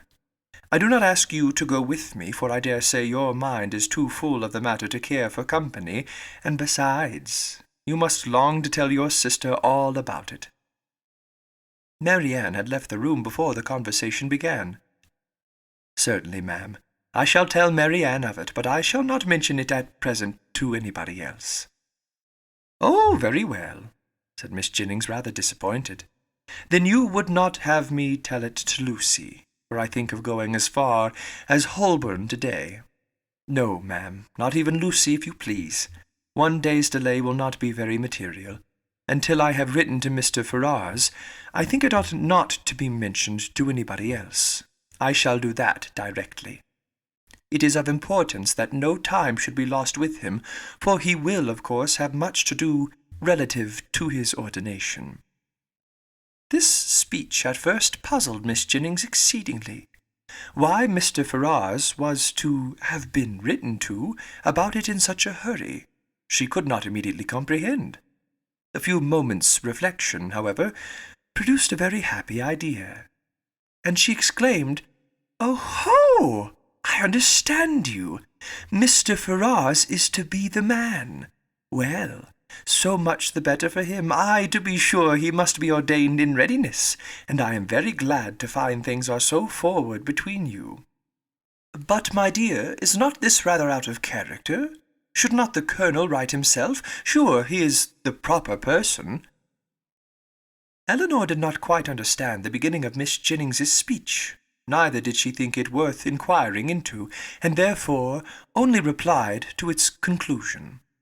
Colonel Brandon is so delicate a man that he rather wished any one to announce his intentions to Mr. Ferrars than himself. "And so you are forced to do it. Well, that is an odd kind of delicacy. However, I will not disturb you," seeing her preparing to write. "You know your own concerns best, so good-bye, my dear. I have not heard of anything to please me so well since Charlotte was brought to bed." And away she went, but returning again in a moment. "I have just been thinking of Betty's sister, my dear. I should be very glad to get her so good a mistress. But whether she would do for a lady's maid, I am sure I can't tell. She is an excellent housemaid and works very well at her needle. However, you will think of all that at your leisure." "Certainly, ma'am," replied Eleanor, not hearing much of what she said, and more anxious to be alone than to be mistress of the subject. How she should begin, how she should express herself in her note to Edward, was now all her concern. The particular circumstances between them made a difficulty of that which to any other person would have been the easiest thing in the world. But she equally feared to say too much or too little, and sat deliberating over her paper with the pen in her hand, till broken in on by the entrance of Edward himself. He had met Miss Jennings at the door in her way to the carriage, as he came to leave his farewell card, and she, after apologizing for not returning herself, had obliged him to enter by saying that Miss Dashwood was above, and wanted to speak with him on very particular business. Eleanor had just been congratulating herself, in the midst of her perplexity, that however difficult it might be to express herself properly by letter, it was at least preferable to giving the information by word of mouth, when her visitor entered, to force her upon this greatest exertion of all. Her astonishment and confusion were very great on his so sudden appearance. She had not seen him before since his engagement became public, and therefore not since his knowing her to be acquainted with it, which, with the consciousness of what she had been thinking of, and what she had to tell him, made her feel particularly uncomfortable for some minutes. He, too, was much distressed, and they sat down together in a most promising state of embarrassment. Whether he had asked her pardon for his intrusion on first coming into the room, he could not recollect. But, determining to be on the safe side, he made his apology in form as soon as he could say anything, after taking a chair. "Miss Jennings told me," said he, "that you wished to speak with me. At least I understood her so, or I certainly should not have intruded on you in such a manner, though at the same time I should have been extremely sorry to leave London without seeing you and your sister, especially as it will most likely be some time. It is not probable that I should soon have the pleasure of meeting you again. I go to Oxford tomorrow." "You would not have gone, however," said Eleanor, recovering herself, and determined to get over what she so much dreaded as soon as possible, "without receiving our good wishes, even if we had not been able to give them in person. Miss Jennings was quite right in what she said. I have something of consequence to inform you of, which I was on the point of communicating by paper. I am charged with a most agreeable office," breathing rather faster than usual as she spoke. "Colonel Brandon, who was here only 10 minutes ago, has desired me to say that, understanding you mean to take orders, he has great pleasure in offering you the living of Delaford, now just vacant, and only wishes it were more valuable. Allow me to congratulate you on having so respectable and well-judging a friend, and to join in his wishing that the living, it is about 200 a year, were much more considerable, and such as might better enable you to, as might be more than a temporary accommodation to yourself, such, in short, as might establish all your views of happiness." What Edward felt, as he could not say it himself, it cannot be expected that anyone else should say for him. He looked all the astonishment which such unexpected, such unthought-of information could not fail of exciting. But he said only these 2 words, "Colonel Brandon." "Yes," continued Eleanor, gathering more resolution as some of the worst was over. "Colonel Brandon means it as a testimony of his concern for what has lately passed, for the cruel situation in which the unjustifiable conduct of your family has placed you. A concern which I am sure Mary and myself and all your friends must share, and likewise as a proof of his high esteem for your general character, and his particular approbation of your behaviour on the present occasion." "Colonel Brandon give me a living? Can it be possible?" "The unkindness of your own relations has made you astonished to find friendship anywhere." "No," replied he, with sudden consciousness, "not to find it in you, for I cannot be ignorant that to you, to your goodness, I owe it all. I feel it. I would express it if I could, but, as you well know, I am no orator. You are very much mistaken. I do assure you that you owe it entirely, at least almost entirely, to your own merit, and Colonel Brandon's discernment of it. I have had no hand in it. I did not even know, till I understood his design, that the living was vacant.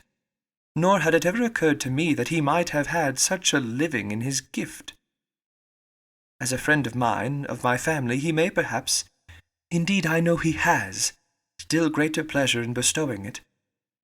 But upon my word you owe nothing to my solicitation.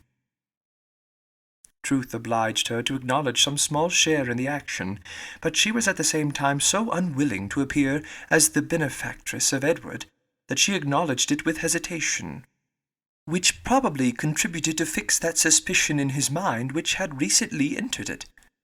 For a short time he sat deep in thought. After Eleanor had ceased to speak, at last, and as if it were rather an effort, he said, "Colonel Brandon seems a man of great worth and respectability. I've always heard him spoken of as such, and your brother, I know, esteems him highly. He is undoubtedly a sensible man, and in his manners perfectly the gentleman." "Indeed," replied Eleanor, "I believe that you will find him, on farther acquaintance, all that you have heard him to be, and as you will be such very near neighbours, for I understand the parsonage is almost close to the mansion house, it is particularly important that he should be all this." Edward made no answer, but when she had turned away her head, gave her a look so serious, so earnest, so uncheerful, as seemed to say that he might hereafter wish the distance between the parsonage and the mansion house much greater.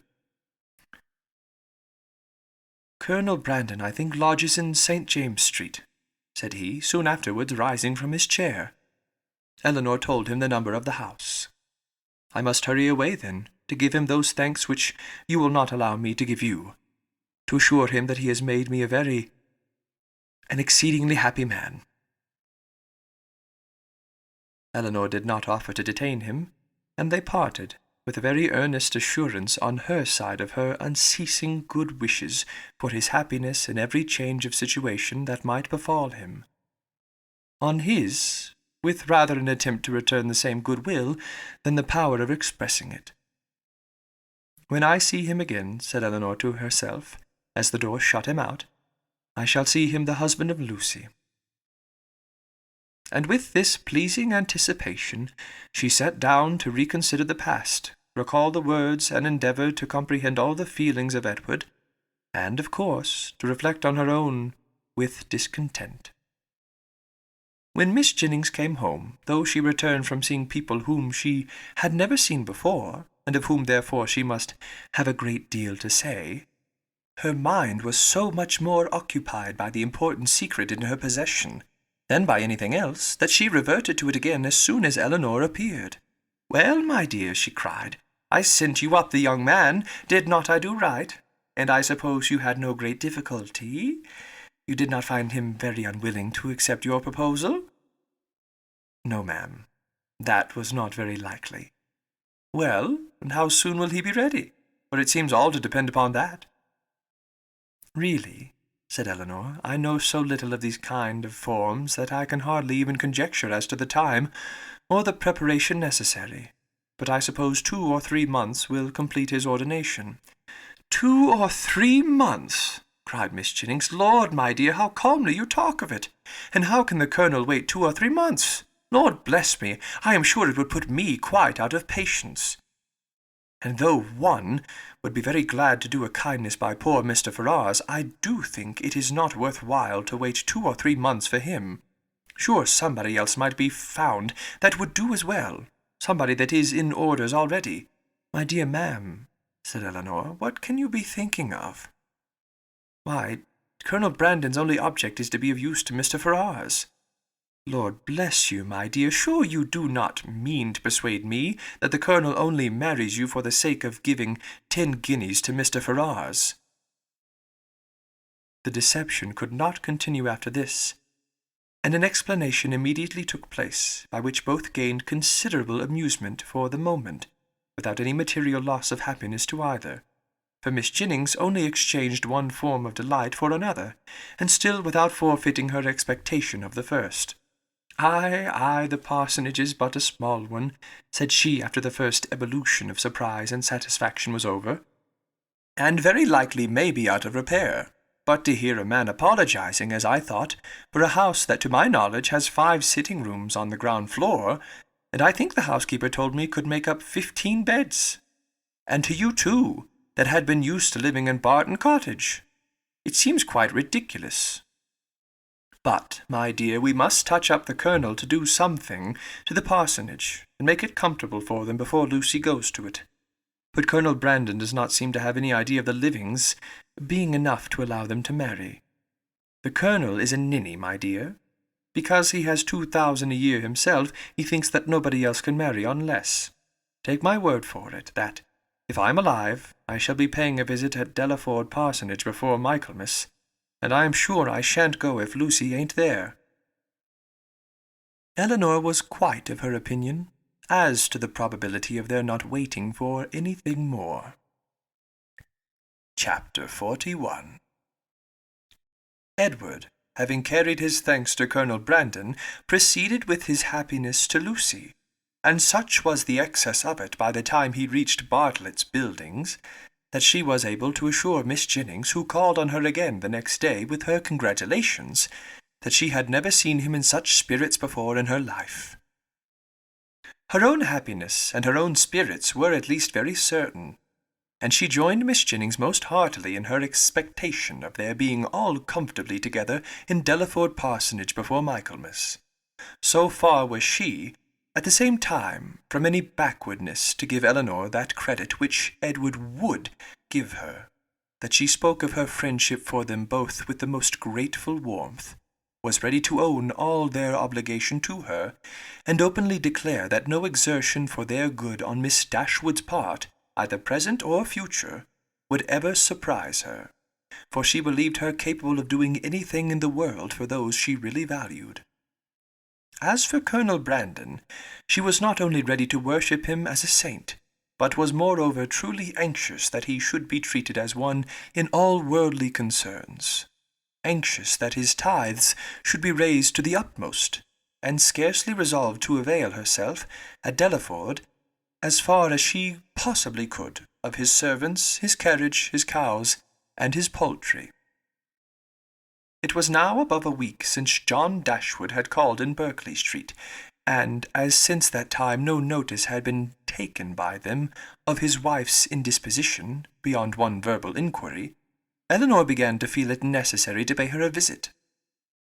This was an obligation, however, which not only opposed her own inclination, but which had not the assistance of any encouragement from her companions.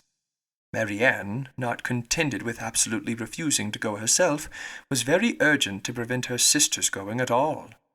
And Miss Jennings, though her carriage was always at Elinor's service, so very much disliked Miss John Dashwood, that not even her curiosity to see how she looked after the late discovery, nor her strong desire to affront her by taking Edward's part, could overcome her unwillingness to be in her company again. The consequence was that Elinor set out by herself to pay a visit, for which no one could really have less inclination, and to run the risk of a tete-a-tete with a woman whom neither of the others had so much reason to dislike. Miss Dashwood was denied, but before the carriage could turn from the house, her husband accidentally came out. He expressed great pleasure in meeting Elinor, told her that he had been just going to call in Berkeley Street, and, assuring her that Fanny would be very glad to see her, invited her to come in. They walked up the stairs into the drawing-room. Nobody was there. "Fanny is in her own room, I suppose," said he. "I will go to her presently, for I am sure she will not have the least objection in the world to seeing you. Very far from it, indeed. Now, especially there cannot be. But, however, you and Marianne were always great favourites. Why would not Marianne come?" Elinor made what excuse she could for her. "I am not sorry to see you alone," he replied, "for I have a good deal to say to you. This living of Colonel Brandon's, can it be true? Has he really given it to Edward? I heard it yesterday by chance, and was coming to you on purpose to inquire farther about it. It is perfectly true. Colonel Brandon has given the living of Delaford to Edward. Really? Well, this is very astonishing. No relationship, no connection between them, and now that livings fetch such a price. What was the value of this? About 200 a year. Very well. And for the next presentation to a living of that value, supposing the late incumbent to have been old and sickly and likely to vacate it soon, he might have got, I dare say, £1,400. And how came he not to have settled that matter before this person's death? Now, indeed, it would be too late to sell it, but a man of Colonel Brandon's sense. I wonder he should be so improvident in a point of such natural concern. Well, I'm convinced that there is a vast deal of inconsistency in almost every human character. I suppose, however, on recollection, that the case may probably be this. Edward is only to hold the living till the person to whom the Colonel has really sold the presentation is old enough to take it. Aye, that is the fact, depend upon it. Eleanor contradicted it, however, very positively, and by relating that she had herself been employed in conveying the offer from Colonel Brandon to Edward, and therefore must understand the terms on which it was given, obliged him to submit to her authority. "It is truly astonishing," he cried after hearing what she said. "What could be the Colonel's motive?" "A very simple one, to be of use to Mr. Ferrars. Well, whatever Colonel Brandon may be, Edward is a very lucky man. You will not mention the matter to Fanny, however, for though I have broke it to her, and she bears it vastly well, she will not like to hear it much talked of." Eleanor had some difficulty here to refrain from observing that she thought Fanny might have borne with composure an acquisition of wealth to her brother, by which neither she nor her child could be possibly impoverished.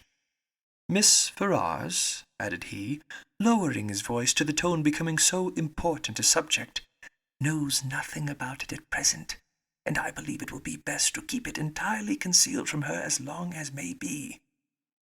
When the marriage takes place, I fear she must hear of it all." "But why should such precaution be used?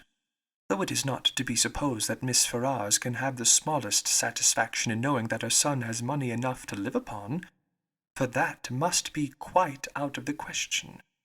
Yet why, upon her late behaviour, is she supposed to feel at all? She has done with her son, she cast him off for ever, and has made all those over whom she had any influence cast him off likewise. Surely, after doing this, she cannot be imagined liable to any impression of sorrow or of joy on his account. She cannot be interested in anything that befalls him. She would not be so weak as to throw away the comfort of a child, and yet retain the anxiety of a parent." "Ah, Eleanor," said John, "your reasoning is very good, but it is founded on ignorance of human nature. When Edward's unhappy match takes place, depend upon it his mother will feel as much as if she had never discarded him. And therefore every circumstance that may accelerate that dreadful event must be concealed from her as much as possible. Miss Ferrars can never forget that Edward is her son." "You surprise me. I should think it must nearly have escaped her memory by this time. You wrong her exceedingly. Miss Ferrars is one of the most affectionate mothers in the world." Eleanor was silent. "We think now," said Mr. Dashwood after a short pause, "of Robert's marrying Miss Morton." Eleanor, smiling at the grave and decisive importance of her brother's tone, calmly replied, "The lady, I suppose, has no choice in the affair." "Choice? How do you mean?" "I only mean that I suppose, from your manner of speaking, it must be the same to Miss Morton whether she marry Edward or Robert." "Certainly, there can be no difference, for Robert will now to all intents and purposes be considered as the eldest son, and as to anything else, they are both very agreeable young men. I do not know that one is superior to the other." Elinor said no more, and John was also for a short time silent. His reflections ended thus. "Of one thing, my dear sister," kindly taking her hand and speaking in an awful whisper, "I may assure you, and I will do it, because I know it must gratify you. I have good reason to think, indeed I have it from the best authority, or I should not repeat it, for otherwise it would be very wrong to say anything about it. But I have it from the very best authority. Not that I ever precisely heard Miss Ferrars say it herself, but her daughter did, and I have it from her. That in short, whatever objections there might be against a certain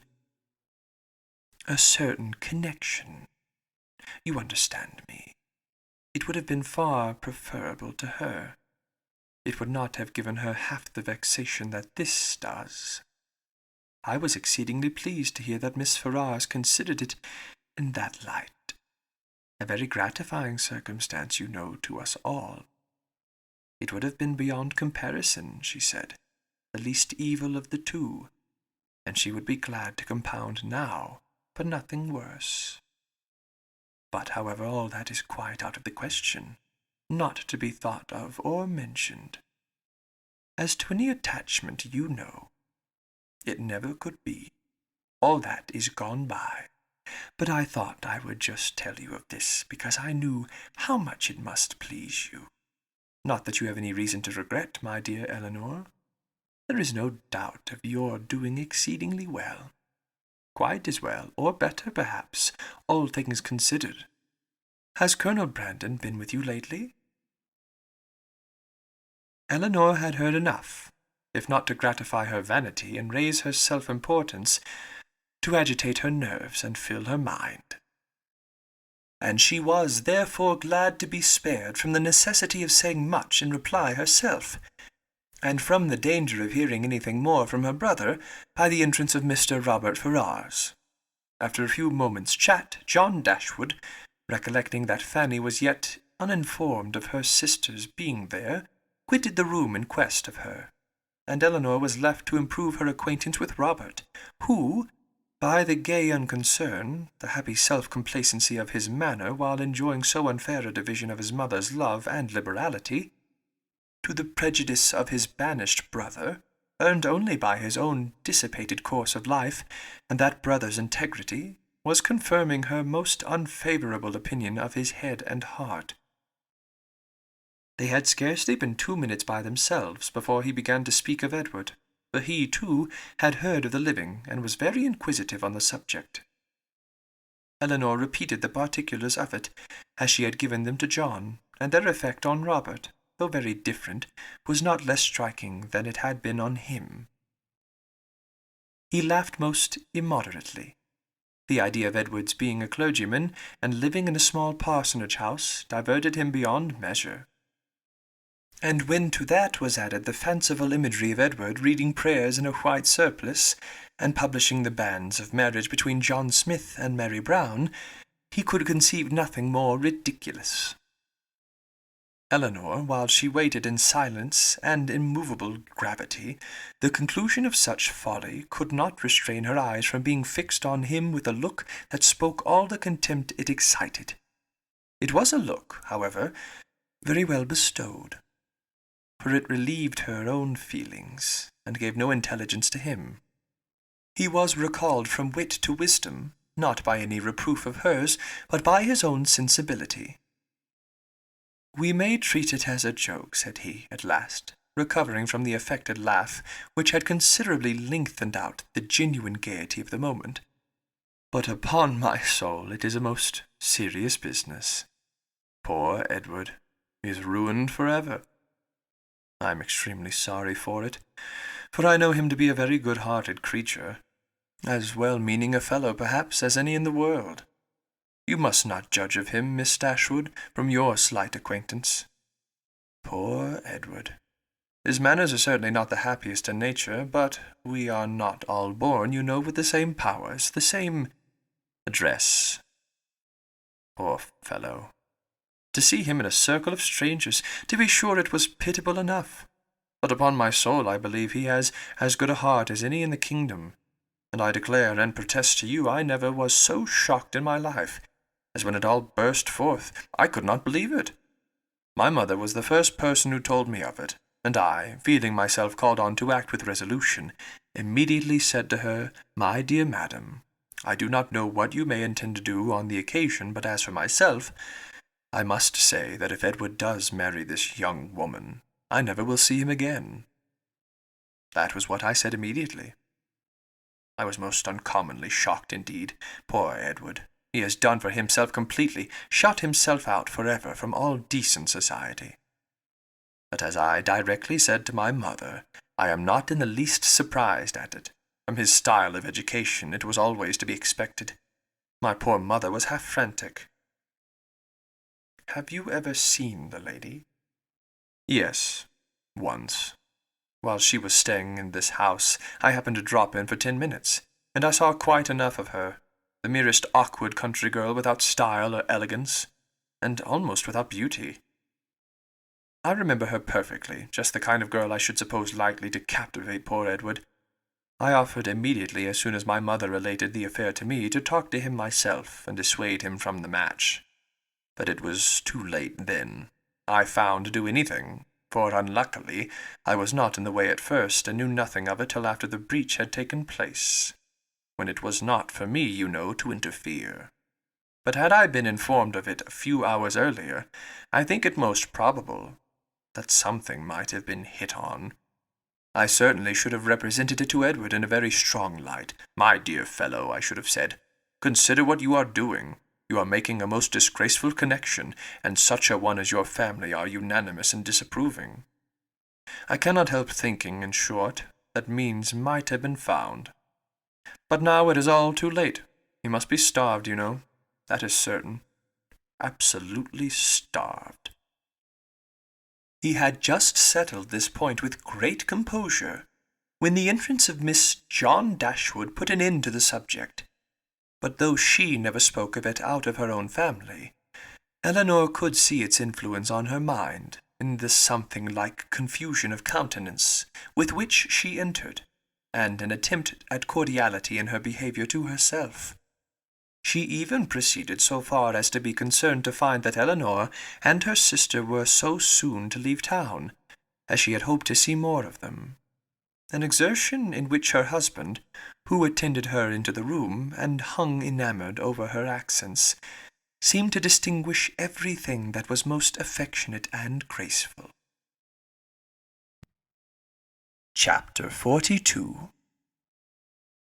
One other short call in Harley Street, in which Elinor received her brother's congratulations on their travelling so far towards Barton without any expense, and on Colonel Brandon's being to follow them to Cleveland in a day or two, completed the intercourse of the brother and sisters in town. And a faint invitation from Fanny to come to Norland whenever it should happen to be in their way, which of all things was the most unlikely to occur, with a more warm, though less public, assurance from John to Elinor of the promptitude with which he should come to see her at Delaford, was all that foretold any meeting in the country.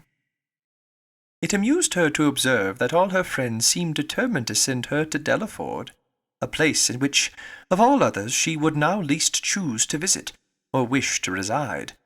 For not only was it considered as her future home by her brother and Miss Jennings, but even Lucy, when they parted, gave her a pressing invitation to visit her there. Very early in April, and tolerably early in the day, the two parties from Hanover Square and Berkeley Street set out from their respective homes to meet, by appointment, on the road.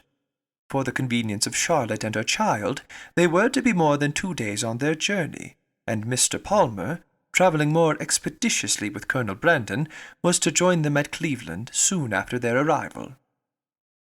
Marianne, few as had been her hours of comfort in London, and eager as she had long been to quit it, could not, when it came to the point, bid adieu to the house in which she had for the last time enjoyed those hopes and that confidence in Willoughby which were now extinguished forever, without great pain.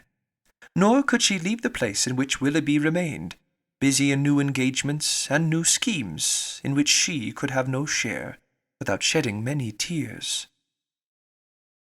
Eleanor's satisfaction at the moment of removal was more positive.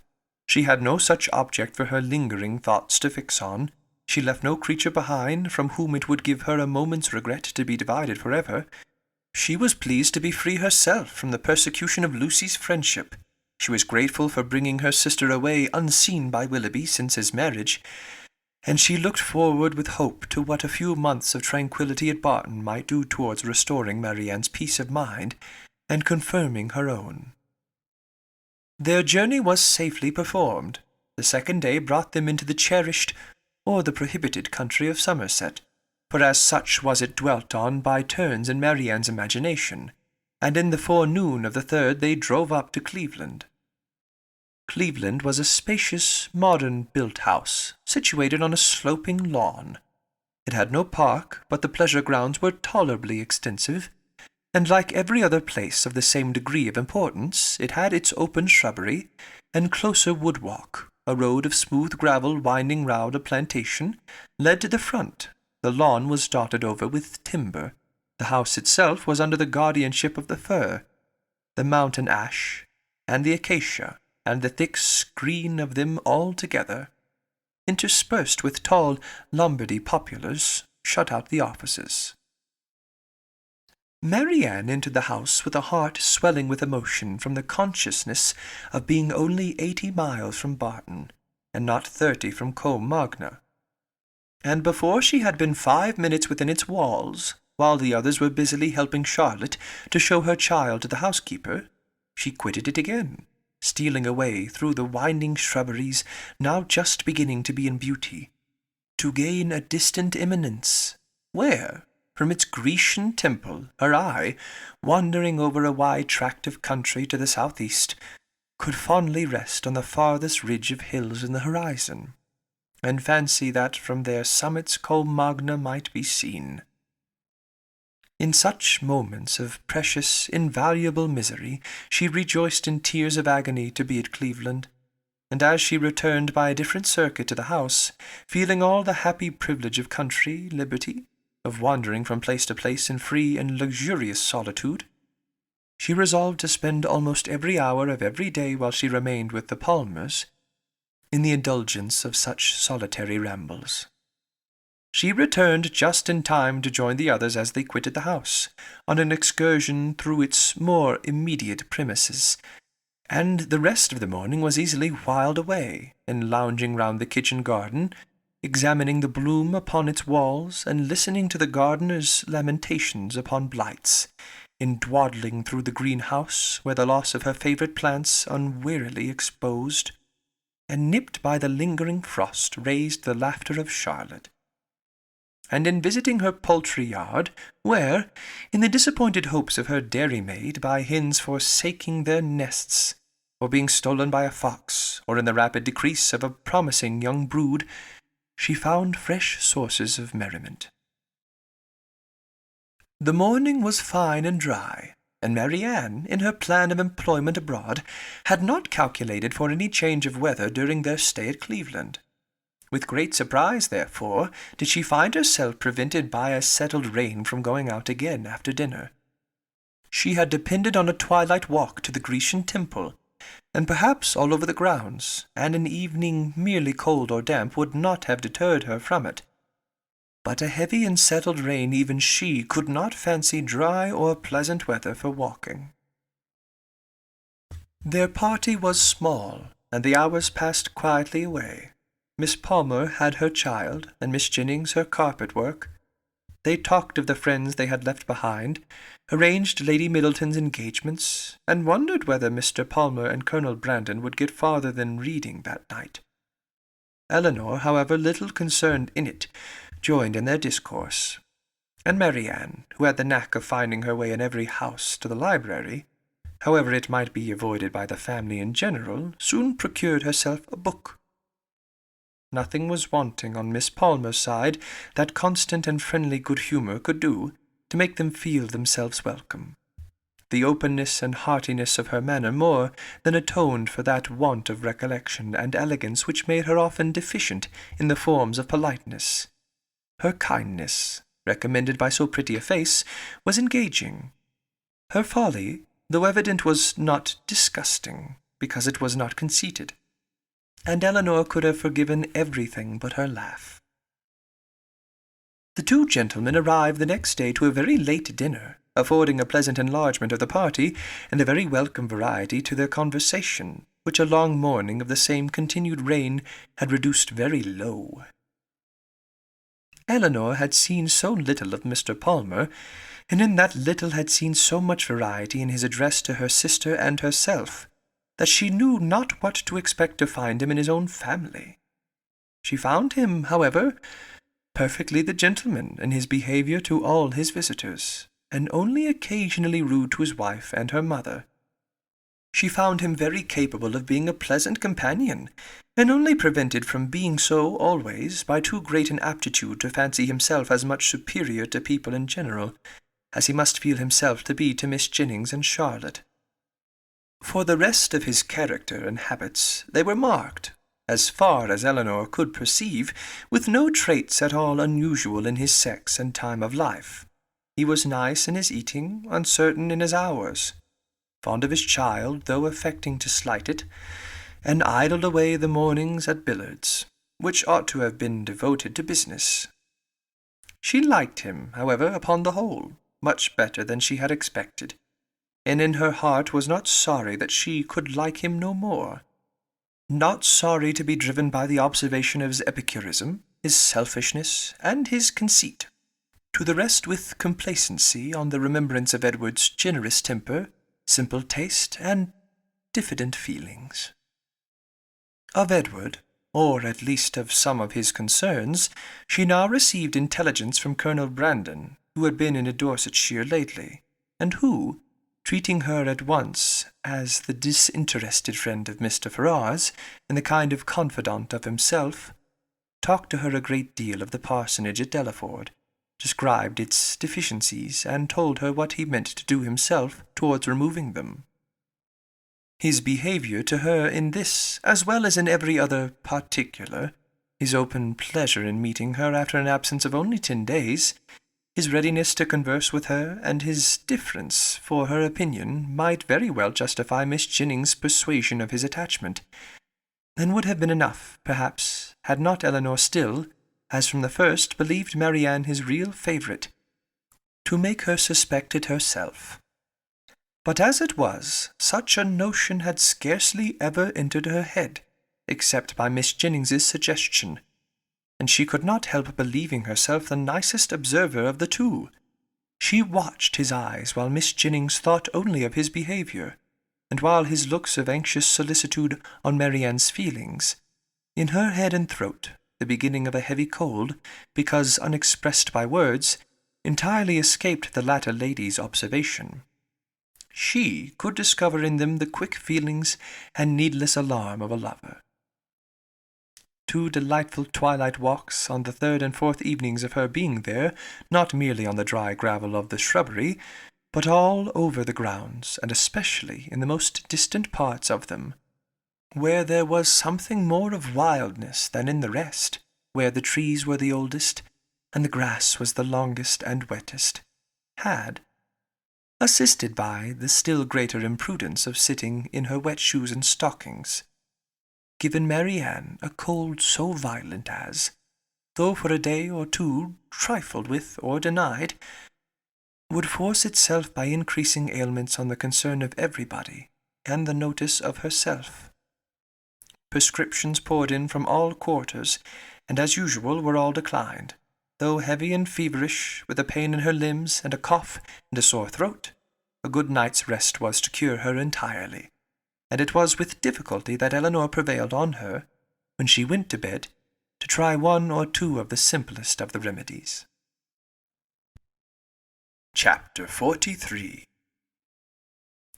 Marianne got up the next morning at her usual time, to every inquiry replied that she was better, and tried to prove herself so by engaging in her customary employments. but a day spent in sitting shivering over the fire with a book in her hand, which she was unable to read, or in lying, weary and languid on a sofa, did not speak much in favour of her amendment.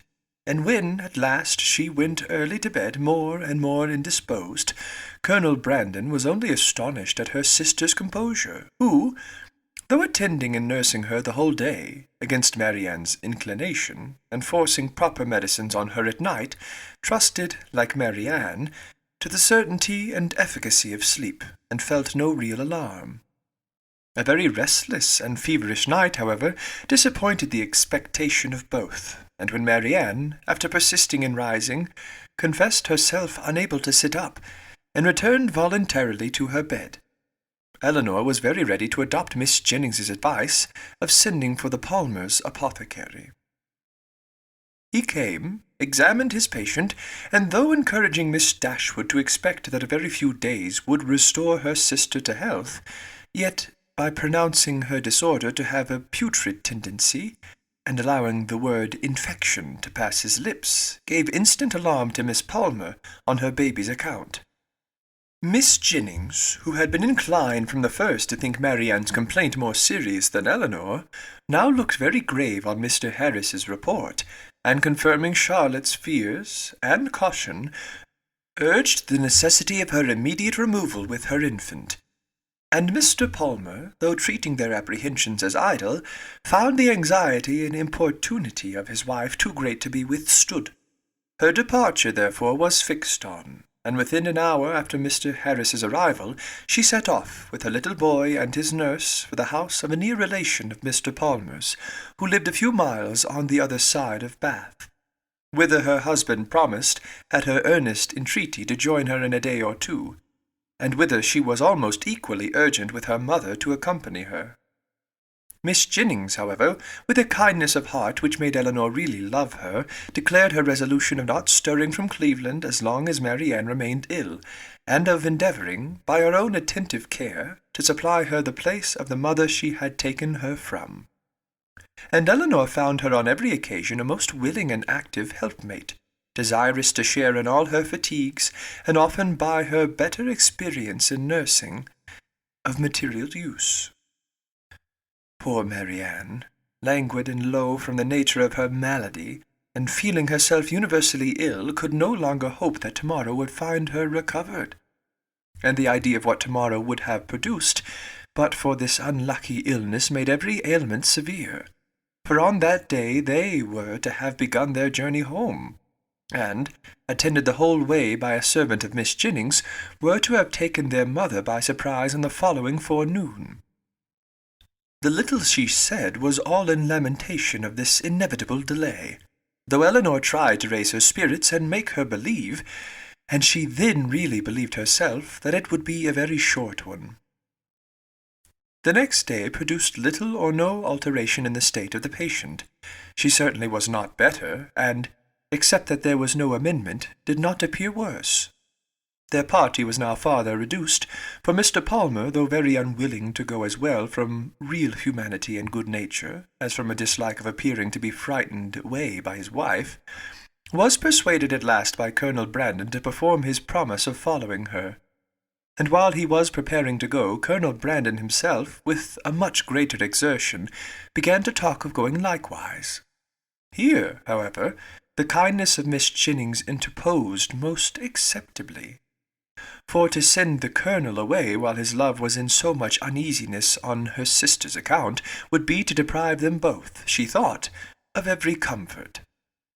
And therefore, telling him at once that his stay at Cleveland was necessary to herself, that she should want him to play at piquet of an evening, while Miss Dashwood was above with her sister, etc., she urged him so strongly to remain, that he, who was gratifying the first wish of his own heart by compliance, could not long even affect to demur, especially as Miss Jennings's entreaty was warmly seconded by Mr. Palmer, who seemed to feel a relief to himself in leaving behind him a person so well able to assist or advise Miss Dashwood in any emergence.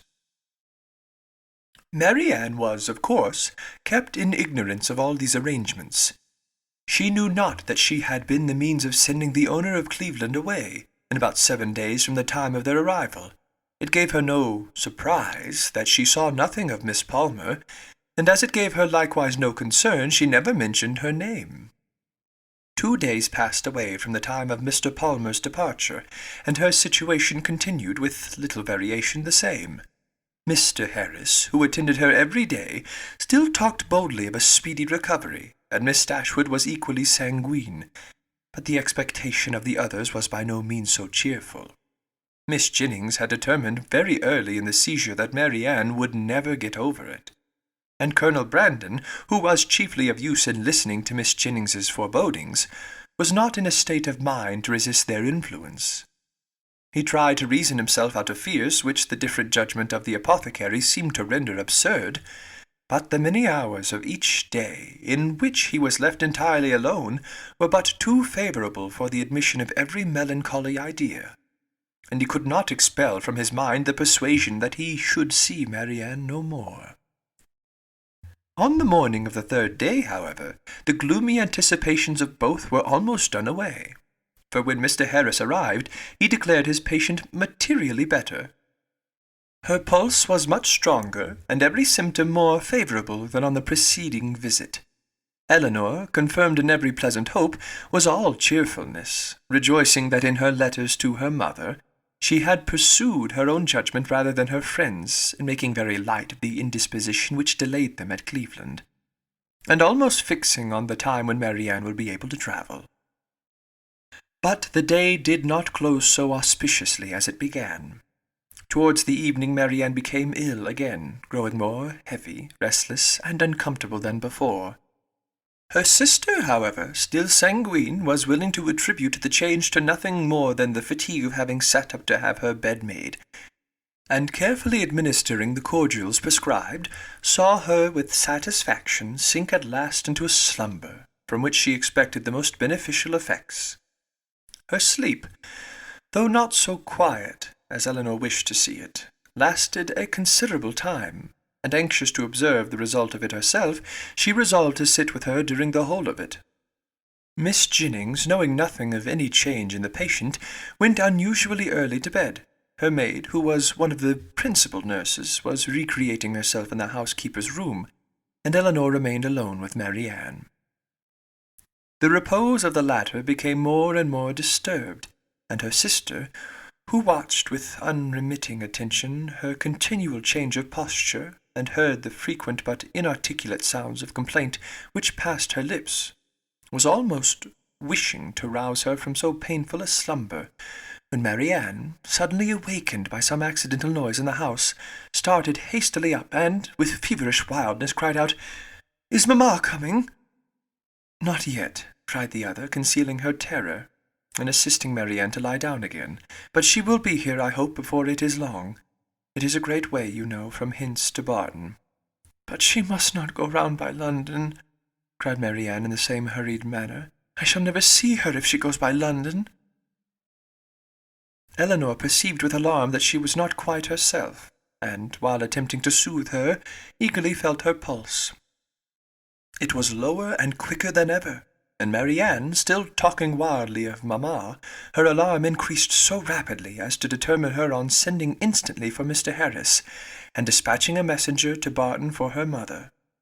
To consult with Colonel Brandon on the best means of effecting the latter was a thought which immediately followed the resolution of its performance, and as soon as she had rung up the maid to take her place by her sister, she hastened down to the drawing-room, where she knew he was generally to be found at a much later hour than the present. It was no time for hesitation. Her fears and her difficulties were immediately before him.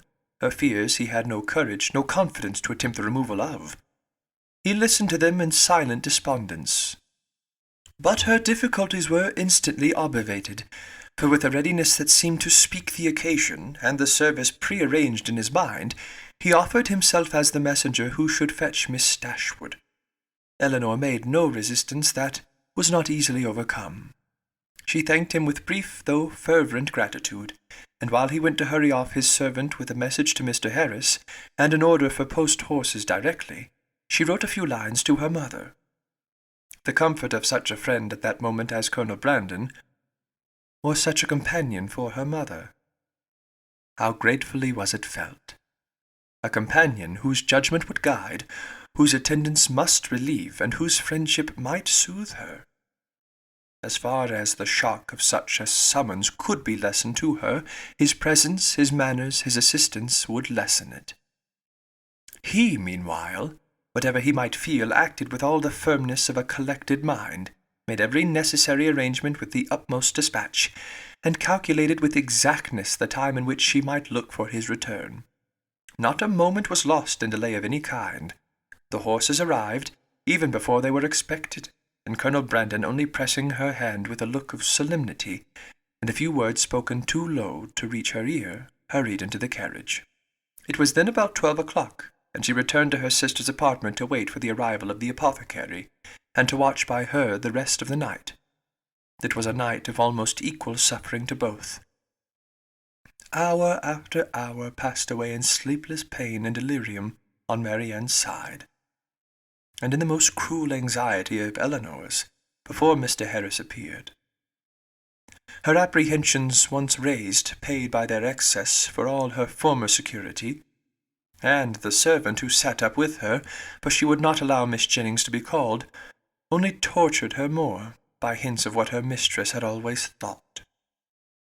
Marianne's ideas were still, at intervals, fixed incoherently on her mother, and whenever she mentioned her name, it gave a pang to the heart of poor Eleanor, who, reproaching herself for having trifled with so many days of illness, and wretched for some immediate relief, fancied that all relief might soon be in vain, that everything had been delayed too long, and pictured to herself her suffering mother arriving too late to see this darling child, or to see her rational. She was on the point of sending again for Mr. Harris, or if he could not come, for some other advice, when the former, but not till after 5 o'clock, arrived. His opinion, however, made some little amends for his delay, for though acknowledging a very unexpected and unpleasant alteration in his patient, he would not allow the danger to be material, and talked of the relief which a fresh mode of treatment must procure, with a confidence which, in a lesser degree, was communicated to Eleanor. He promised to call again in the course of 3 or 4 hours, and left both the patient and her anxious attendant more composed than he had found them. With strong concern, and with many reproaches for not being called to their aid, did Miss Jennings hear in the morning of what had passed. Her former apprehensions, now with greater reason restored, left her no doubt of the event, and though trying to speak comfort to Eleanor, her conviction of her sister's danger would not allow her to offer the comfort of hope. Her heart was really grieved. The rapid decay, the early death of a girl so young, so lovely as Marianne, must have struck a less interested person with concern. On Miss Jennings's comparison, she had other claims. She had been for 3 months her companion, was still under her care, and she was known to have been greatly injured and long unhappy. The distress of her sister, too, particularly a favourite, was before her. And as for their mother, when Miss Jennings considered that Marianne might probably be to her what Charlotte was to herself, her sympathy in her suffering was very sincere. Mr. Harris was punctual in his second visit, but he came to be disappointed in his hopes of what the last would produce. His medicines had failed, the fever was unabated, and Marianne, only more quiet, not more herself, remained in a heavy stupor. Eleanor, catching all, and more than all, his fears in a moment, proposed to call in further advice, but he judged it unnecessary. He had still something more to try, some more fresh application, of whose success he was as confident as the last, and his visit concluded with encouraging assurances, which reached the ear but could not enter the heart of Miss Dashwood. She was calm, except when she thought of her mother, but she was almost hopeless, and in this state she continued till noon, scarcely stirring from her sister's bed, her thoughts wandering from one image of grief, one suffering friend to another, and her spirits oppressed to the utmost by the conversation of Miss Jennings, who scrupled not to attribute the severity and danger of this attack to the many weeks of previous indisposition which Marianne's disappointment had brought on. Eleanor felt all the reasonableness of the idea, and it gave fresh misery to her reflections. About noon, however, she began, but with a caution, a dread of disappointment which for some time kept her silent even to her friend. To fancy, to hope she could perceive a slight amendment in her sister's pulse. She waited, watched, and examined it again and again, and at last, with an agitation more difficult to bury under exterior calmness than all her foregoing distress, ventured to communicate her hopes. Miss Jennings, though forced on examination to acknowledge a temporary revival, tried to keep her young friend from indulging a thought of its continuance. And Eleanor, conning over every injunction of distrust, told herself likewise not to hope. But it was too late. Hope had already entered, and feeling all its anxious flutter, she bent over her sister to watch. She hardly knew for what. Half an hour passed away, and the favourable symptom yet blessed her. Others even arose to confirm it. Her breath, her skin, her lips, all flattered Eleanor with signs of amendment. And Marianne fixed her eyes on her with a rational, though languid gaze. Anxiety and hope now oppressed her in equal degrees, and left her no moment of tranquillity, till the arrival of Mr. Harris at 4 o'clock. When his assurances, his felicitations on a recovery in her sister, even surpassing his expectation, gave her confidence, comfort, and tears of joy. Marianne was in every respect materially better, and he declared her entirely out of danger. Miss Jennings, perhaps satisfied with the partial justification of her forebodings, which had been found in their late alarm, allowed herself to trust in his judgment, and admitted, with unfeigned joy, as soon with unequivocal cheerfulness, the probability of an entire recovery. Eleanor could not be cheerful. Her joy was of a different kind, and led to anything rather than to gaiety. Marianne, restored to life, health, friends, and to her doting mother, was an idea to fill her heart with sensations of exquisite comfort, and expand it in fervent gratitude. But it led to no outward demonstrations of joy, no words, no smiles. All within Eleanor's breast was satisfaction, silent and strong. She continued by the side of her sister with little intermission the whole afternoon, calming every fear, satisfying every inquiry of her enfeebling spirits, supplying every succour, and watching almost every look and every breath. The possibility of a relapse would, of course, in some moments occur to remind her of what anxiety was. But when she saw, on her frequent and minute examination, that every symptom of recovery continued, and saw Marianne at 6 o'clock sink into a quiet, steady, and to all appearance comfortable sleep, she silenced every doubt. The time was now drawing on when Colonel Brandon might be expected back. At 10 o'clock she trusted, or at least not much later, her mother would be relieved from the dreadful suspense in which she must now be travelling towards them. The Colonel, too, perhaps scarcely less an object of pity. Oh, how slow was the progress of time which yet kept them in ignorance! At 7 o'clock, leaving Marianne still sweetly asleep, she joined Miss Jennings in the drawing-room to tea. Of breakfast she had been kept by her fears, and of dinner by their sudden reverse from eating much, and the present refreshment, therefore, with such feelings of content as she brought to it, was particularly welcome. Miss Jennings would have persuaded her at its conclusion to take some rest before her mother's arrival, and allow her to take her place by Marianne.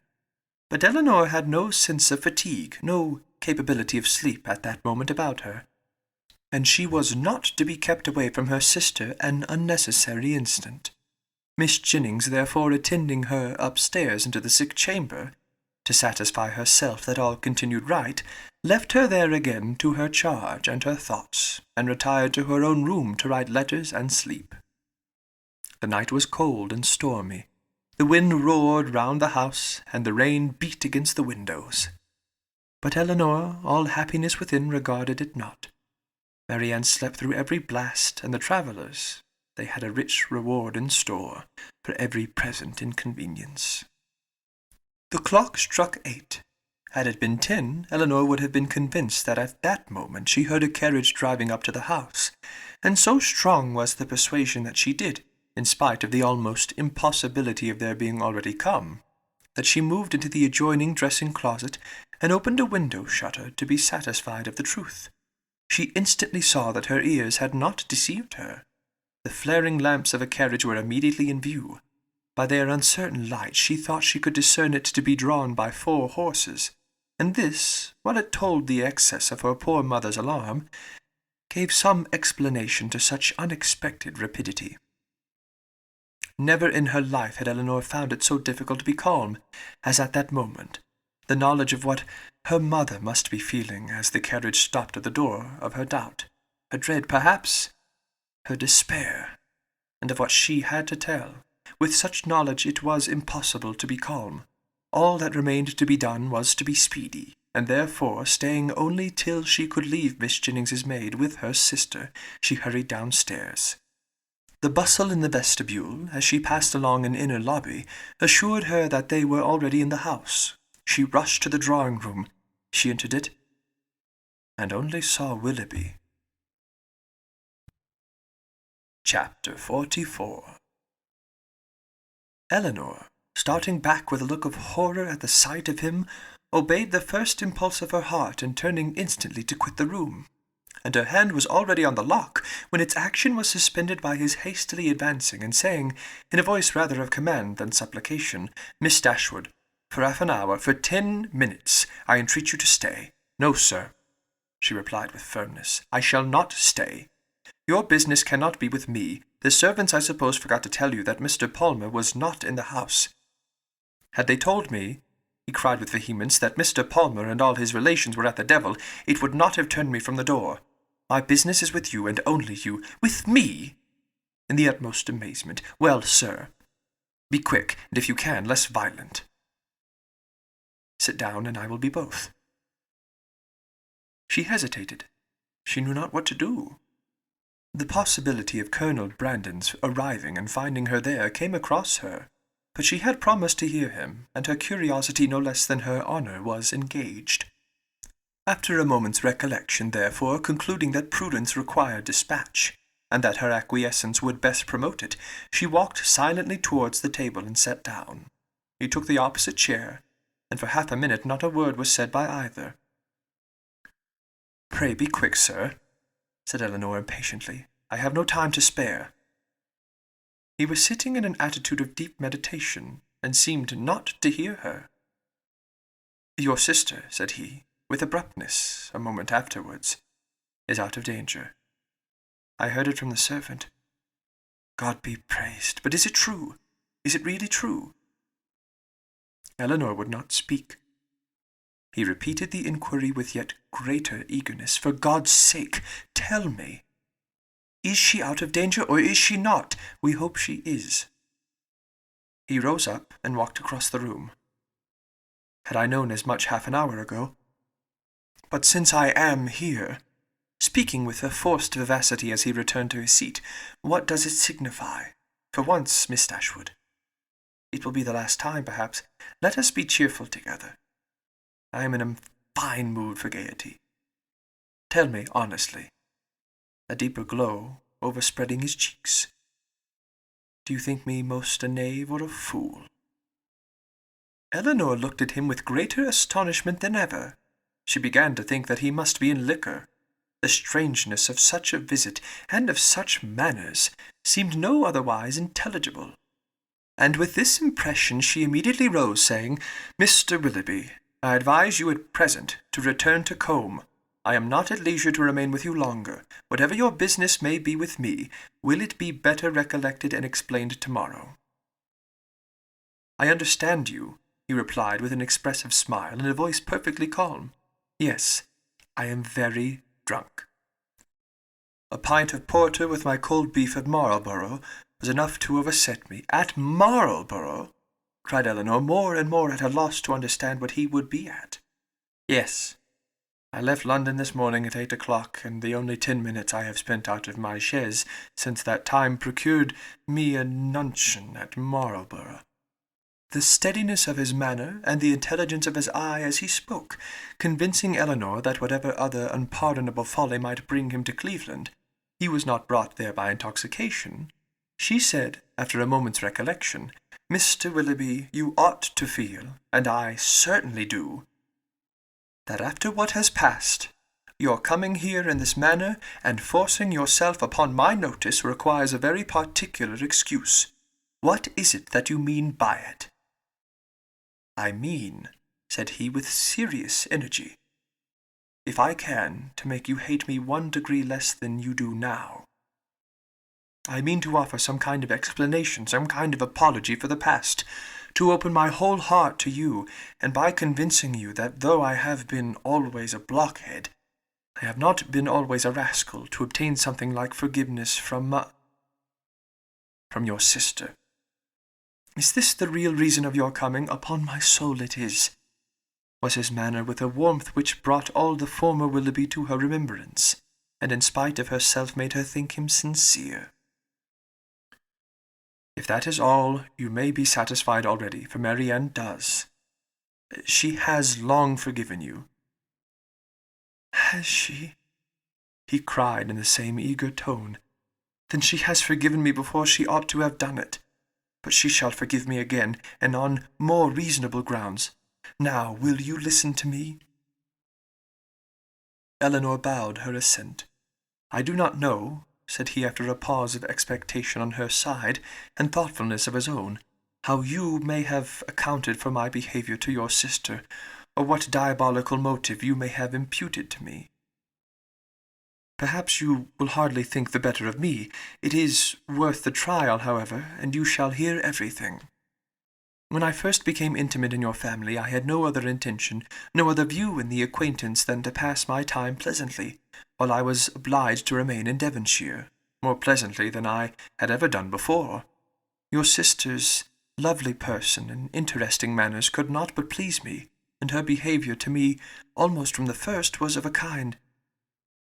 It is astonishing, when I reflect on what it was, and what she was, that my heart should have been so insensible. But at first, I must confess, my vanity only was elevated by it. Careless of her happiness, thinking only of my own amusement, giving way to feelings which I had always been too much in the habit of indulging, I endeavoured by every means in my power to make myself pleasing to her, without any design of returning her affection. Miss Dashwood, at this point, turning her eyes on him with the most angry contempt, stopped him by saying, "It is hardly worth while, Mr. Willoughby, for you to relate, or for me to listen any longer. Such a beginning as this cannot be followed by anything. Do not let me be pained by hearing anything more on the subject." "I insist on you hearing the whole of it," he replied. "My fortune was never large, and I had always been expensive, always in the habit of associating with people of better income than myself. Every year since my coming of age, or even before, I believe, had added to my debts, and though the death of my old cousin, Miss Smith, was to set me free, yet that event being uncertain and possibly far distant, it had been for some time my intention to re-establish my circumstances by marrying a woman of fortune.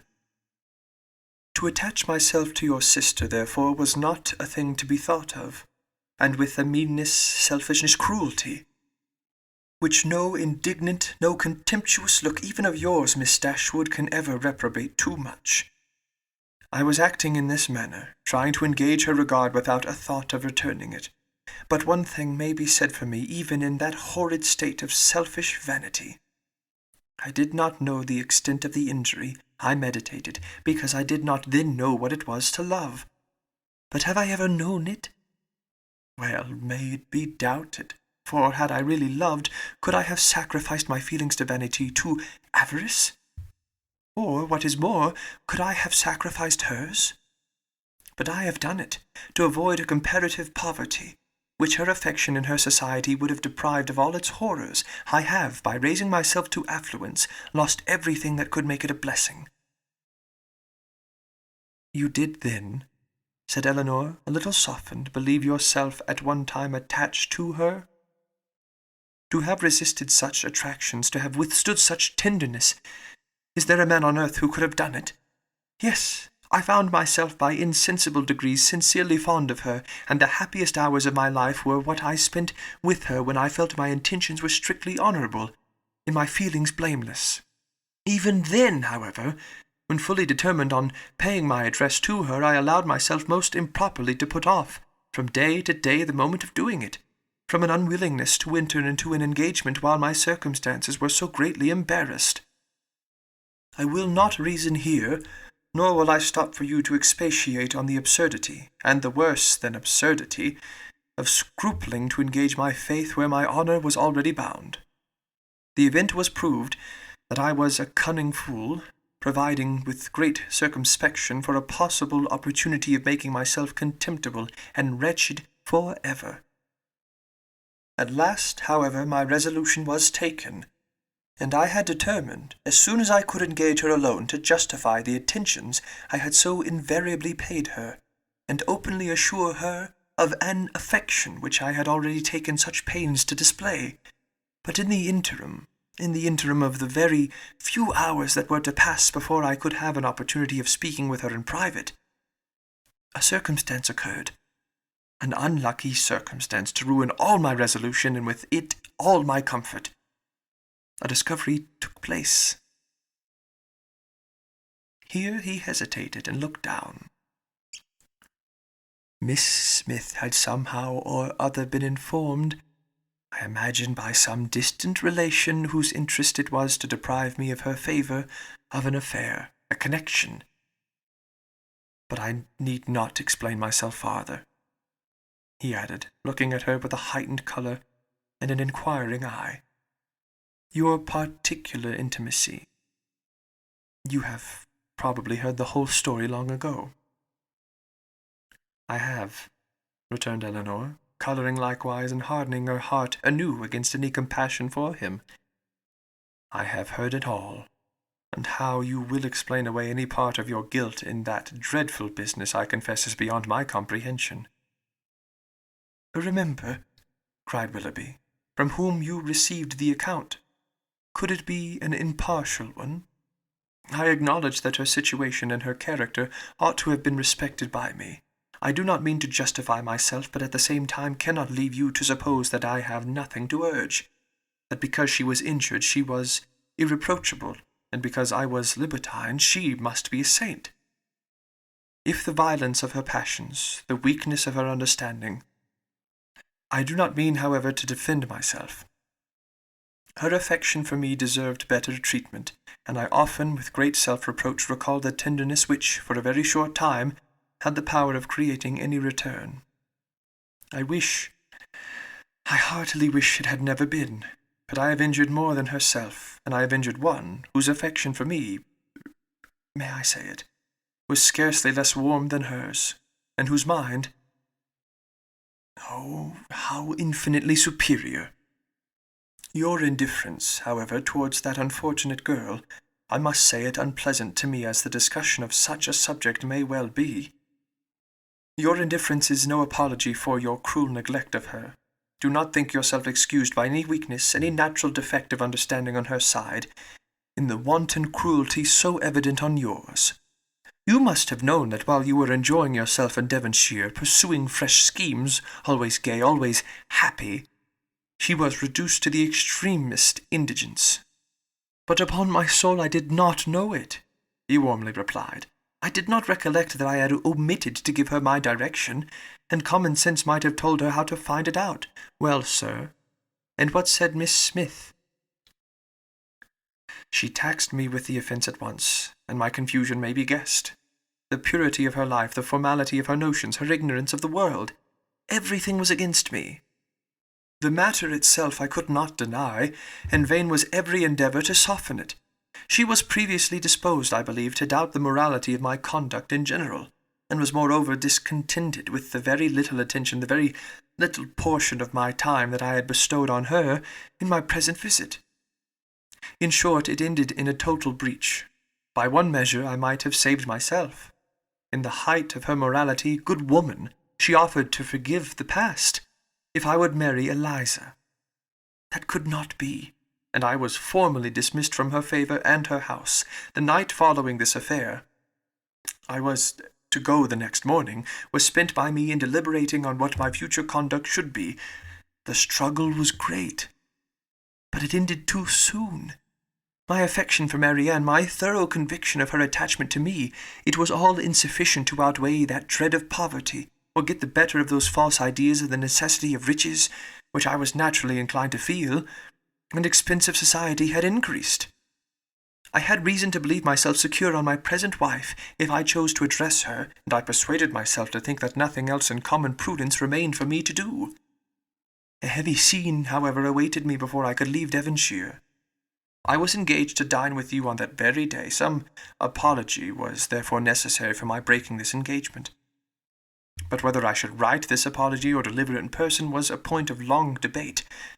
To see Marianne I felt would be dreadful, and I even doubted whether I could see her again, and keep to my resolution.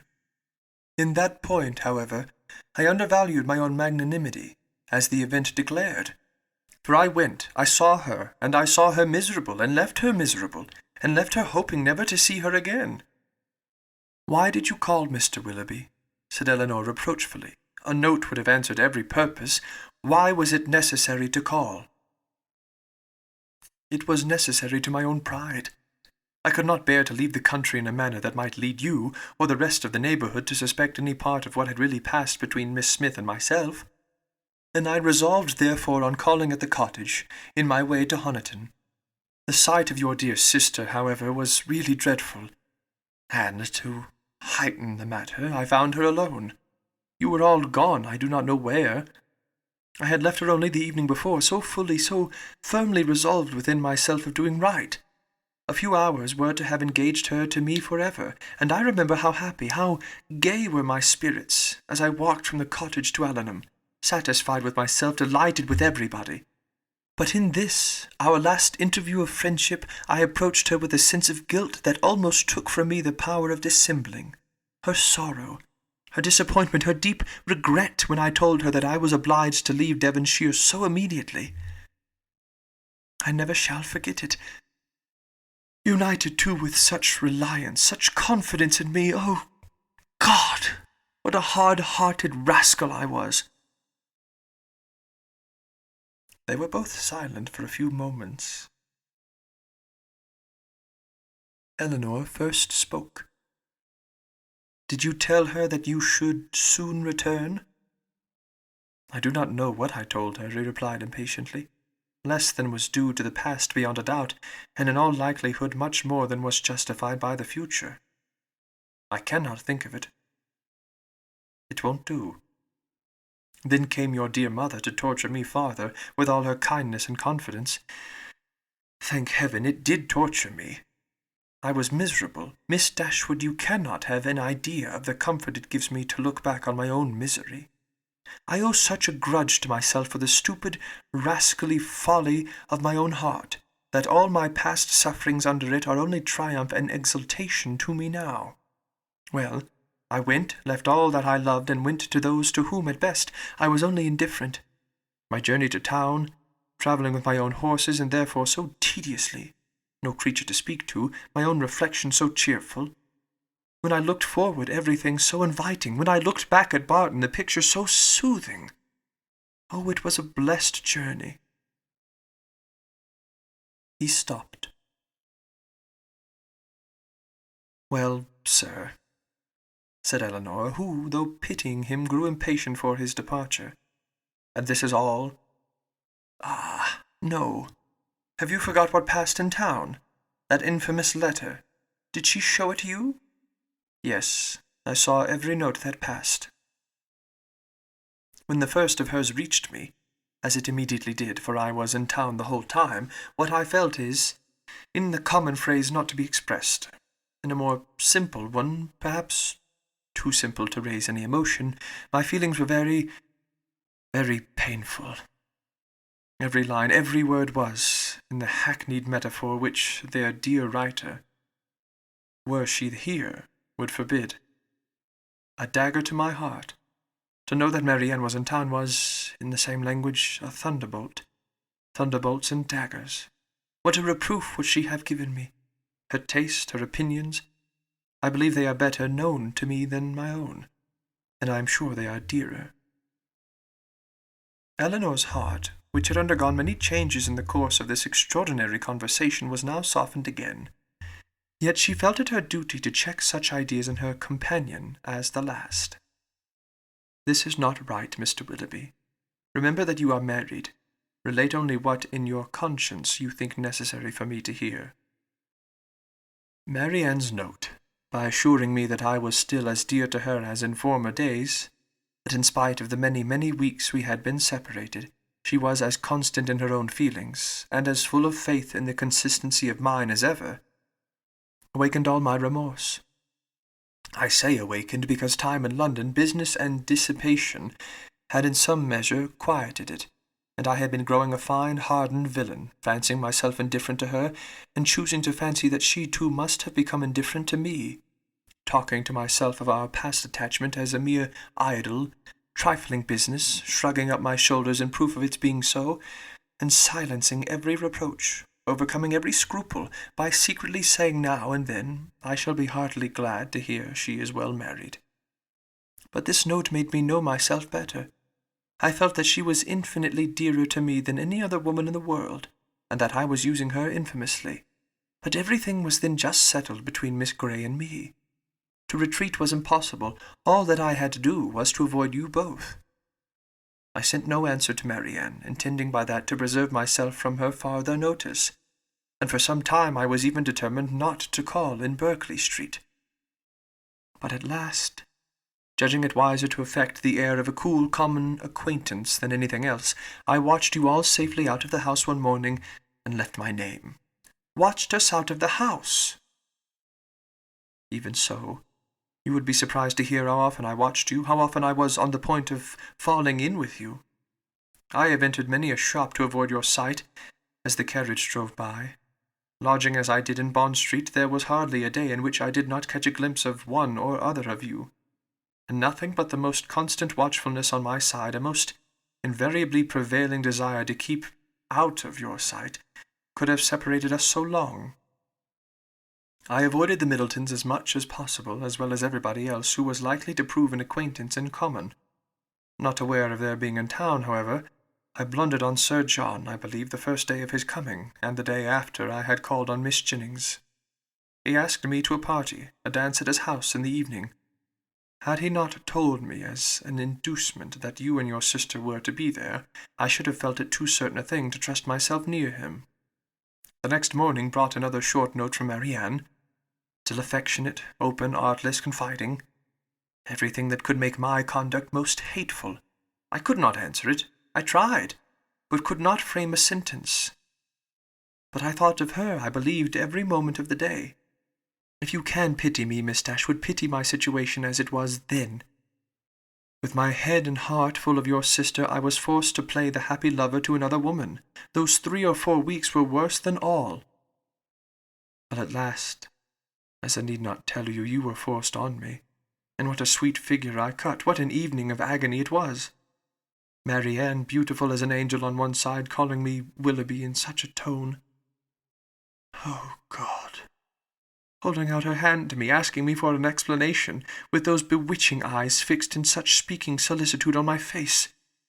And Sophia, jealous as the devil on the other hand, looking all that was. But it does not signify. It is over now. Such an evening! I ran away from you all as soon as I could, but not before I had seen Marianne's sweet face as white as death. That was the last look I ever had of her, the last manner in which she appeared to me. It was a horrid sight, yet when I thought of her today as really dying, it was a kind of comfort to me to imagine that I knew exactly how she would appear to those who saw her last in this world. She was before me, constantly before me, as I travelled in the same look and hue. A short pause of mutual thoughtfulness succeeded. Willoughby, first rousing himself, broke it thus. "Well, let me make haste and be gone. Your sister is certainly better, certainly out of danger. We are as sure of it. Your poor mother, too, doting on Marianne. But the letter, Mr. Willoughby, your own letter, have you anything to say about that?" Yes, yes, that in particular. Your sister wrote to me again, you know, the very next morning. You saw what she said. I was breakfasting at Ellison's, and her letter, with some others, was brought to me there from my lodgings. It happened to catch Sophia's eye before it caught mine, and its size, the elegance of the paper, the handwriting altogether, immediately gave her a suspicion. Some vague report had reached her before of my attachment to some young lady in Devonshire, and what had passed within her observation the preceding event had marked who the young lady was, and made her more jealous than ever. Affecting that air of playfulness, therefore, which is delightful in a woman one loves, she opened the letter directly, and read its contents. She was well paid for her impudence. She read what made her wretched. Her wretchedness I could have borne, but her passion, her malice. At all events it must be appeased, and, in short, what do you think of my wife's style of letter-writing? Delicate, tender, truly feminine, was it not? Your wife. The letter was in your own handwriting, yes, but I had only the credit of servilely copying such sentences as I was ashamed to put my name to. The original was all her own happy thoughts and gentle diction. But what could I do? We were engaged, everything in preparation, the day almost fixed. But I am talking like a fool. Preparation, day. In honest words, her money was necessary to me, and in a situation like mine, anything was to be done to prevent a rupture. And after all, what did it signify to my character in the opinion of Marianne and her friends, in what language my answer was couched? It must have been only to one end. My business was to declare myself a scoundrel, and whether I did it with a bow or a bluster was of little importance.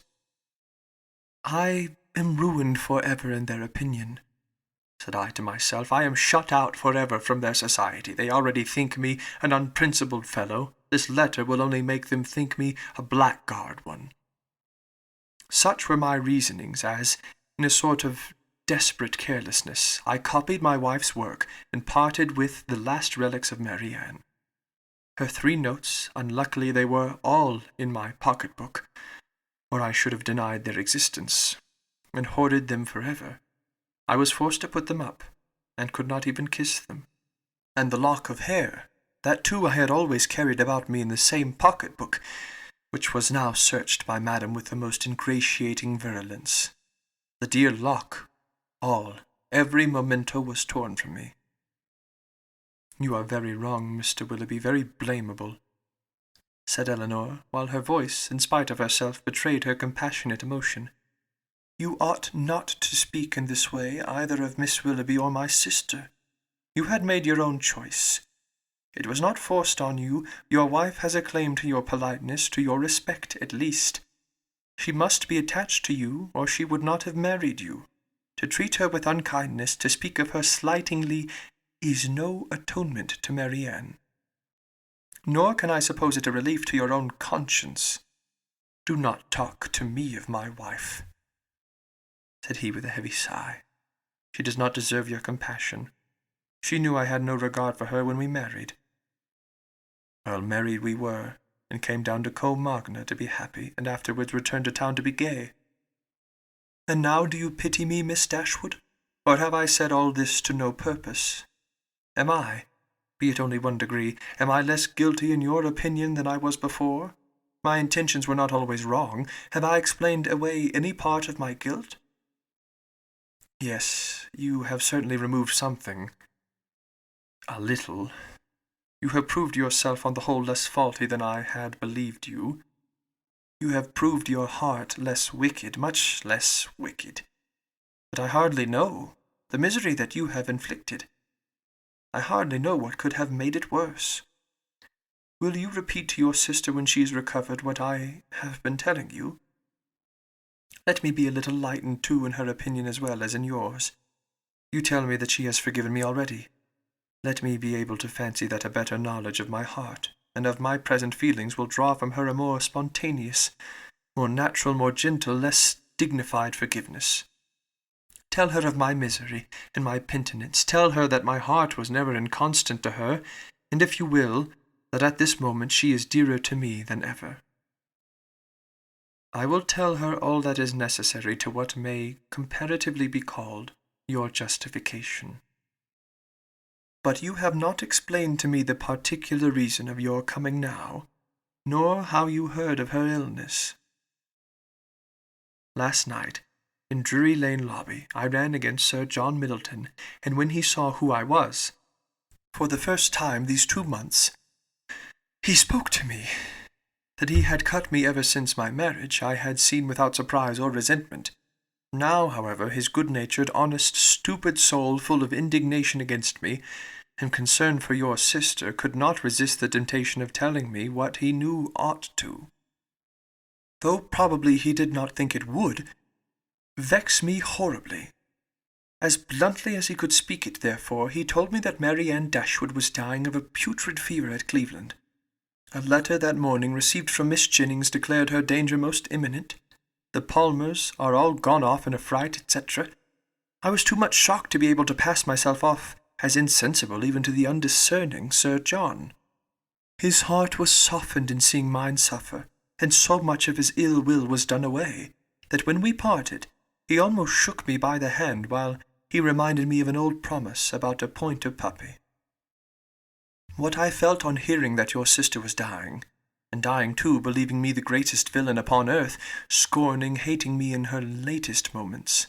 For how could I tell what horrid projects might not have been imputed? One person, I was sure, would represent me as capable of anything. What I felt was dreadful. My resolution was soon made, and at 8 o'clock this morning I was in my carriage. Now you know all. Eleanor made no answer. Her thoughts were silently fixed on the irreparable injury which too early in independence and its consequent habits of idleness, dissipation, and luxury had made in the mind, the character, the happiness of a man who, to every advantage of person and talents, united a disposition naturally open and honest, and a feeling, affectionate temper. The world had made him extravagant and vain. Extravagance and vanity had made him cold-hearted and selfish. Vanity, while seeking its own guilty triumph at the expense of another, had involved him in a real attachment which extravagance, or at least its offspring, necessity, had required to be sacrificed. Each faulty propensity in leading him to evil had led him likewise to punishment. The attachment from which against honour, against feeling, against every better interest he had outwardly torn himself now, when no longer allowable, governed every thought. And the connection, for the sake of which he had, with little scruple, left her sister to misery, was likely to prove a source of unhappiness to himself of a far more incurable nature. From a reverie of this kind she was recalled at the end of some minutes by Willoughby, who, rousing himself from a reverie at least equally painful, started up in preparation for going, and said, "There is no use in staying here. I must be off. Are you going back to town?" "No." "To Combe Magna. I have business there, from thence to town in a day or 2. Good-bye." He held out his hand. She could not refuse to give him hers. He pressed it with affection. "And you do think something better of me than you did?" said he, letting it fall and leaning against the mantelpiece as if forgetting he was to go. Eleanor assured him that she did, that she forgave, pitied, wished him well, was even interested in his happiness, and added some gentle counsel as to the behaviour most likely to promote it. His answer was not very encouraging. "As to that," said he, "I must rub through the world as well as I can. Domestic happiness is out of the question. If, however, I am allowed to think that you and yours feel an interest in my fate and actions, it may be the means. It may put me on my guard. At least, it may be something to live for. Mary Ann, to be sure, is lost to me for ever. Were I even by any blessed chance at liberty again—" Eleanor stopped him with a reproof. "Well," he replied, "once more good-bye. I shall now go away and live in dread of one event." What do you mean? Your sister's marriage. You are very wrong. She can never be more lost to you than she is now.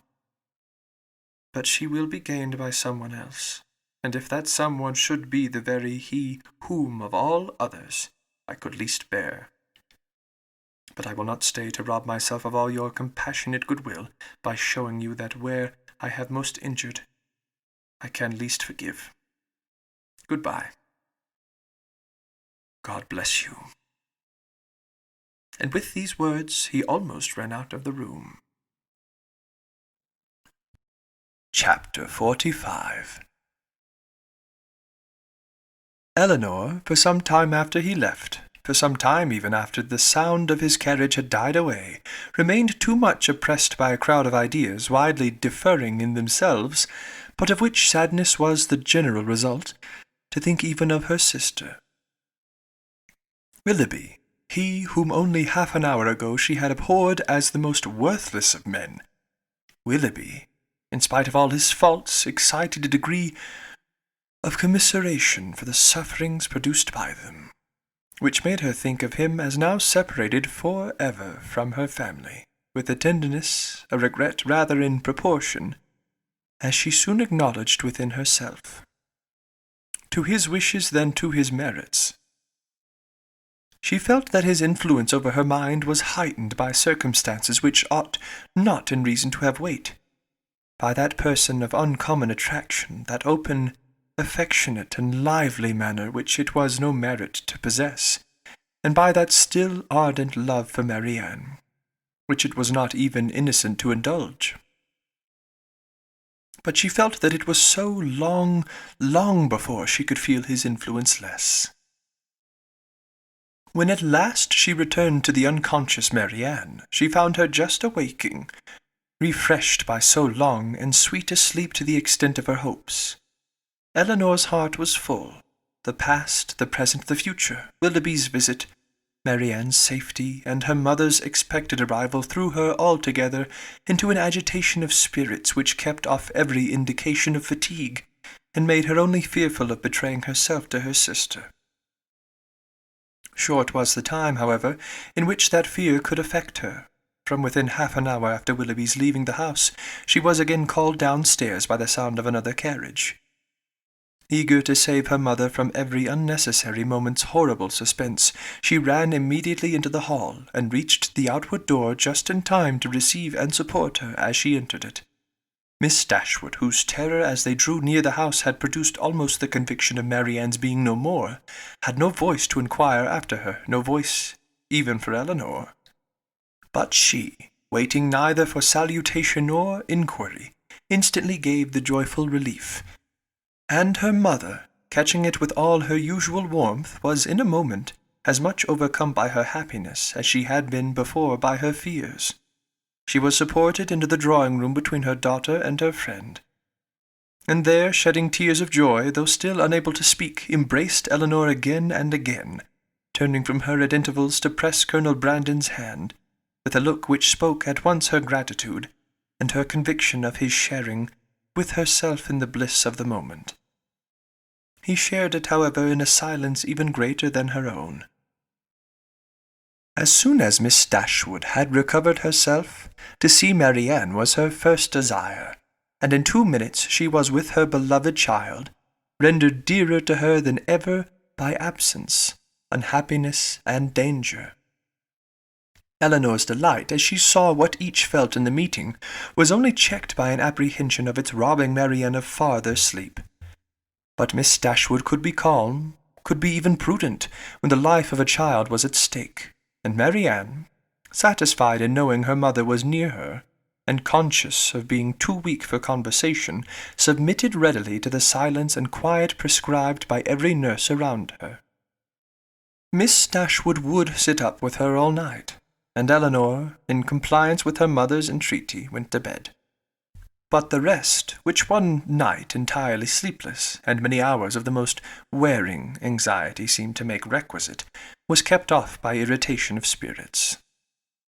Willoughby, poor Willoughby, as she now allowed herself to call him, was constantly in her thoughts. She would not but have heard his vindication for the world, and now blamed, now acquitted herself for having judged him so harshly before. But her promise of relating it to her sister was invariably painful. She dreaded the performance of it, dreaded what its effect on Marianne might be, doubted whether after such an explanation she could ever be happy with another, and for a moment wished Willoughby a widower. Then, remembering Colonel Brandon, reproved herself, felt that to his sufferings, and his constancy far more than to his rivals, the reward of her sister was due, and wished anything rather than Miss Willoughby's death. The shock of Colonel Brandon's errand at Barton had been much softened to Miss Dashwood by her own previous alarm, for so great was her uneasiness about Marianne, that she had already determined to set out for Cleveland on that very day, without waiting for any further intelligence, and had so far settled her journey before his arrival, that the Careys were then expected every moment to fetch Margaret away, as her mother was unwilling to take her where there might be infection. Marianne continued to mend every day, and the brilliant cheerfulness of Miss Dashwood's look and spirits proved her to be, as she repeatedly declared herself, one of the happiest women in the world. Elinor could not hear the declaration, nor witness its proofs, without sometimes wondering whether her mother ever recollected Edward. But Miss Dashwood, trusting to the temperate account of her own disappointment which Elinor had sent her, was led away by the exuberance of her joy to think only of what would increase it. Marianne was restored to her from a danger in which, as she now began to feel, her own mistaken judgment in encouraging the unfortunate attachment to Willoughby had contributed to place her, and in her recovery she had yet another source of joy unthought of by Elinor. It was thus imparted to her as soon as any opportunity of private conference between them occurred.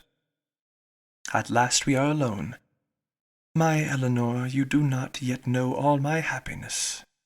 Colonel Brandon loves Marianne. He has told me so himself. Her daughter, feeling by turns both pleased and pained, surprised and not surprised, was all silent attention. You are never like me, dear Elinor, or I should wonder at your composure now. Had I sat down to wish for any possible good to my family, I should have fixed on Colonel Brandon's marrying one of you as the object most desirable, and I believe Marianne will be the most happy with him of the two. Elinor was half inclined to ask her reason for thinking so, because satisfied that none founded on an impartial consideration of their age, characters, or feelings could be given. But her mother must always be carried away by her imagination on any interesting subject, and therefore, instead of an inquiry, she passed it off with a smile. He opened his whole heart to me yesterday as we travelled. It came out quite unawares, quite undesignedly. I, you may well believe, could talk of nothing but my child. He could not conceal his distress. I saw that it equalled my own, and he perhaps, thinking that mere friendship, as the world now goes, would not justify so warm a sympathy, or rather not thinking at all, I suppose, giving way to irresistible feelings, made me acquainted with his earnest, tender, constant affection for Marianne. He has loved her, my Elinor, ever since the first moment of seeing her. Here, however, Elinor perceived not the language, not the professions of Colonel Brandon, but the natural embellishments of her mother's active fancy, which fashioned everything delightful to her as it chose. His regard for her, infinitely surpassing anything that Willoughby ever felt or feigned, as much more warm, as more sincere, or constant, whichever we are to call it, has subsisted through all of the knowledge of dear Marianne's unhappy prepossession for that worthless young man, and without selfishness, without encouraging a hope, could he have seen her happy with another. Such a noble mind, such openness, such sincerity. No one can be deceived in him. Colonel Brandon's character, said Elinor, as an excellent man, is well established. I know it is, replied her mother seriously, or after such a warning I should be the last to encourage such affection, or even to be pleased by it. But his coming for me as he did, with such active, such ready friendship, is enough to prove him one of the worthiest of men. His character, however, answered Elinor, does not rest on one act of kindness, to which his affection for Marianne, were humanity out of the case, would have prompted him.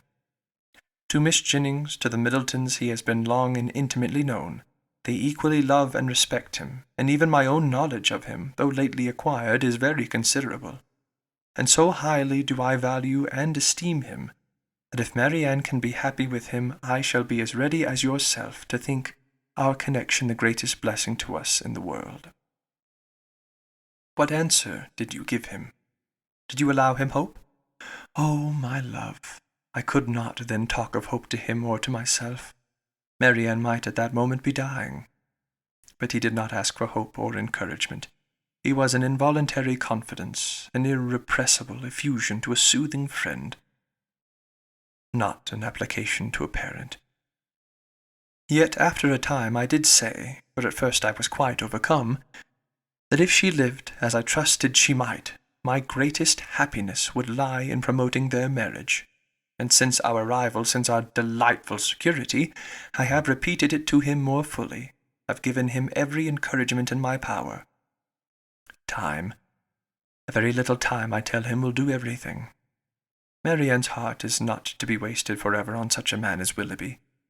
His own merits must soon secure it. To judge from the Colonel's spirits, however, you have not yet made him equally sanguine.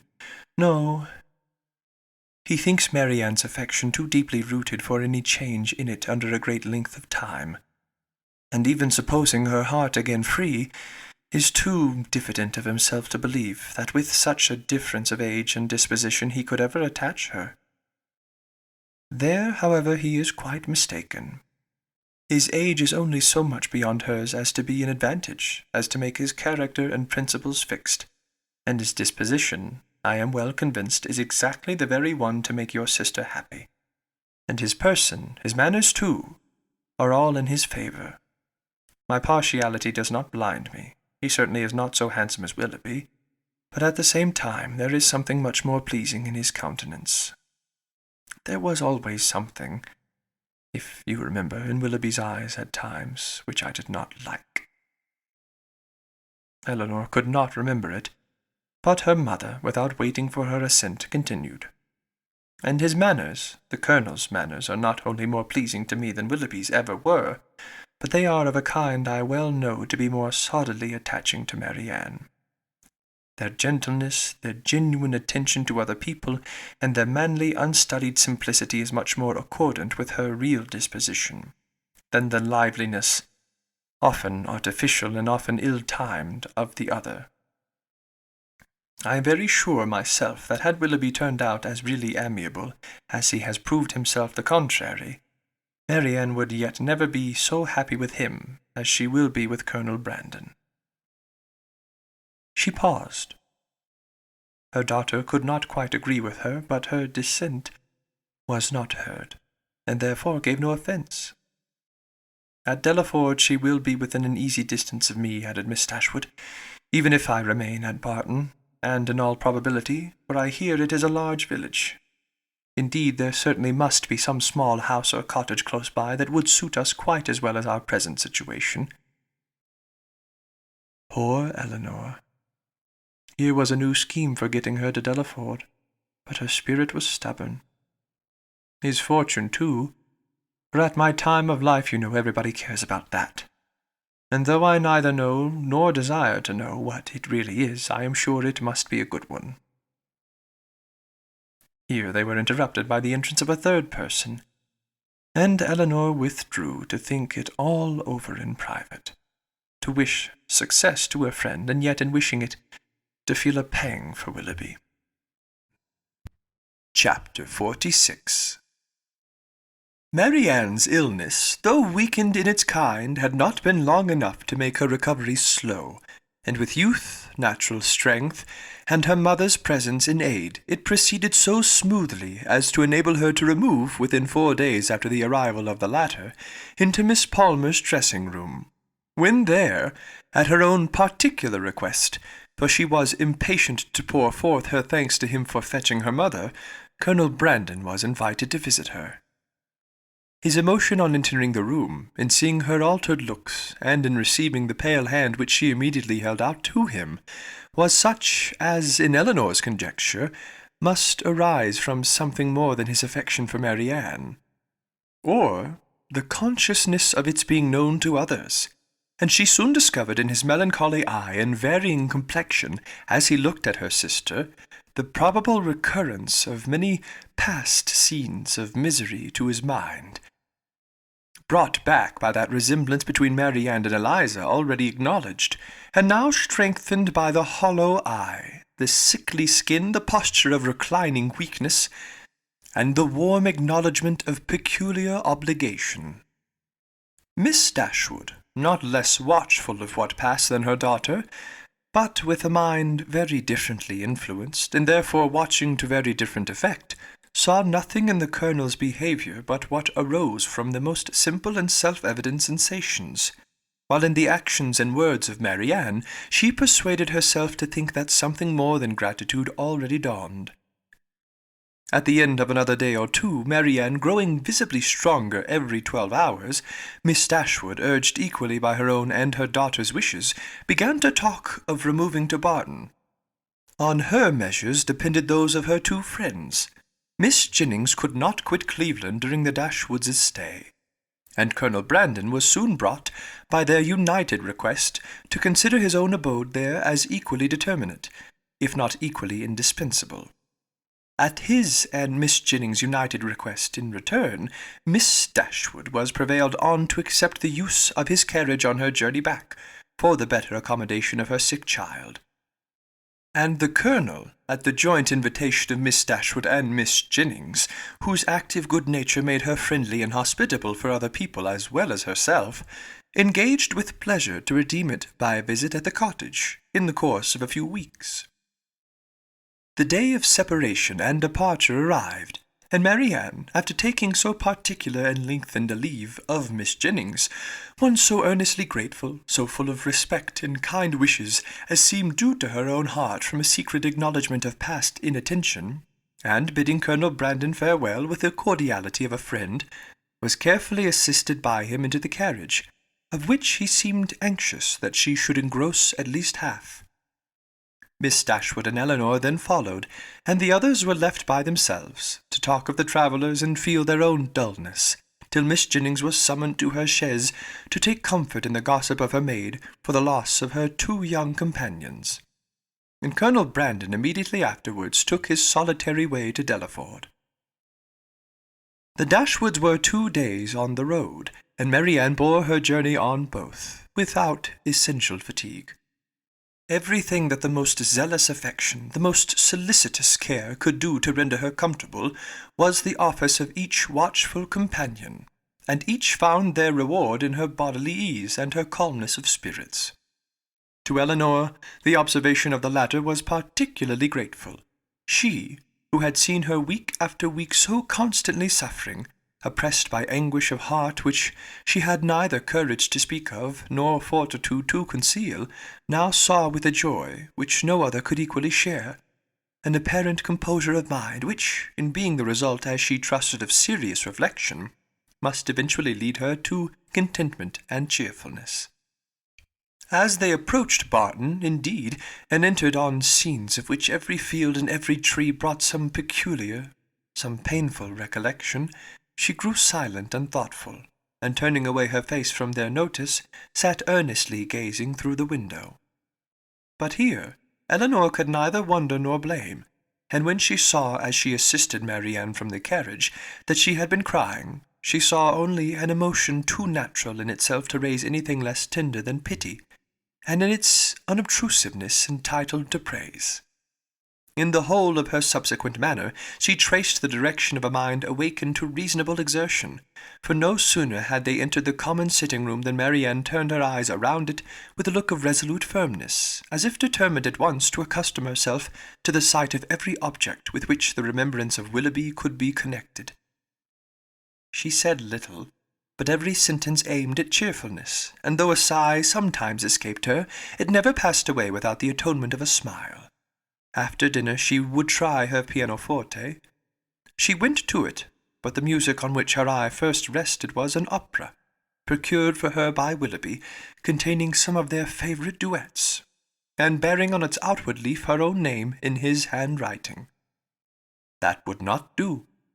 She shook her head, put the music aside, and after running over the keys for a minute, complained of feebleness in her fingers, and closed the instrument again, declaring, however, with firmness as she did so, that she should in future practice much.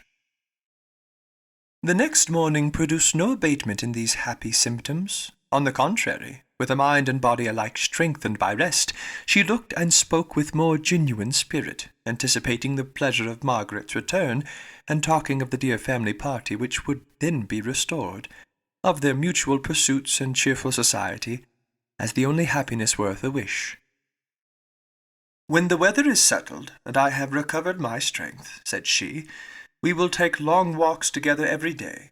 We will walk to the farm at the edge of the down, and see how the children go on. We will walk to Sir John's new plantation at Barton Cross, and the Abbeyland. And we will often go the old ruins of the Priory, and try to trace its foundations as far as we are told they once reached. I know we shall be happy. I know the summer will pass happily away. I mean never to be later in rising than 6, and from that time till dinner I shall divide every moment between music and reading. I have formed my plan, and am determined to enter on a course of serious study. Our own library is too well known to me to be restored to for anything beyond mere amusement.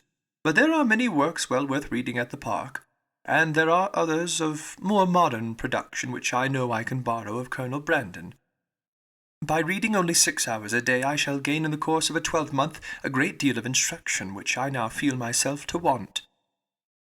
Elinor honoured her for a plan which originated so nobly as this, though smiling to see the same eager fancy which had been leading her to the extreme of languid indolence and selfish repining, now at work in introducing excess into a scheme of such rational employment and virtuous self-control.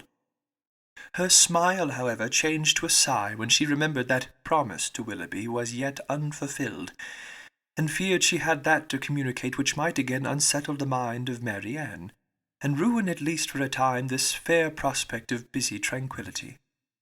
Willing, therefore, to delay the evil hour, she resolved to wait till her sister's health were more secure before she appointed it. But the resolution was made only to be broken. Marianne had been 2 or 3 days at home before the weather was fine enough for an invalid like herself to venture out.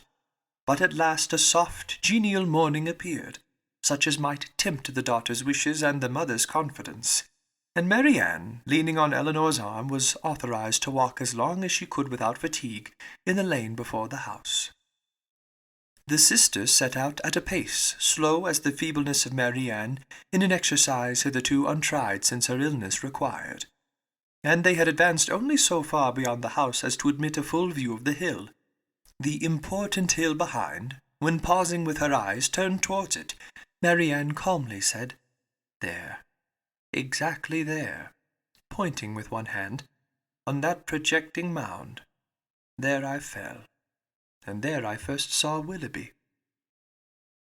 Her voice sunk with the word, but presently reviving, she added, "I am thankful to find that I can look with so little pain on the spot. Shall we ever talk on that subject, Elinor?" Hesitatingly it was said. "Or will it be wrong? I can talk of it now, I hope, as I ought to do." Elinor tenderly invited her to be open. "As for regret," said Marianne, "I have done with that, as far as he is concerned. I do not mean to talk to you of what my feelings have been for him, but what they are now. At present, if I could be satisfied on one point, if I could be allowed to think that he was not always acting a part, not always deceiving me, but above all, if I could be assured that he never was so very wicked as my fears have sometimes fancied him, since the story of that unfortunate girl—" She stopped. Elinor joyfully treasured her words as she answered, "If you could be assured of that, you think you should be easy. Yes, my peace of mind is doubly involved in it. For not only is it horrible to suspect a person who has been what he has been to me of such designs, But what must it make me appear to myself? What in a situation like mine but a most shamefully unguarded affection could expose me to? How then, asked her sister, would you account for his behaviour? I would suppose him, oh, how gladly would I suppose him, only fickle, very, very fickle. Elinor said no more.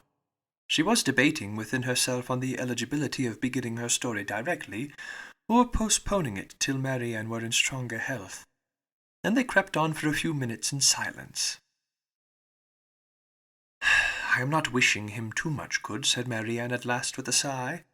When I wish his secret reflections may be no more unpleasant than my own, he will suffer enough in them. Do you compare your conduct with his? No, I compare it with what I ought to have been. I compare it with yours. Our situations have borne little resemblance. They have borne more than our conduct. Do not, my dearest Elinor, let your kindness defend what I know your judgment must censure. My illness has made me think. It has given me leisure and calmness for serious recollection, long before I was enough recovered to talk. I was perfectly able to reflect. I considered the past. I saw in my own behaviour since the beginning of our acquaintance with him last autumn nothing but a series of imprudence towards myself and want of kindness to others. I saw that my own feelings had prepared my sufferings, and that my want of fortitude under them had almost led me to the grave. My illness, I well knew, had been entirely brought on by myself by such negligence of my own health, as I had felt even at the time to be wrong. Had I died, it would have been self-destruction. I did not know my danger till the danger was removed, but with such feelings as these reflections gave me, I wondered at my recovery. Wondered at the very eagerness of my desire to live, to have time for atonement to my God, and to you all, did not kill me at once. Had I died, in what peculiar misery should I have left you, my nurse, my friend, my sister? You who had seen all the fretful selfishness of my latter days, who had known all the murmurings of my heart. How should I have lived in your remembrance? My mother, too. How could you have consoled her? I cannot express my own abhorrence of myself. Whenever I looked towards the past, I saw some duty neglected, or some failing indulged. Everybody seemed injured by me. The kindness, the unceasing kindness of Miss Jennings I had repaid with ungrateful contempt. To the Middletons, to the Palmers, the Steeles, to every common acquaintance even, I had been insolent and unjust, with a heart hardened against their merits, and a temper irritated by their very attention. To John, to Fanny. Yes, even to them, little as they deserve, I had given less than their due. But you above all, above my mother, had been wronged by me. I, and only I, knew your heart and its sorrows, yet to what did it influence me? Not to any compassion that could benefit you or myself. Your example was before me, but to what avail? Was I more considerate of you and your comfort? Did I imitate your forbearance, or lessen your restraints, by taking any part in those offices of general complaisance, or particular gratitude, which you had hitherto been left to discharge alone? No. Not less when I knew you to be unhappy than when I had believed you at ease, did I turn away from every exertion of duty or friendship, scarcely allowing sorrow to exist, but with me regretting only that heart which had deserted and wronged me, and leaving you, for whom I professed an unbounded affection, to be miserable for my sake. Here ceased the rapid flow of her self-reproving spirit, and Elinor, impatient to soothe, though too honest to flatter, gave her instantly that praise and support which her frankness and her contrition so well deserved. Marianne pressed her hand and replied, "You are very good. The future must be my proof. I have laid down my plan, and if I am capable of adhering to it, my feelings shall be governed and my temper improved. They shall no longer worry others nor torture myself. I shall now live solely for my family. You, my mother and Margaret, must henceforth be all the world to me. You will share my affections entirely between you, from my home, I shall never again have the smallest incitement to move. and if I do mix in other society, it will be only to show that my spirit is humbled, my heart amended, and that I can practice the civilities, the lesser duties of life, with gentleness and forbearance. As for Willoughby, to say that I shall soon or that I shall ever forget him would be idle. His remembrance can be overcome by no change of circumstances or opinions. But it shall be regulated. It shall be checked by religion, by reason, by constant employment. She paused, and added in a low voice,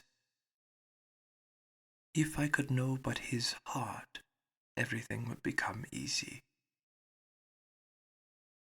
Eleanor, who had now been for some time reflecting on the propriety or impropriety of speedily hazarding her narration, without feeling at all nearer decision than at first, heard this, and perceiving that, as reflection did nothing, resolution must do all, soon found herself leading to the fact.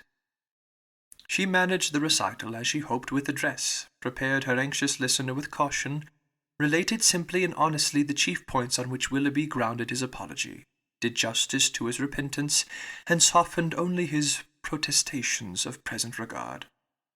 Marianne said not a word. She trembled. Her eyes were fixed on the ground, and her lips became whiter than even sickness had left them. 1,000 inquiries sprung up from her heart, but she dared not urge one. She caught every syllable with panting eagerness. Her hand, unknowingly to herself, closely pressed her sister's, and tears covered her cheeks.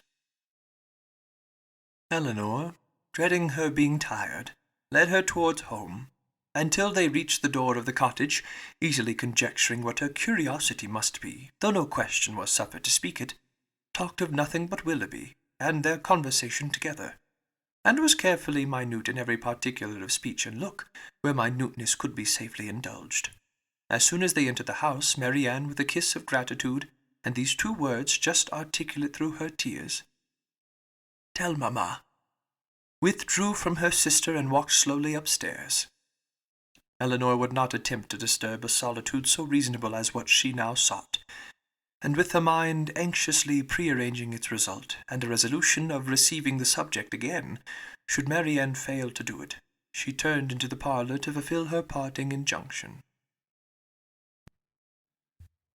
Chapter 47.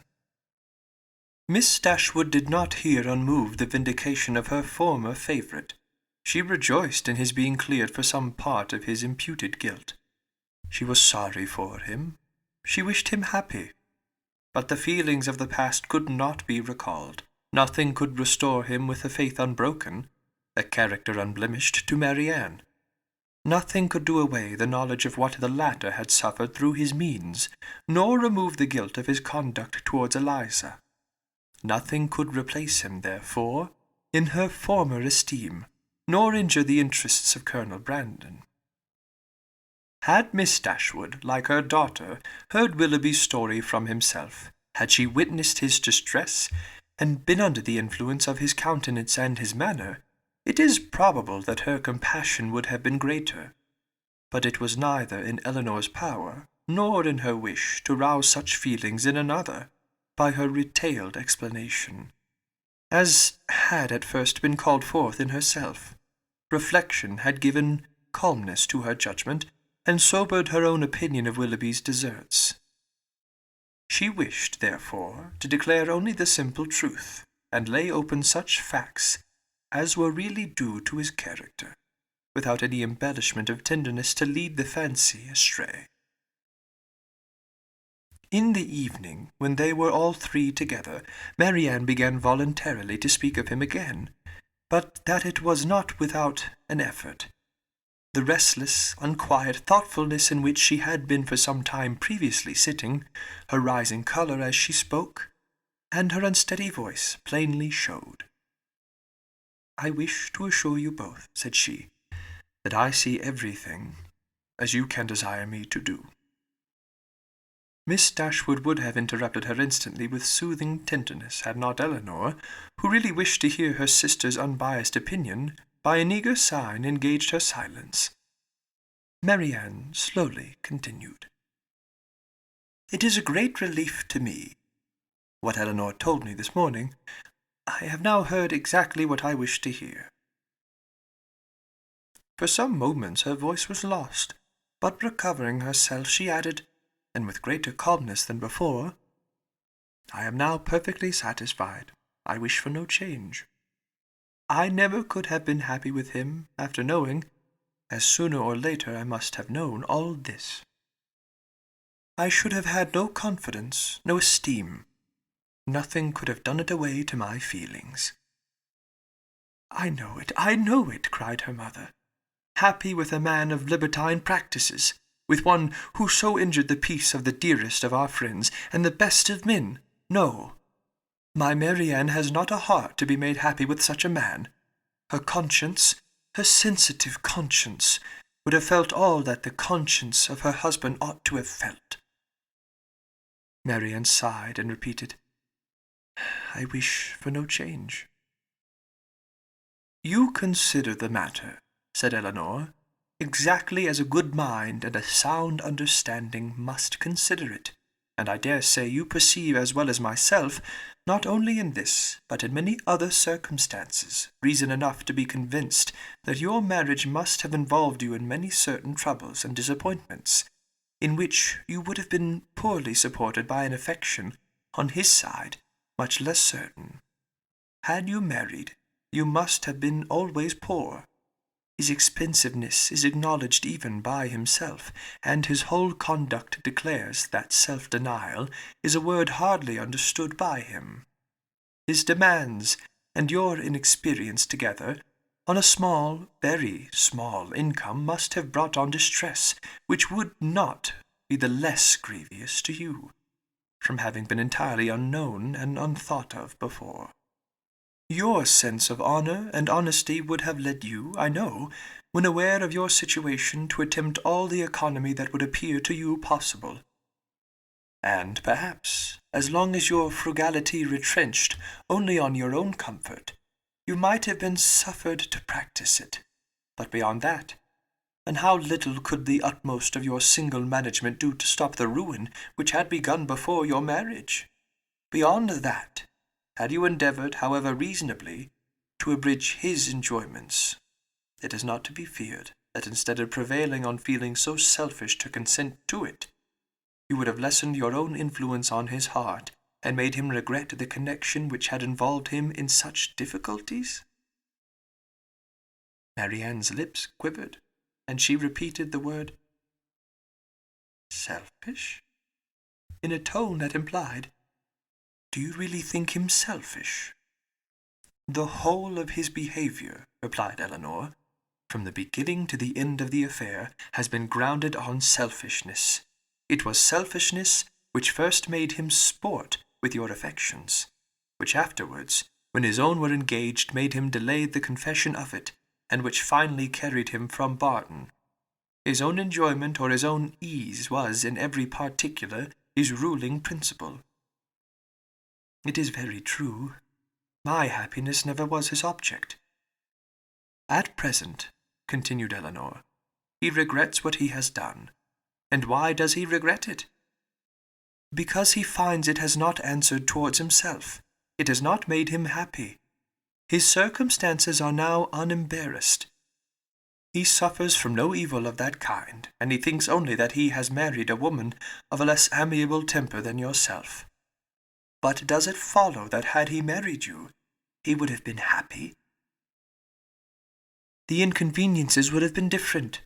He would then have suffered under the pecuniary distress which, because they are removed, he now reckons as nothing. He would have had a wife of whose temper he could make no complaint, but he would have been always necessitous, always poor, and probably would soon have learned to rank the innumerable comforts of a clear estate and good income as of far more importance, even to domestic happiness, than the mere temper of a wife." "I have not a doubt of it," said Marianne, "and I have nothing to regret." "Nothing but my own folly." "Rather say your mother's imprudence, my child," said Miss Dashwood. "She must be answerable."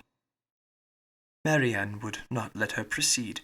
and Eleanor, satisfied that each felt their own error, wished to avoid any survey of the past that might weaken her sister's spirits. She therefore, pursuing the first subject, immediately continued. One observation may, I think, be fairly drawn from the whole of the story, that all Willoughby's difficulties have arisen from the first offence against virtue, in his behaviour towards Eliza Williams. That crime has been the origin of every lesser one, and of all his present discontents.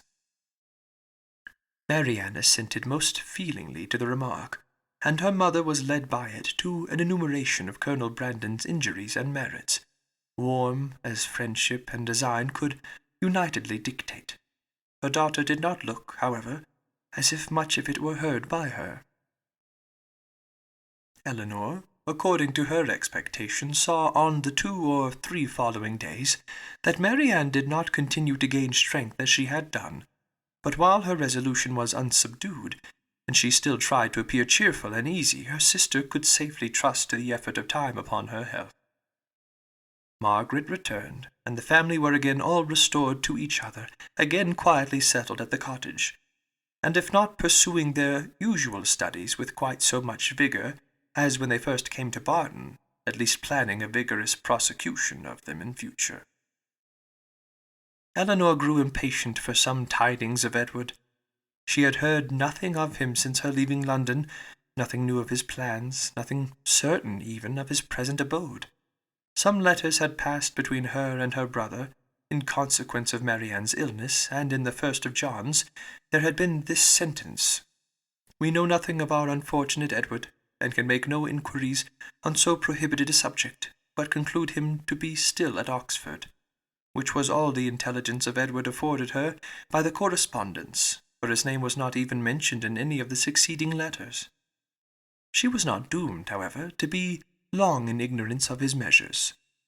Their manservant had been sent one morning to Exeter on business, and when, as he waited at table, he had satisfied the inquiries of his mistress as to the event of his errand, this was his voluntary communication. "I suppose you know, ma'am, that Mr. Ferrars is married." Marianne gave a violent start, fixed her eyes upon Eleanor, saw her turning pale, and fell back in her chair in hysterics. Miss Dashwood, whose eyes, as she answered the servant's inquiry, had intuitively taken the same direction, was shocked to perceive by Eleanor's countenance how much she really suffered, and a moment afterwards, alike distressed by Marianne's situation, knew not on which child to bestow her principal attention. The servant, who saw only that Miss Marianne was taken ill, had sense enough to call one of the maids, who, with Miss Dashwood's assistance, supported her into the other room.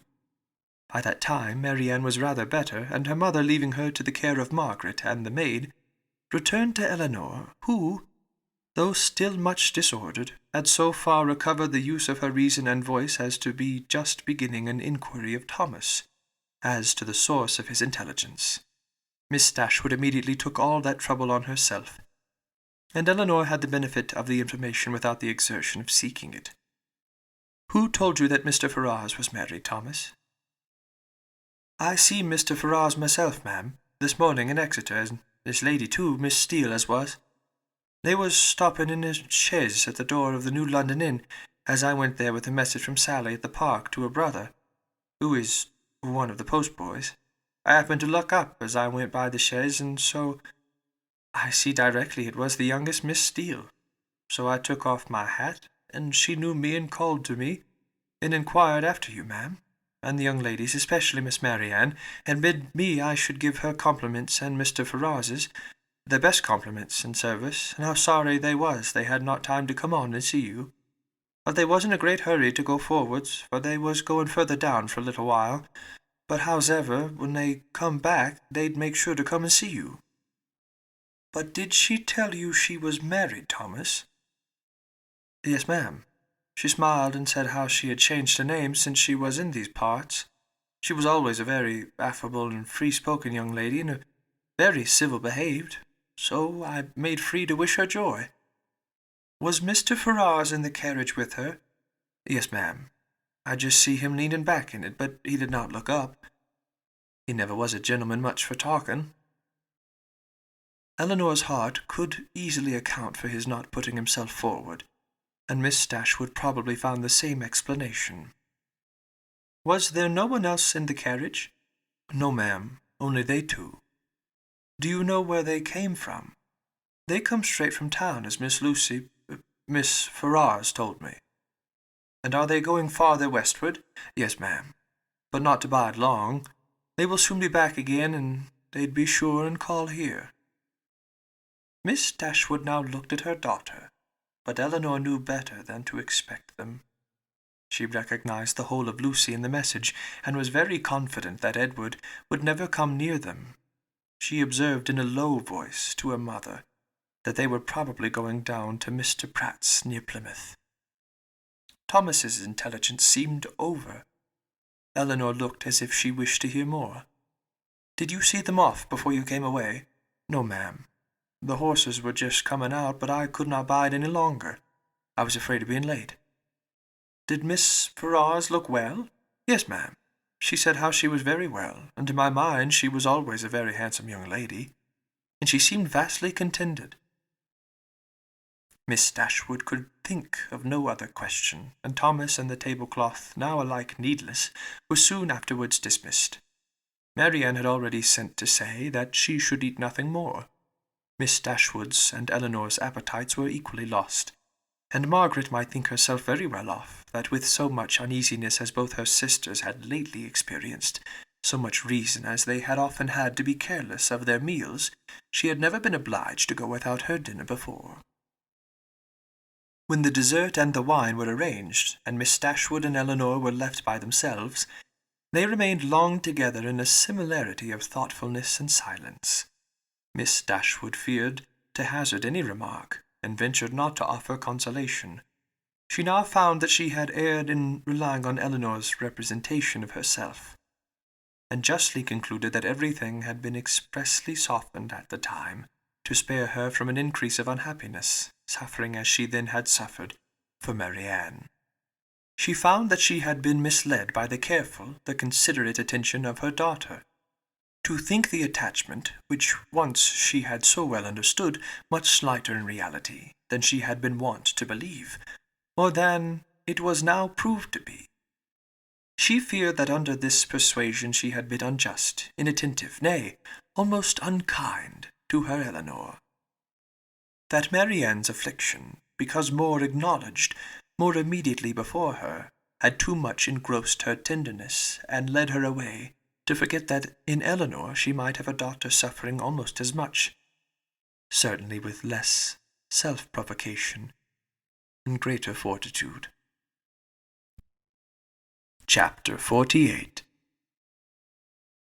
Eleanor now found the difference between the expectation of an unpleasant event, however certain the mind may be told to consider it, and certainty itself. She now found that, in spite of herself, she had always admitted a hope, while Edward remained single, that something would occur to prevent his marrying Lucy, that some resolution of his own, some mediation of friends, or some more eligible opportunity of establishment for the lady, would arise to assist the happiness of all. But he was now married, and she condemned her heart for the lurking flattery which so much heightened the pain of the intelligence. That he should be married soon, before, as she imagined, he could be in orders, and consequently before he could be in possession of the living, surprised her a little at first. But she soon saw how likely it was that Lucy, in her self-provident care, in her haste to secure him, should overlook everything but the risk of delay. They were married in town, and now hastening down to her uncle's. What had Edward felt on being within 4 miles from Barton, on seeing her mother's servant, on hearing Lucy's message? They would soon, she supposed, be settled at Delaford. That place in which so much conspired to give her an interest, which she wished to be acquainted with, and yet desired to avoid. She saw them in an instant in their parsonage house, saw in Lucy the active, contriving manager, uniting at once a desire of smart appearance with the utmost frugality, and ashamed to be suspected of half her economical practices. pursuing her own interest in every thought, courting the favour of Colonel Brandon, of Miss Jennings, and of every wealthy friend. In Edward, she knew not what she saw, nor what she wished to see. Happy or unhappy, nothing pleased her. She turned away her head from every sketch of him. Eleanor flattered herself that some one of their connections in London would write to them to announce the event, and give farther particulars. But day after day passed off, and brought no letter, no tidings. Though uncertain that any one were to blame, she found fault with every absent friend. They were all thoughtless or indolent. "When do you write to Colonel Brandon, ma'am?" was an inquiry which sprung from the impatience of her mind to have something going on. "I wrote to him, my love, last week, and rather expect to see than to hear from him again. I earnestly pressed his coming to us, and should not be surprised to see him walk in today or tomorrow, or any day." This was gaining something to look forward to. Colonel Brandon must have some information to give. Scarcely had she so determined it, when the figure of a man on horseback drew her eyes to the window. He stopped at their gate. It was a gentleman. It was Colonel Brandon himself. Now she could hear more, and she trembled in expectation of it. But it was not Colonel Brandon. Neither his air nor his height. Were it possible, she must say it must be Edward. She looked again. He had just dismounted. She could not be mistaken. It was Edward. She moved away and sat down. "He comes from Mr. Pratt's purposely to see us. I will be calm. I will be mistress of myself." In a moment she perceived that the others were likewise aware of the mistake. She saw her mother and Marianne change colour, saw them look at herself, and whisper a few sentences to each other. She would have given the world to be able to speak, and to make them understand that she hoped no coolness, no slight, would appear in their behaviour to him. But she had no utterance, and was obliged to leave all to their own discretion. Not a syllable passed aloud. They all waited in silence for the appearance of their visitor. His footsteps were heard along the gravel path. In a moment he was in the passage, and in another he was before them. His countenance, as he entered the room, was not too happy, even for Eleanor. His complexion was white with agitation, and he looked as if fearful of his reception, and conscious that he merited no kind one. Miss Dashwood, however, conforming as she trusted to the wishes of that daughter by whom she then meant in the warmth of her heart to be guided in everything, met with a look of forced complacency, gave him her hand, and wished him joy. He coloured, and stammered out an unintelligible reply. Eleanor's lips had moved with her mother's, and, when the moment of action was over, she wished that she had shaken hands with him too. But it was then too late, and with a countenance meaning to be open, she sat down again and talked of the weather. Marianne had retreated as much as possible out of sight, to conceal her distress, and Margaret, understanding some part, but not the whole of the case, thought it incumbent on her to be dignified, and therefore took a seat as far from him as she could, and maintained a strict silence. When Eleanor had ceased to rejoice in the dryness of the season, a very awful pause took place. It was put an end to by Miss Dashwood, who felt obliged to hope that he had left Miss Ferrars very well. In a hurried manner he replied in the affirmative. Another pause.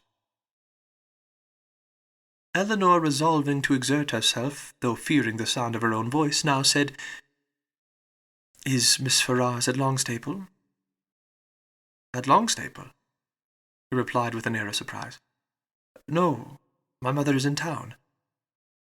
"I meant," said Eleanor, taking up some work from the table, "to inquire for Miss Edward Ferrars." She dared not look up, but her mother and Marianne both turned their eyes on him. He coloured, seemed perplexed, looked doubtingly, and, after some hesitation, said, "Perhaps you mean My brother, you mean Miss Robert Ferrars." "Miss Robert Ferrars," was repeated by Marianne, and her mother in an accent of the utmost amazement. And though Elinor could not speak, even her eyes were fixed on him with the same impatient wonder. He rose from his seat and walked to the window, apparently from not knowing what to do, and took up a pair of scissors that lay there, and while spoiling both them and their sheath by cutting the latter to pieces as he spoke, said, in a hurried voice, "Perhaps you do not know, you may not have heard that my brother is lately married to the youngest, to Miss Lucy Steele."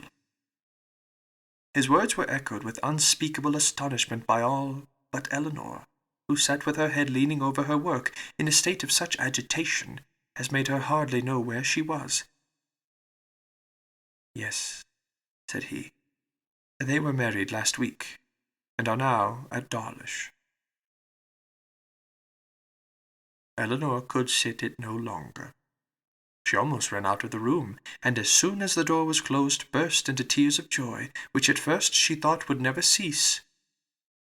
Edward, who had till then looked anywhere rather than at her, saw her hurry away, and perhaps saw, or even heard her emotion, for immediately afterwards he fell into a reverie, which no remarks, no inquiries, no affectionate address of Miss Dashwood could penetrate, and at last, without saying a word, quitted the room and walked out towards the village, leaving the others in the greatest astonishment and perplexity on the change in his situation, so wonderful and so sudden, a perplexity which they had no means of lessening but by their own conjectures. Chapter 49. Unaccountable, however, as the circumstances of his release might appear to the whole family, it was certain that Edward was free, and to what purpose that freedom would be employed was easily predetermined by all. For after experiencing the blessings of one imprudent engagement, contracted without his mother's consent, as he had already done for more than 4 years, nothing less could be expected of him in the failure of that than the immediate contraction of another. His errand at Barton, in fact, was a simple one. It was only to ask Elinor to marry him. And considering that he was not altogether inexperienced in such a question, it might be strange that he should feel so uncomfortable in the present case as he really did, so much in need of encouragement and fresh air. How soon he had walked himself into the proper resolution, however, how soon an opportunity of exercising it occurred, in what manner he expressed himself, and how he was received, need not be particularly told. This only need be said, that when they all sat down to table at 4 o'clock, about 3 hours after his arrival, he had secured his lady, engaged her mother's consent, and was not only in the rapturous profession of the lover, but in the reality of reason and truth, one of the happiest of men. His situation indeed was more than commonly joyful. He had more than the ordinary triumph of accepted love to swell his heart and raise his spirits. He was released without any reproach to himself from an entanglement which had long formed his misery, from a woman whom he had long ceased to love, and elevated at once to that security with another, which he must have thought of almost with despair, as soon as he had learnt to consider it with desire. He was brought not from doubt or suspense, but from misery to happiness. And the change was openly spoken in such a genuine, flowing, grateful cheerfulness as his friends had never witnessed in him before. His heart was now open to Elinor, all its weaknesses, all its errors confessed, and his first boyish attachment to Lucy treated with all the philosophic dignity of 24. "It was a foolish, idle inclination on my side," said he, "the consequence of ignorance of the world, and want of employment. Had my brother given me some active profession when I was removed at 18 from the care of Mr. Pratt, I think, nay, I am sure it would never have happened, for though I left Longstaple with what I thought at the time a most unconquerable preference for his niece, Yet had I then had any pursuit, any object to engage my time and keep me at a distance from her for a few months, I should very soon have outgrown the fancied attachment, especially by mixing more with the world, as in such case I must have done. But instead of having anything to do, instead of having any profession chosen for me, or being allowed to choose any myself, I returned home to be completely idle. And for the first 12 months afterwards I had not even the nominal employment, which belonging to the university would have given me, for I was not entered at Oxford till I was 19. I had therefore nothing in the world to do but to fancy myself in love, and as my mother did not make my home in every respect comfortable, as I had no friend, no companion in my brother, and disliked new acquaintance, it was not unnatural for me to be very often at Longstaple, where I always felt myself at home, and was always sure of a welcome. And accordingly I spent the greatest part of my time there from 18 to 19. Lucy appeared everything that was amiable and obliging. She was pretty too, at least I thought so then, and I had seen so little of other women that I could make no comparison and see no defects. Considering everything, therefore, I hope, foolish as our engagement was, foolish as it has since in every way been proved, it was not at the time an unnatural or an inexcusable piece of folly. The change which a few hours had wrought in the minds and the happiness of the Dashwoods was such, so great, as promised them all the satisfaction of a sleepless night.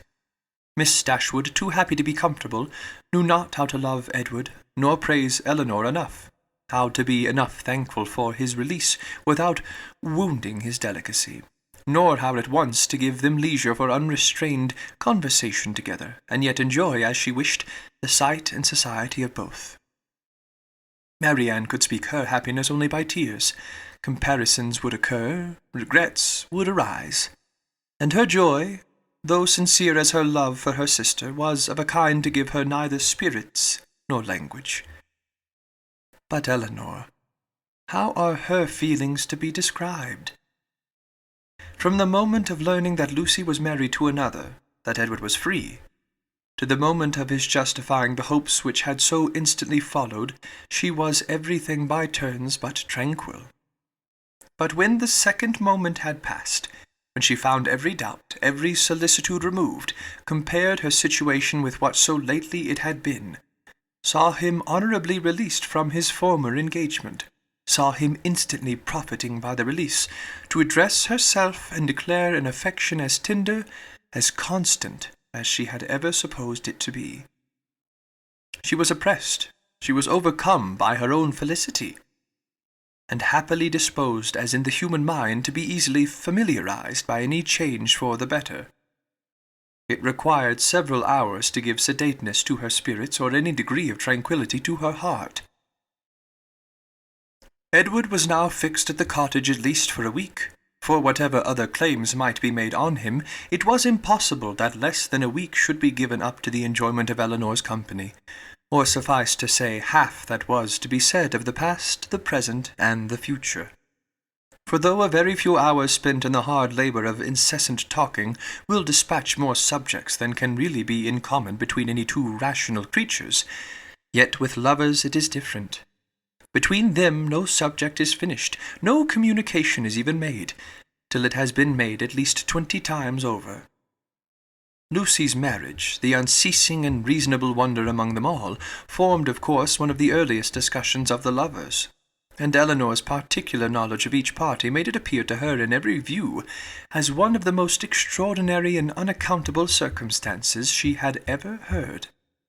How they could be thrown together, and by what attraction Robert could be drawn on to marry a girl, of whose beauty she had herself heard him speak without any admiration. A girl, too, already engaged to his brother, and on whose account that brother had been thrown off by his family. It was beyond her comprehension to make out. To her own heart it was a delightful affair. To her imagination it was even a ridiculous one, but to her reason, her judgment, it was completely a puzzle. Edward could only attempt an explanation by supposing that, perhaps, at first accidentally meeting, the vanity of the one had been so worked on by the flattery of the other, as to lead by degrees to all the rest. Eleanor remembered what Robert had told her in Harley Street, of his opinion of what his own mediation in his brother's affairs might have done if he applied to in time. She repeated it to Edward. That was exactly like Robert, was his immediate observation. And that, he presently added, might perhaps be in his head when the acquaintance between them first began, and Lucy perhaps at first might think only of procuring his good offices in my favour. Other designs might afterwards arise. How long it had been carrying on between them, however, he was equally at a loss with herself to make out, for at Oxford, when he had remained for choice ever since his quitting London, he had had no means of hearing of her but from herself, and her letters to the very last were neither less frequent nor less affectionate than usual. Not the smallest suspicion, therefore, had ever occurred to prepare him for what followed. And when at last it burst on him in a letter from Lucy herself, he had been for some time, he believed, half stupefied between the wonder, the horror, and the joy of such a deliverance. He put the letter into Eleanor's hand.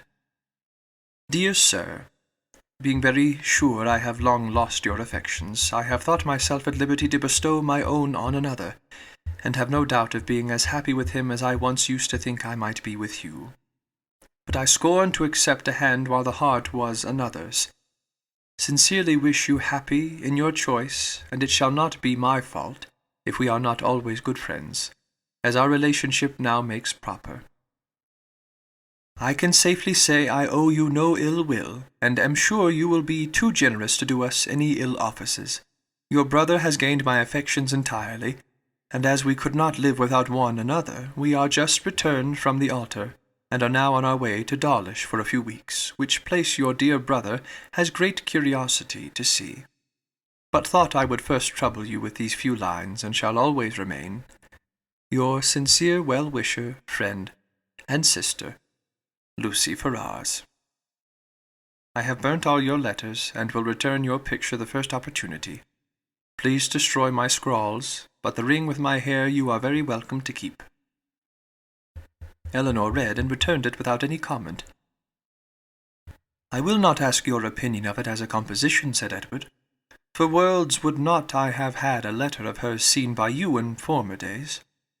In a sister it is bad enough, but in a wife, how I have blushed over the pages of her writing, and I believe I may say that since the first half-year of our foolish business, this is the only letter I received from her on which the substance made me any amends for the defect of the style.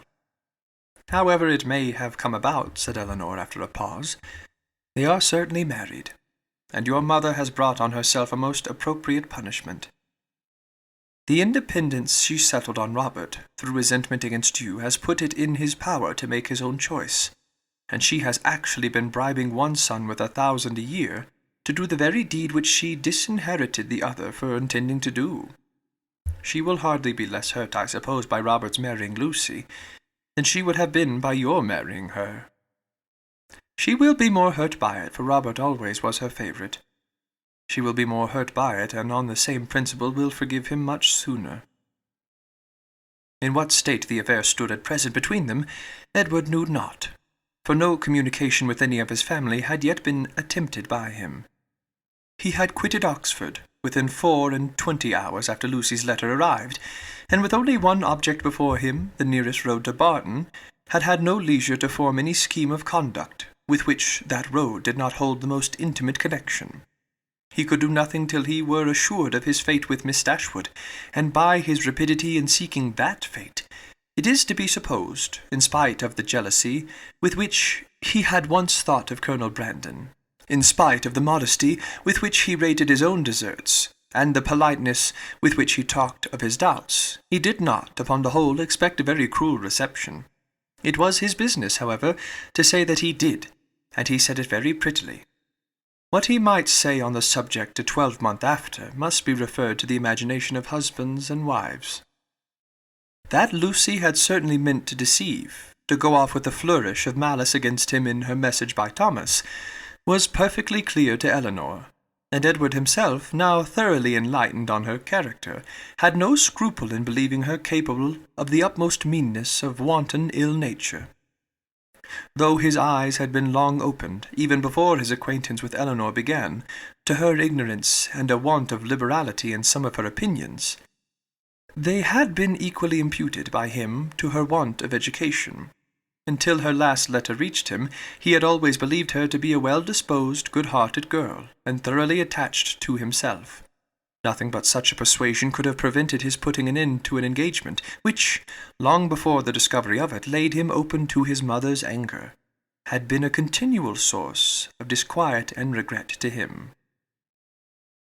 "I thought it my duty," said he, "independent of my feelings, to give her the option of continuing the engagement or not, when I was renounced by my mother, and stood to all appearance without a friend in the world to assist me. In such a situation as that, where there seemed nothing to tempt the avarice or the vanity of any living creature, how could I suppose, when she so earnestly, so warmly insisted on sharing my fate, whatever it might be, that anything but the most disinterested affection was her inducement? And even now I cannot comprehend on what motive she acted, or what fancied advantage it could be to her to be fettered to a man for whom she had not the smallest regard, and who had only £2,000 in the world. She could not foresee that Colonel Brandon would give me a living. No, but she might suppose that something would occur in your favour, that your own family might in time relent. And at any rate she lost nothing by continuing the engagement, for she has proved that it fettered neither her inclination nor her actions. The connection was certainly a respectable one, and probably gained her consideration among her friends. And if nothing more advantageous occurred, it would be better for her to marry you than be single." Edward was, of course, immediately convinced that nothing could have been more natural than Lucy's conduct, nor more self-evident than the motive of it. Eleanor scolded him, harshly as ladies always scold the imprudence which compliments themselves, for having spent so much time with them at Norland, when he must have felt his own inconstancy.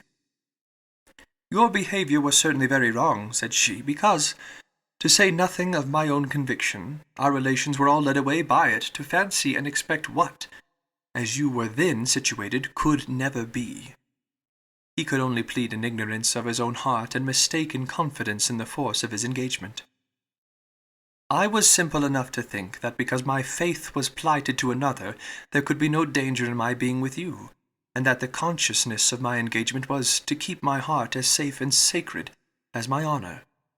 I felt that I admired you, but I told myself it was only friendship until I began to make comparisons between yourself and Lucy. I did not know how far I was got. After that, I suppose, I was wrong in remaining so much in Sussex, and the arguments with which I reconciled myself to the expediency of it were no better than these. The danger is my own. I am doing no injury to anybody but myself." Eleanor smiled and shook her head.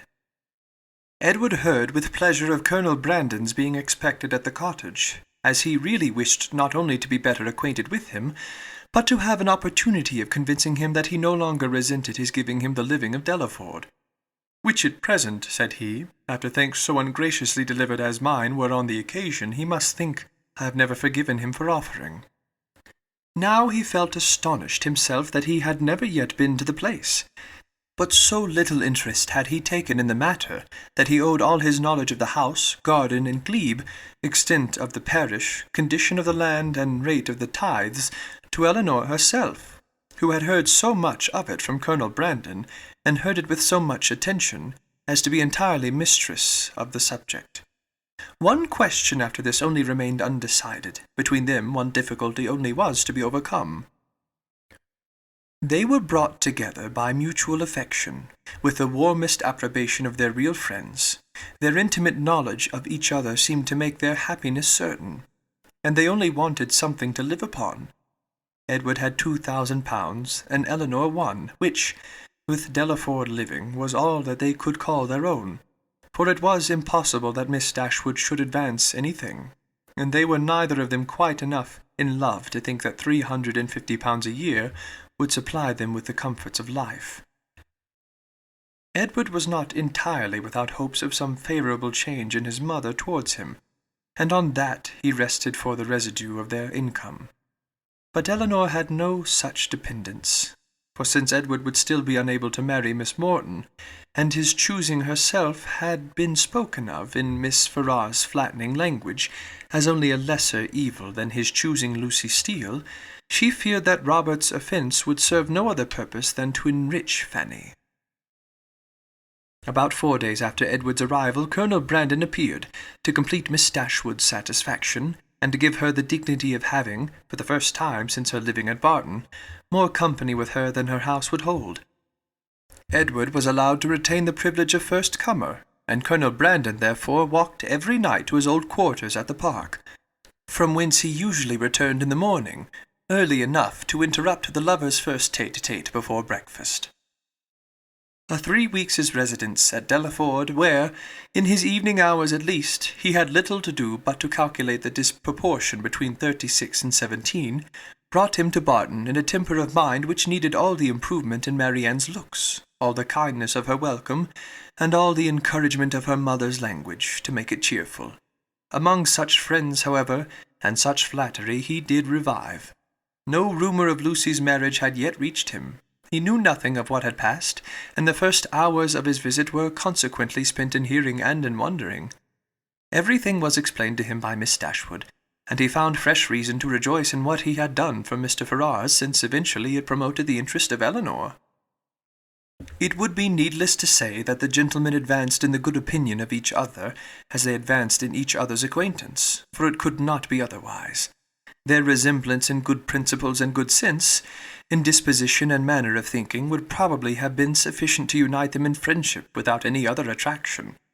But their being in love with 2 sisters, and 2 sisters fond of each other, made their mutual regard inevitable and immediate, which might otherwise have waited the effect of time and judgment.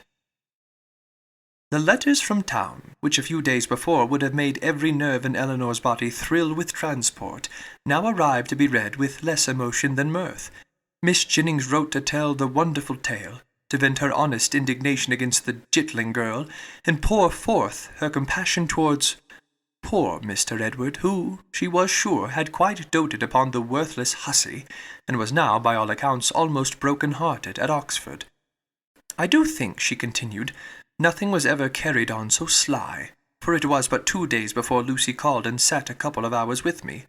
Not a soul suspected anything of the matter, not even Nancy, who, poor soul, came crying to me the day after, in a great fright for fear of Miss Ferrars, as well as not knowing how to get to Plymouth.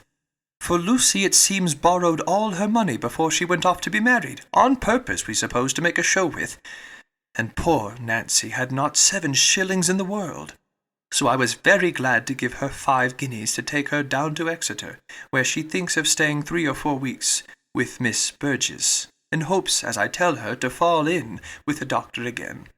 And I must say that Lucy's crossness not to take them along with them in the chaise is worse than all. Poor Mr. Edward, I cannot get him out of my head, but you must send for him to Barton, and Miss Marianne must try to comfort him. Miss Dashwood's strains were more solemn. Miss Ferrars was the most unfortunate of women. Poor Fanny had suffered agonies of sensibility, and he considered the existence of each under such a blow with grateful wonder. Robert's offence was unpardonable, but Lucy's was infinitely worse. Neither of them were ever again to be mentioned to Miss Ferrars, and even, if she might hereafter be induced to forgive her son, his wife should never be acknowledged as her daughter, nor be permitted to appear in her presence.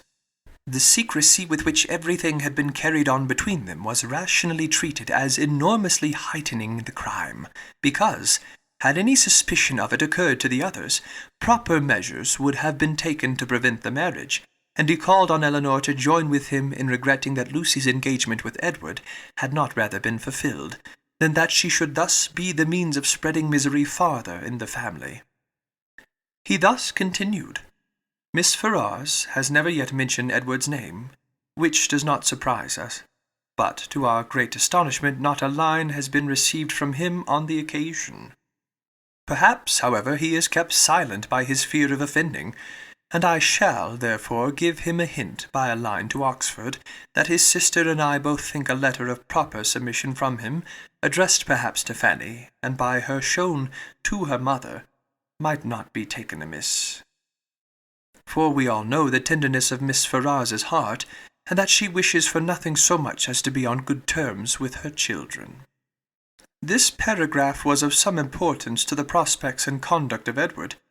It determined him to attempt a reconciliation, though not exactly in the manner pointed out by their brother and sister. "A letter of proper submission," repeated he, "but they have me beg my mother's pardon for Robert's ingratitude to her, and breach of honour to me? I can make no submission. I am grown neither humble nor penitent by what has passed. I am grown very happy, but that would not interest. I know of no submission that is proper for me to make." "You may certainly ask to be forgiven," said Elinor, "because you have offended.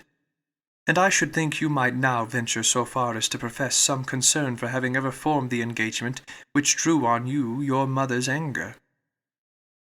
He agreed that he might. "And when she has forgiven you, perhaps a little humility may be convenient while acknowledging a second engagement, almost as imprudent in her eyes as the first." He had nothing to urge against it, but still resisted the idea of a letter of proper submission, and therefore, to make it easier to him, as he declared a much greater willingness to make mean concessions by word of mouth than on paper, it was resolved that, instead of writing to Fanny, he should go to London, and personally entreat her good offices in his favour. "And if they really do interest themselves," said Marianne, in her new character of candour, "in bringing about a reconciliation, I shall think that even John and Fanny are not entirely without merit." After a visit on Colonel Brandon's side of only 3 or 4 days, the two gentlemen quitted Barton together. They were to go immediately to Delaford, that Edward might have some personal knowledge of his future home, and assist his patron and friend in deciding on what improvements were needed to it, and from thence, after staying there a couple of nights, he was to proceed on his journey to town. Chapter 50. After a proper resistance on the part of Miss Ferrars, just so violent and so steady as to preserve her from that reproach which she already seemed fearful of incurring, the reproach of being too amiable, Edward was admitted to her presence, and pronounced to be again her son. Her family had of late been exceedingly fluctuating. For many years of her life she had had 2 sons, but the crime and annihilation of Edward a few weeks ago had robbed her of 1. The similar annihilation of Robert had left her for a fortnight without any. And now, by the resuscitation of Edward, she had 1 again. In spite of his being allowed once more to live, however, he did not feel the continuance of his existence secure, till he had revealed his present engagement, for the publication of that circumstance he feared might give a sudden turn to his constitution, and carry him off as rapidly as before. With apprehensive caution, therefore, it was revealed, and he was listened to with unexpected calmness. Miss Ferrars at first reasonably endeavoured to dissuade him from marrying Miss Dashwood by every argument in her power, told him that in Miss Morton he would have a woman of higher rank and larger fortune, and enforced the assertion by observing that Miss Morton was the daughter of a nobleman with 30,000 pounds, while Miss Dashwood was only the daughter of a private gentleman with no more than 3. But when she found that, though perfectly admitting the truth of her representation, he was by no means inclined to be guided by it, she judged it wisest, from the experience of the past, to submit. And therefore, after such an ungracious delay as she owed to her own dignity, and as severed to prevent every suspicion of goodwill, she issued her decree of consent to the marriage of Edward and Elinor. What she would engage to do towards augmenting their income was next to be considered, and here it plainly appeared that though Edward was now her only son, he was by no means her eldest, for while Robert was inevitably endowed with 1,000 pounds a year, not the smallest objection was made against Edward's taking orders for the sake of 250 at the utmost, nor was anything promised either for the present or in the future, beyond the 10,000 pounds, which had been given with Fanny. It was as much, however, as was desired, and more than was expected by Edward and Elinor, and Miss Ferrars herself, by her shuffling excuses, seemed the only person surprised at her not giving more. With an income quite sufficient to their wants thus secured to them, They had nothing to wait for after Edward was in possession of the living but the readiness of the house, to which Colonel Brandon, with an eager desire for the accommodation of Eleanor, was making considerable improvements. And after waiting some time for their completion, after experiencing as usual 1,000 disappointments and delays from the unaccountable dilatoriness of the workmen, Eleanor as usual broke through the first positive resolution of not marrying till everything was ready, and the ceremony took place in Barton Church early in the autumn. The first month after their marriage was spent with their friend at the mansion house, from whence they could superintend the progress of the parsonage, and direct everything as they liked on the spot, could choose papers, project shrubberies, and invent a sweep. Miss Jennings's prophecies, though rather jumbled together, were chiefly fulfilled, for she was able to visit Edward and his wife in their parsonage by Michaelmas, and she found in Eleanor and her husband, as she really believed, one of the happiest couples in the world. They had in fact nothing to wish for but the marriage of Colonel Brandon and Mary Ann, and rather better pasturage for their cows. They were visited on their first settling by almost all their relations and friends. Miss Ferrars came to inspect the happiness which she was almost ashamed of having authorized, and even the Dashwoods were at the expense of a journey from Sussex to do them honour. "I will not say that I am disappointed, my dear sister," said John, as they were walking together one morning before the gates of Delaford House. "That would be saying too much, for certainly you have been one of the most fortunate young women in the world as it is. But I confess it would give me great pleasure to call Colonel Brandon brother. His property here, his place, his house, everything, is in such respectable and excellent condition, and his woods, I have not seen such timber anywhere in Dorsetshire, and there is now standing in Delaford Hanger. And though perhaps Mary Ann may not seem exactly the person to attract him, yet I think it would altogether be advisable for you to have them now frequently staying with you, for as Colonel Brandon seems a great deal at home, nobody can tell what may happen. For when people are much thrown together and see little of anybody else, and it will always be in your power to set her off to advantage and so forth, in short, you may as well give her a chance. You understand me." But though Miss Ferrars did come to see them, and always treated them with the make-believe of decent affection, they were never insulted by her real favour and preference. That was due to the folly of Robert, and the cunning of his wife, and it was earned by them before many months had passed away.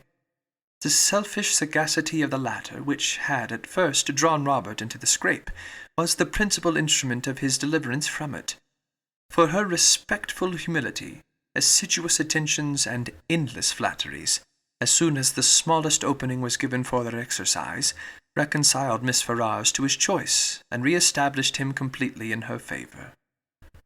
The whole of Lucy's behaviour in the affair, and the prosperity which crowned it therefore, may be held forth as a most encouraging instance of what an earnest and unceasing attention to self-interest, however its progress may be apparently obstructed, will do in securing every advantage of fortune, with no other sacrifice than that of time and conscience.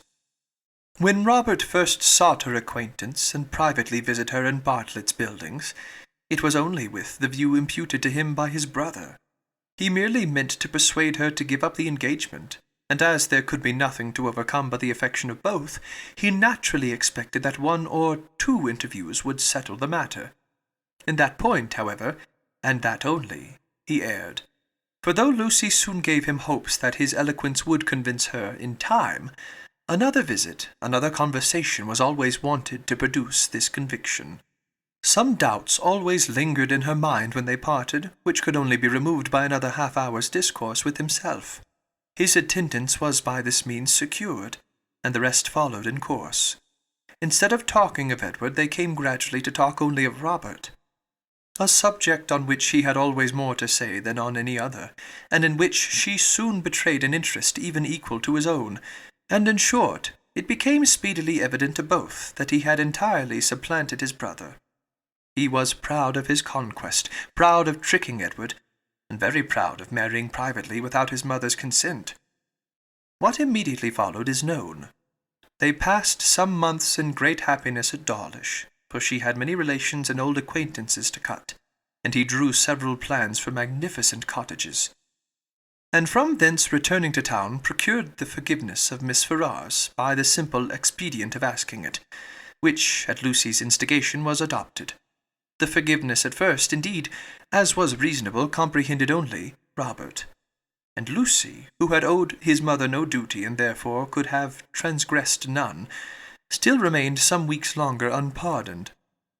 But perseverance and humility of conduct and messages, and self-condemnation for Robert's offence, and gratitude for the unkindness she was treated with, procured her in time the haughty notice which overcame her by its graciousness, and led soon afterwards, by rapid degrees, to the highest state of affection and influence.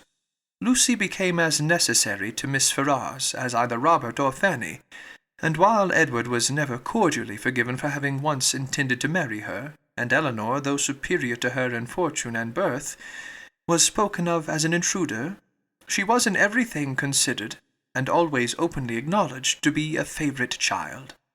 They settled in town, received very liberal assistance from Miss Ferrars, were on the best terms imaginable with the Dashwoods, and setting aside the jealousies and ill will continually subsisting between Fanny and Lucy, in which their husband of course took a part, as well as the frequent domestic disagreements between Robert and Lucy themselves, nothing could exceed the harmony in which they all lived together. What Edward had done to forfeit the right of eldest son might have puzzled many people to find out, and what Robert had done to succeed to it might have puzzled them still more. It was an arrangement, however, justified in its effects, if not in its cause, for nothing ever appeared in Robert's style of living or of talking to give a suspicion of his regretting the extent of his income, as either leaving his brother too little or bringing himself too much. And if Edward might be judged from the ready discharge of his duties in every particular, from an increasing attachment to his wife and his home, and from the regular cheerfulness of his spirits, he might be supposed no less contented with his lot, no less free from every wish of an exchange. Eleanor's marriage divided her as little from her family as could well be contrived, without rendering the cottage at Barton entirely useless, for her mother and sisters spent much more than half their time with her. Miss Dashwood was acting on motives of policy as well as pleasure in the frequency of her visits at Delaford, for her wish of bringing Marianne and Colonel Brandon together was hardly less earnest, though rather more liberal than what John had expressed. It was now her darling object. Precious as was the company of her daughter to her, she desired nothing so much as to give up its constant enjoyment to her valued friend, and to see Marianne settled at the mansion house was equally the wish of Edward and Eleanor. They each felt his sorrows and their own obligations, and Marianne, by general consent, was to be the reward of all. With such a confederacy against her, with a knowledge so intimate of his goodness, with a conviction of his fond attachment to herself, which at last, though long after it was observable to everybody else, burst on her, what could she do? Marianne Dashwood was born to an extraordinary fate. She was born to discover the falsehood of her own opinions, and to counteract, by her conduct, her most favourite maxims. She was born to overcome an affection formed so late in life, as at 17, and with no sentiment superior to strong esteem and lively friendship, voluntarily to give her hand to another. And that other, a man who had suffered no less than herself under the event of a former attachment, whom, 2 years before, she had considered too old to be married, and who still sought the constitutional safeguard of a flannel waistcoat. But so it was. Instead of falling a sacrifice to an irresistible passion, as once she had fondly flattered herself with expecting, instead of remaining even forever with her mother, and finding her only pleasures in retirement and study, as afterwards in her more calm and sober judgment she had determined on, she found herself at 19 submitting to new attachments, entering on new duties, placed in a new home, a wife, the mistress of a family, and the patroness of a village. Colonel Brandon was now as happy as all those who best loved him believed he deserved to be. In Marianne he was consoled for every past affliction. Her regard and her society restored his mind to animation, and his spirits to cheerfulness, and that Marianne found her own happiness in forming his, was equally the persuasion and delight of each observing friend. Marianne could never love by halves, and her whole heart became, in time, as much devoted to her husband as it had once been to Willoughby. Willoughby could not hear of her marriage without a pang, and his punishment was soon afterwards complete in the voluntary forgiveness of Miss Smith, who, by stating his marriage with a woman of character as the source of her clemency, gave him reason for believing that had he behaved with honour towards Marianne, he might at once have been happy and rich. That his repentance of misconduct, which thus brought its own punishment, was sincere, need not be doubted, nor that he long thought of Colonel Brandon with envy, and of Marianne with regret, but that he was forever inconsolable, that he fled from society, or contracted an habitual gloom of temper, or died of a broken heart, must not be depended on, for he did neither. He lived to exert, and frequently to enjoy himself. His wife was not always out of humour, nor his home always uncomfortable, and in his breed of horses and dogs, and in sporting of every kind, he found no inconsiderable degree of domestic felicity. For Marianne, however, in spite of his incivility in surviving her loss, he always retained that decided regard which interested him in everything that befell her, and made her his secret standard of perfection in woman. And many a rising beauty would be slighted by him in after days as bearing no comparison with Miss Brandon. Miss Dashwood was prudent enough to remain at the cottage without attempting a removal to Delaford, and fortunately for Sir John and Miss Jennings, when Marianne was taken from them, Margaret had reached an age highly suitable for dancing, and not very ineligible for being supposed to have a lover. Between Barton and Delaford there was that constant communication which strong family affection would naturally dictate, and among the merits and the happiness of Elinor and Marianne, let it not be ranked as the least considerable that those sisters, and living almost within sight of each other, they could live without disagreement between themselves, or producing coolness between their husbands. The end.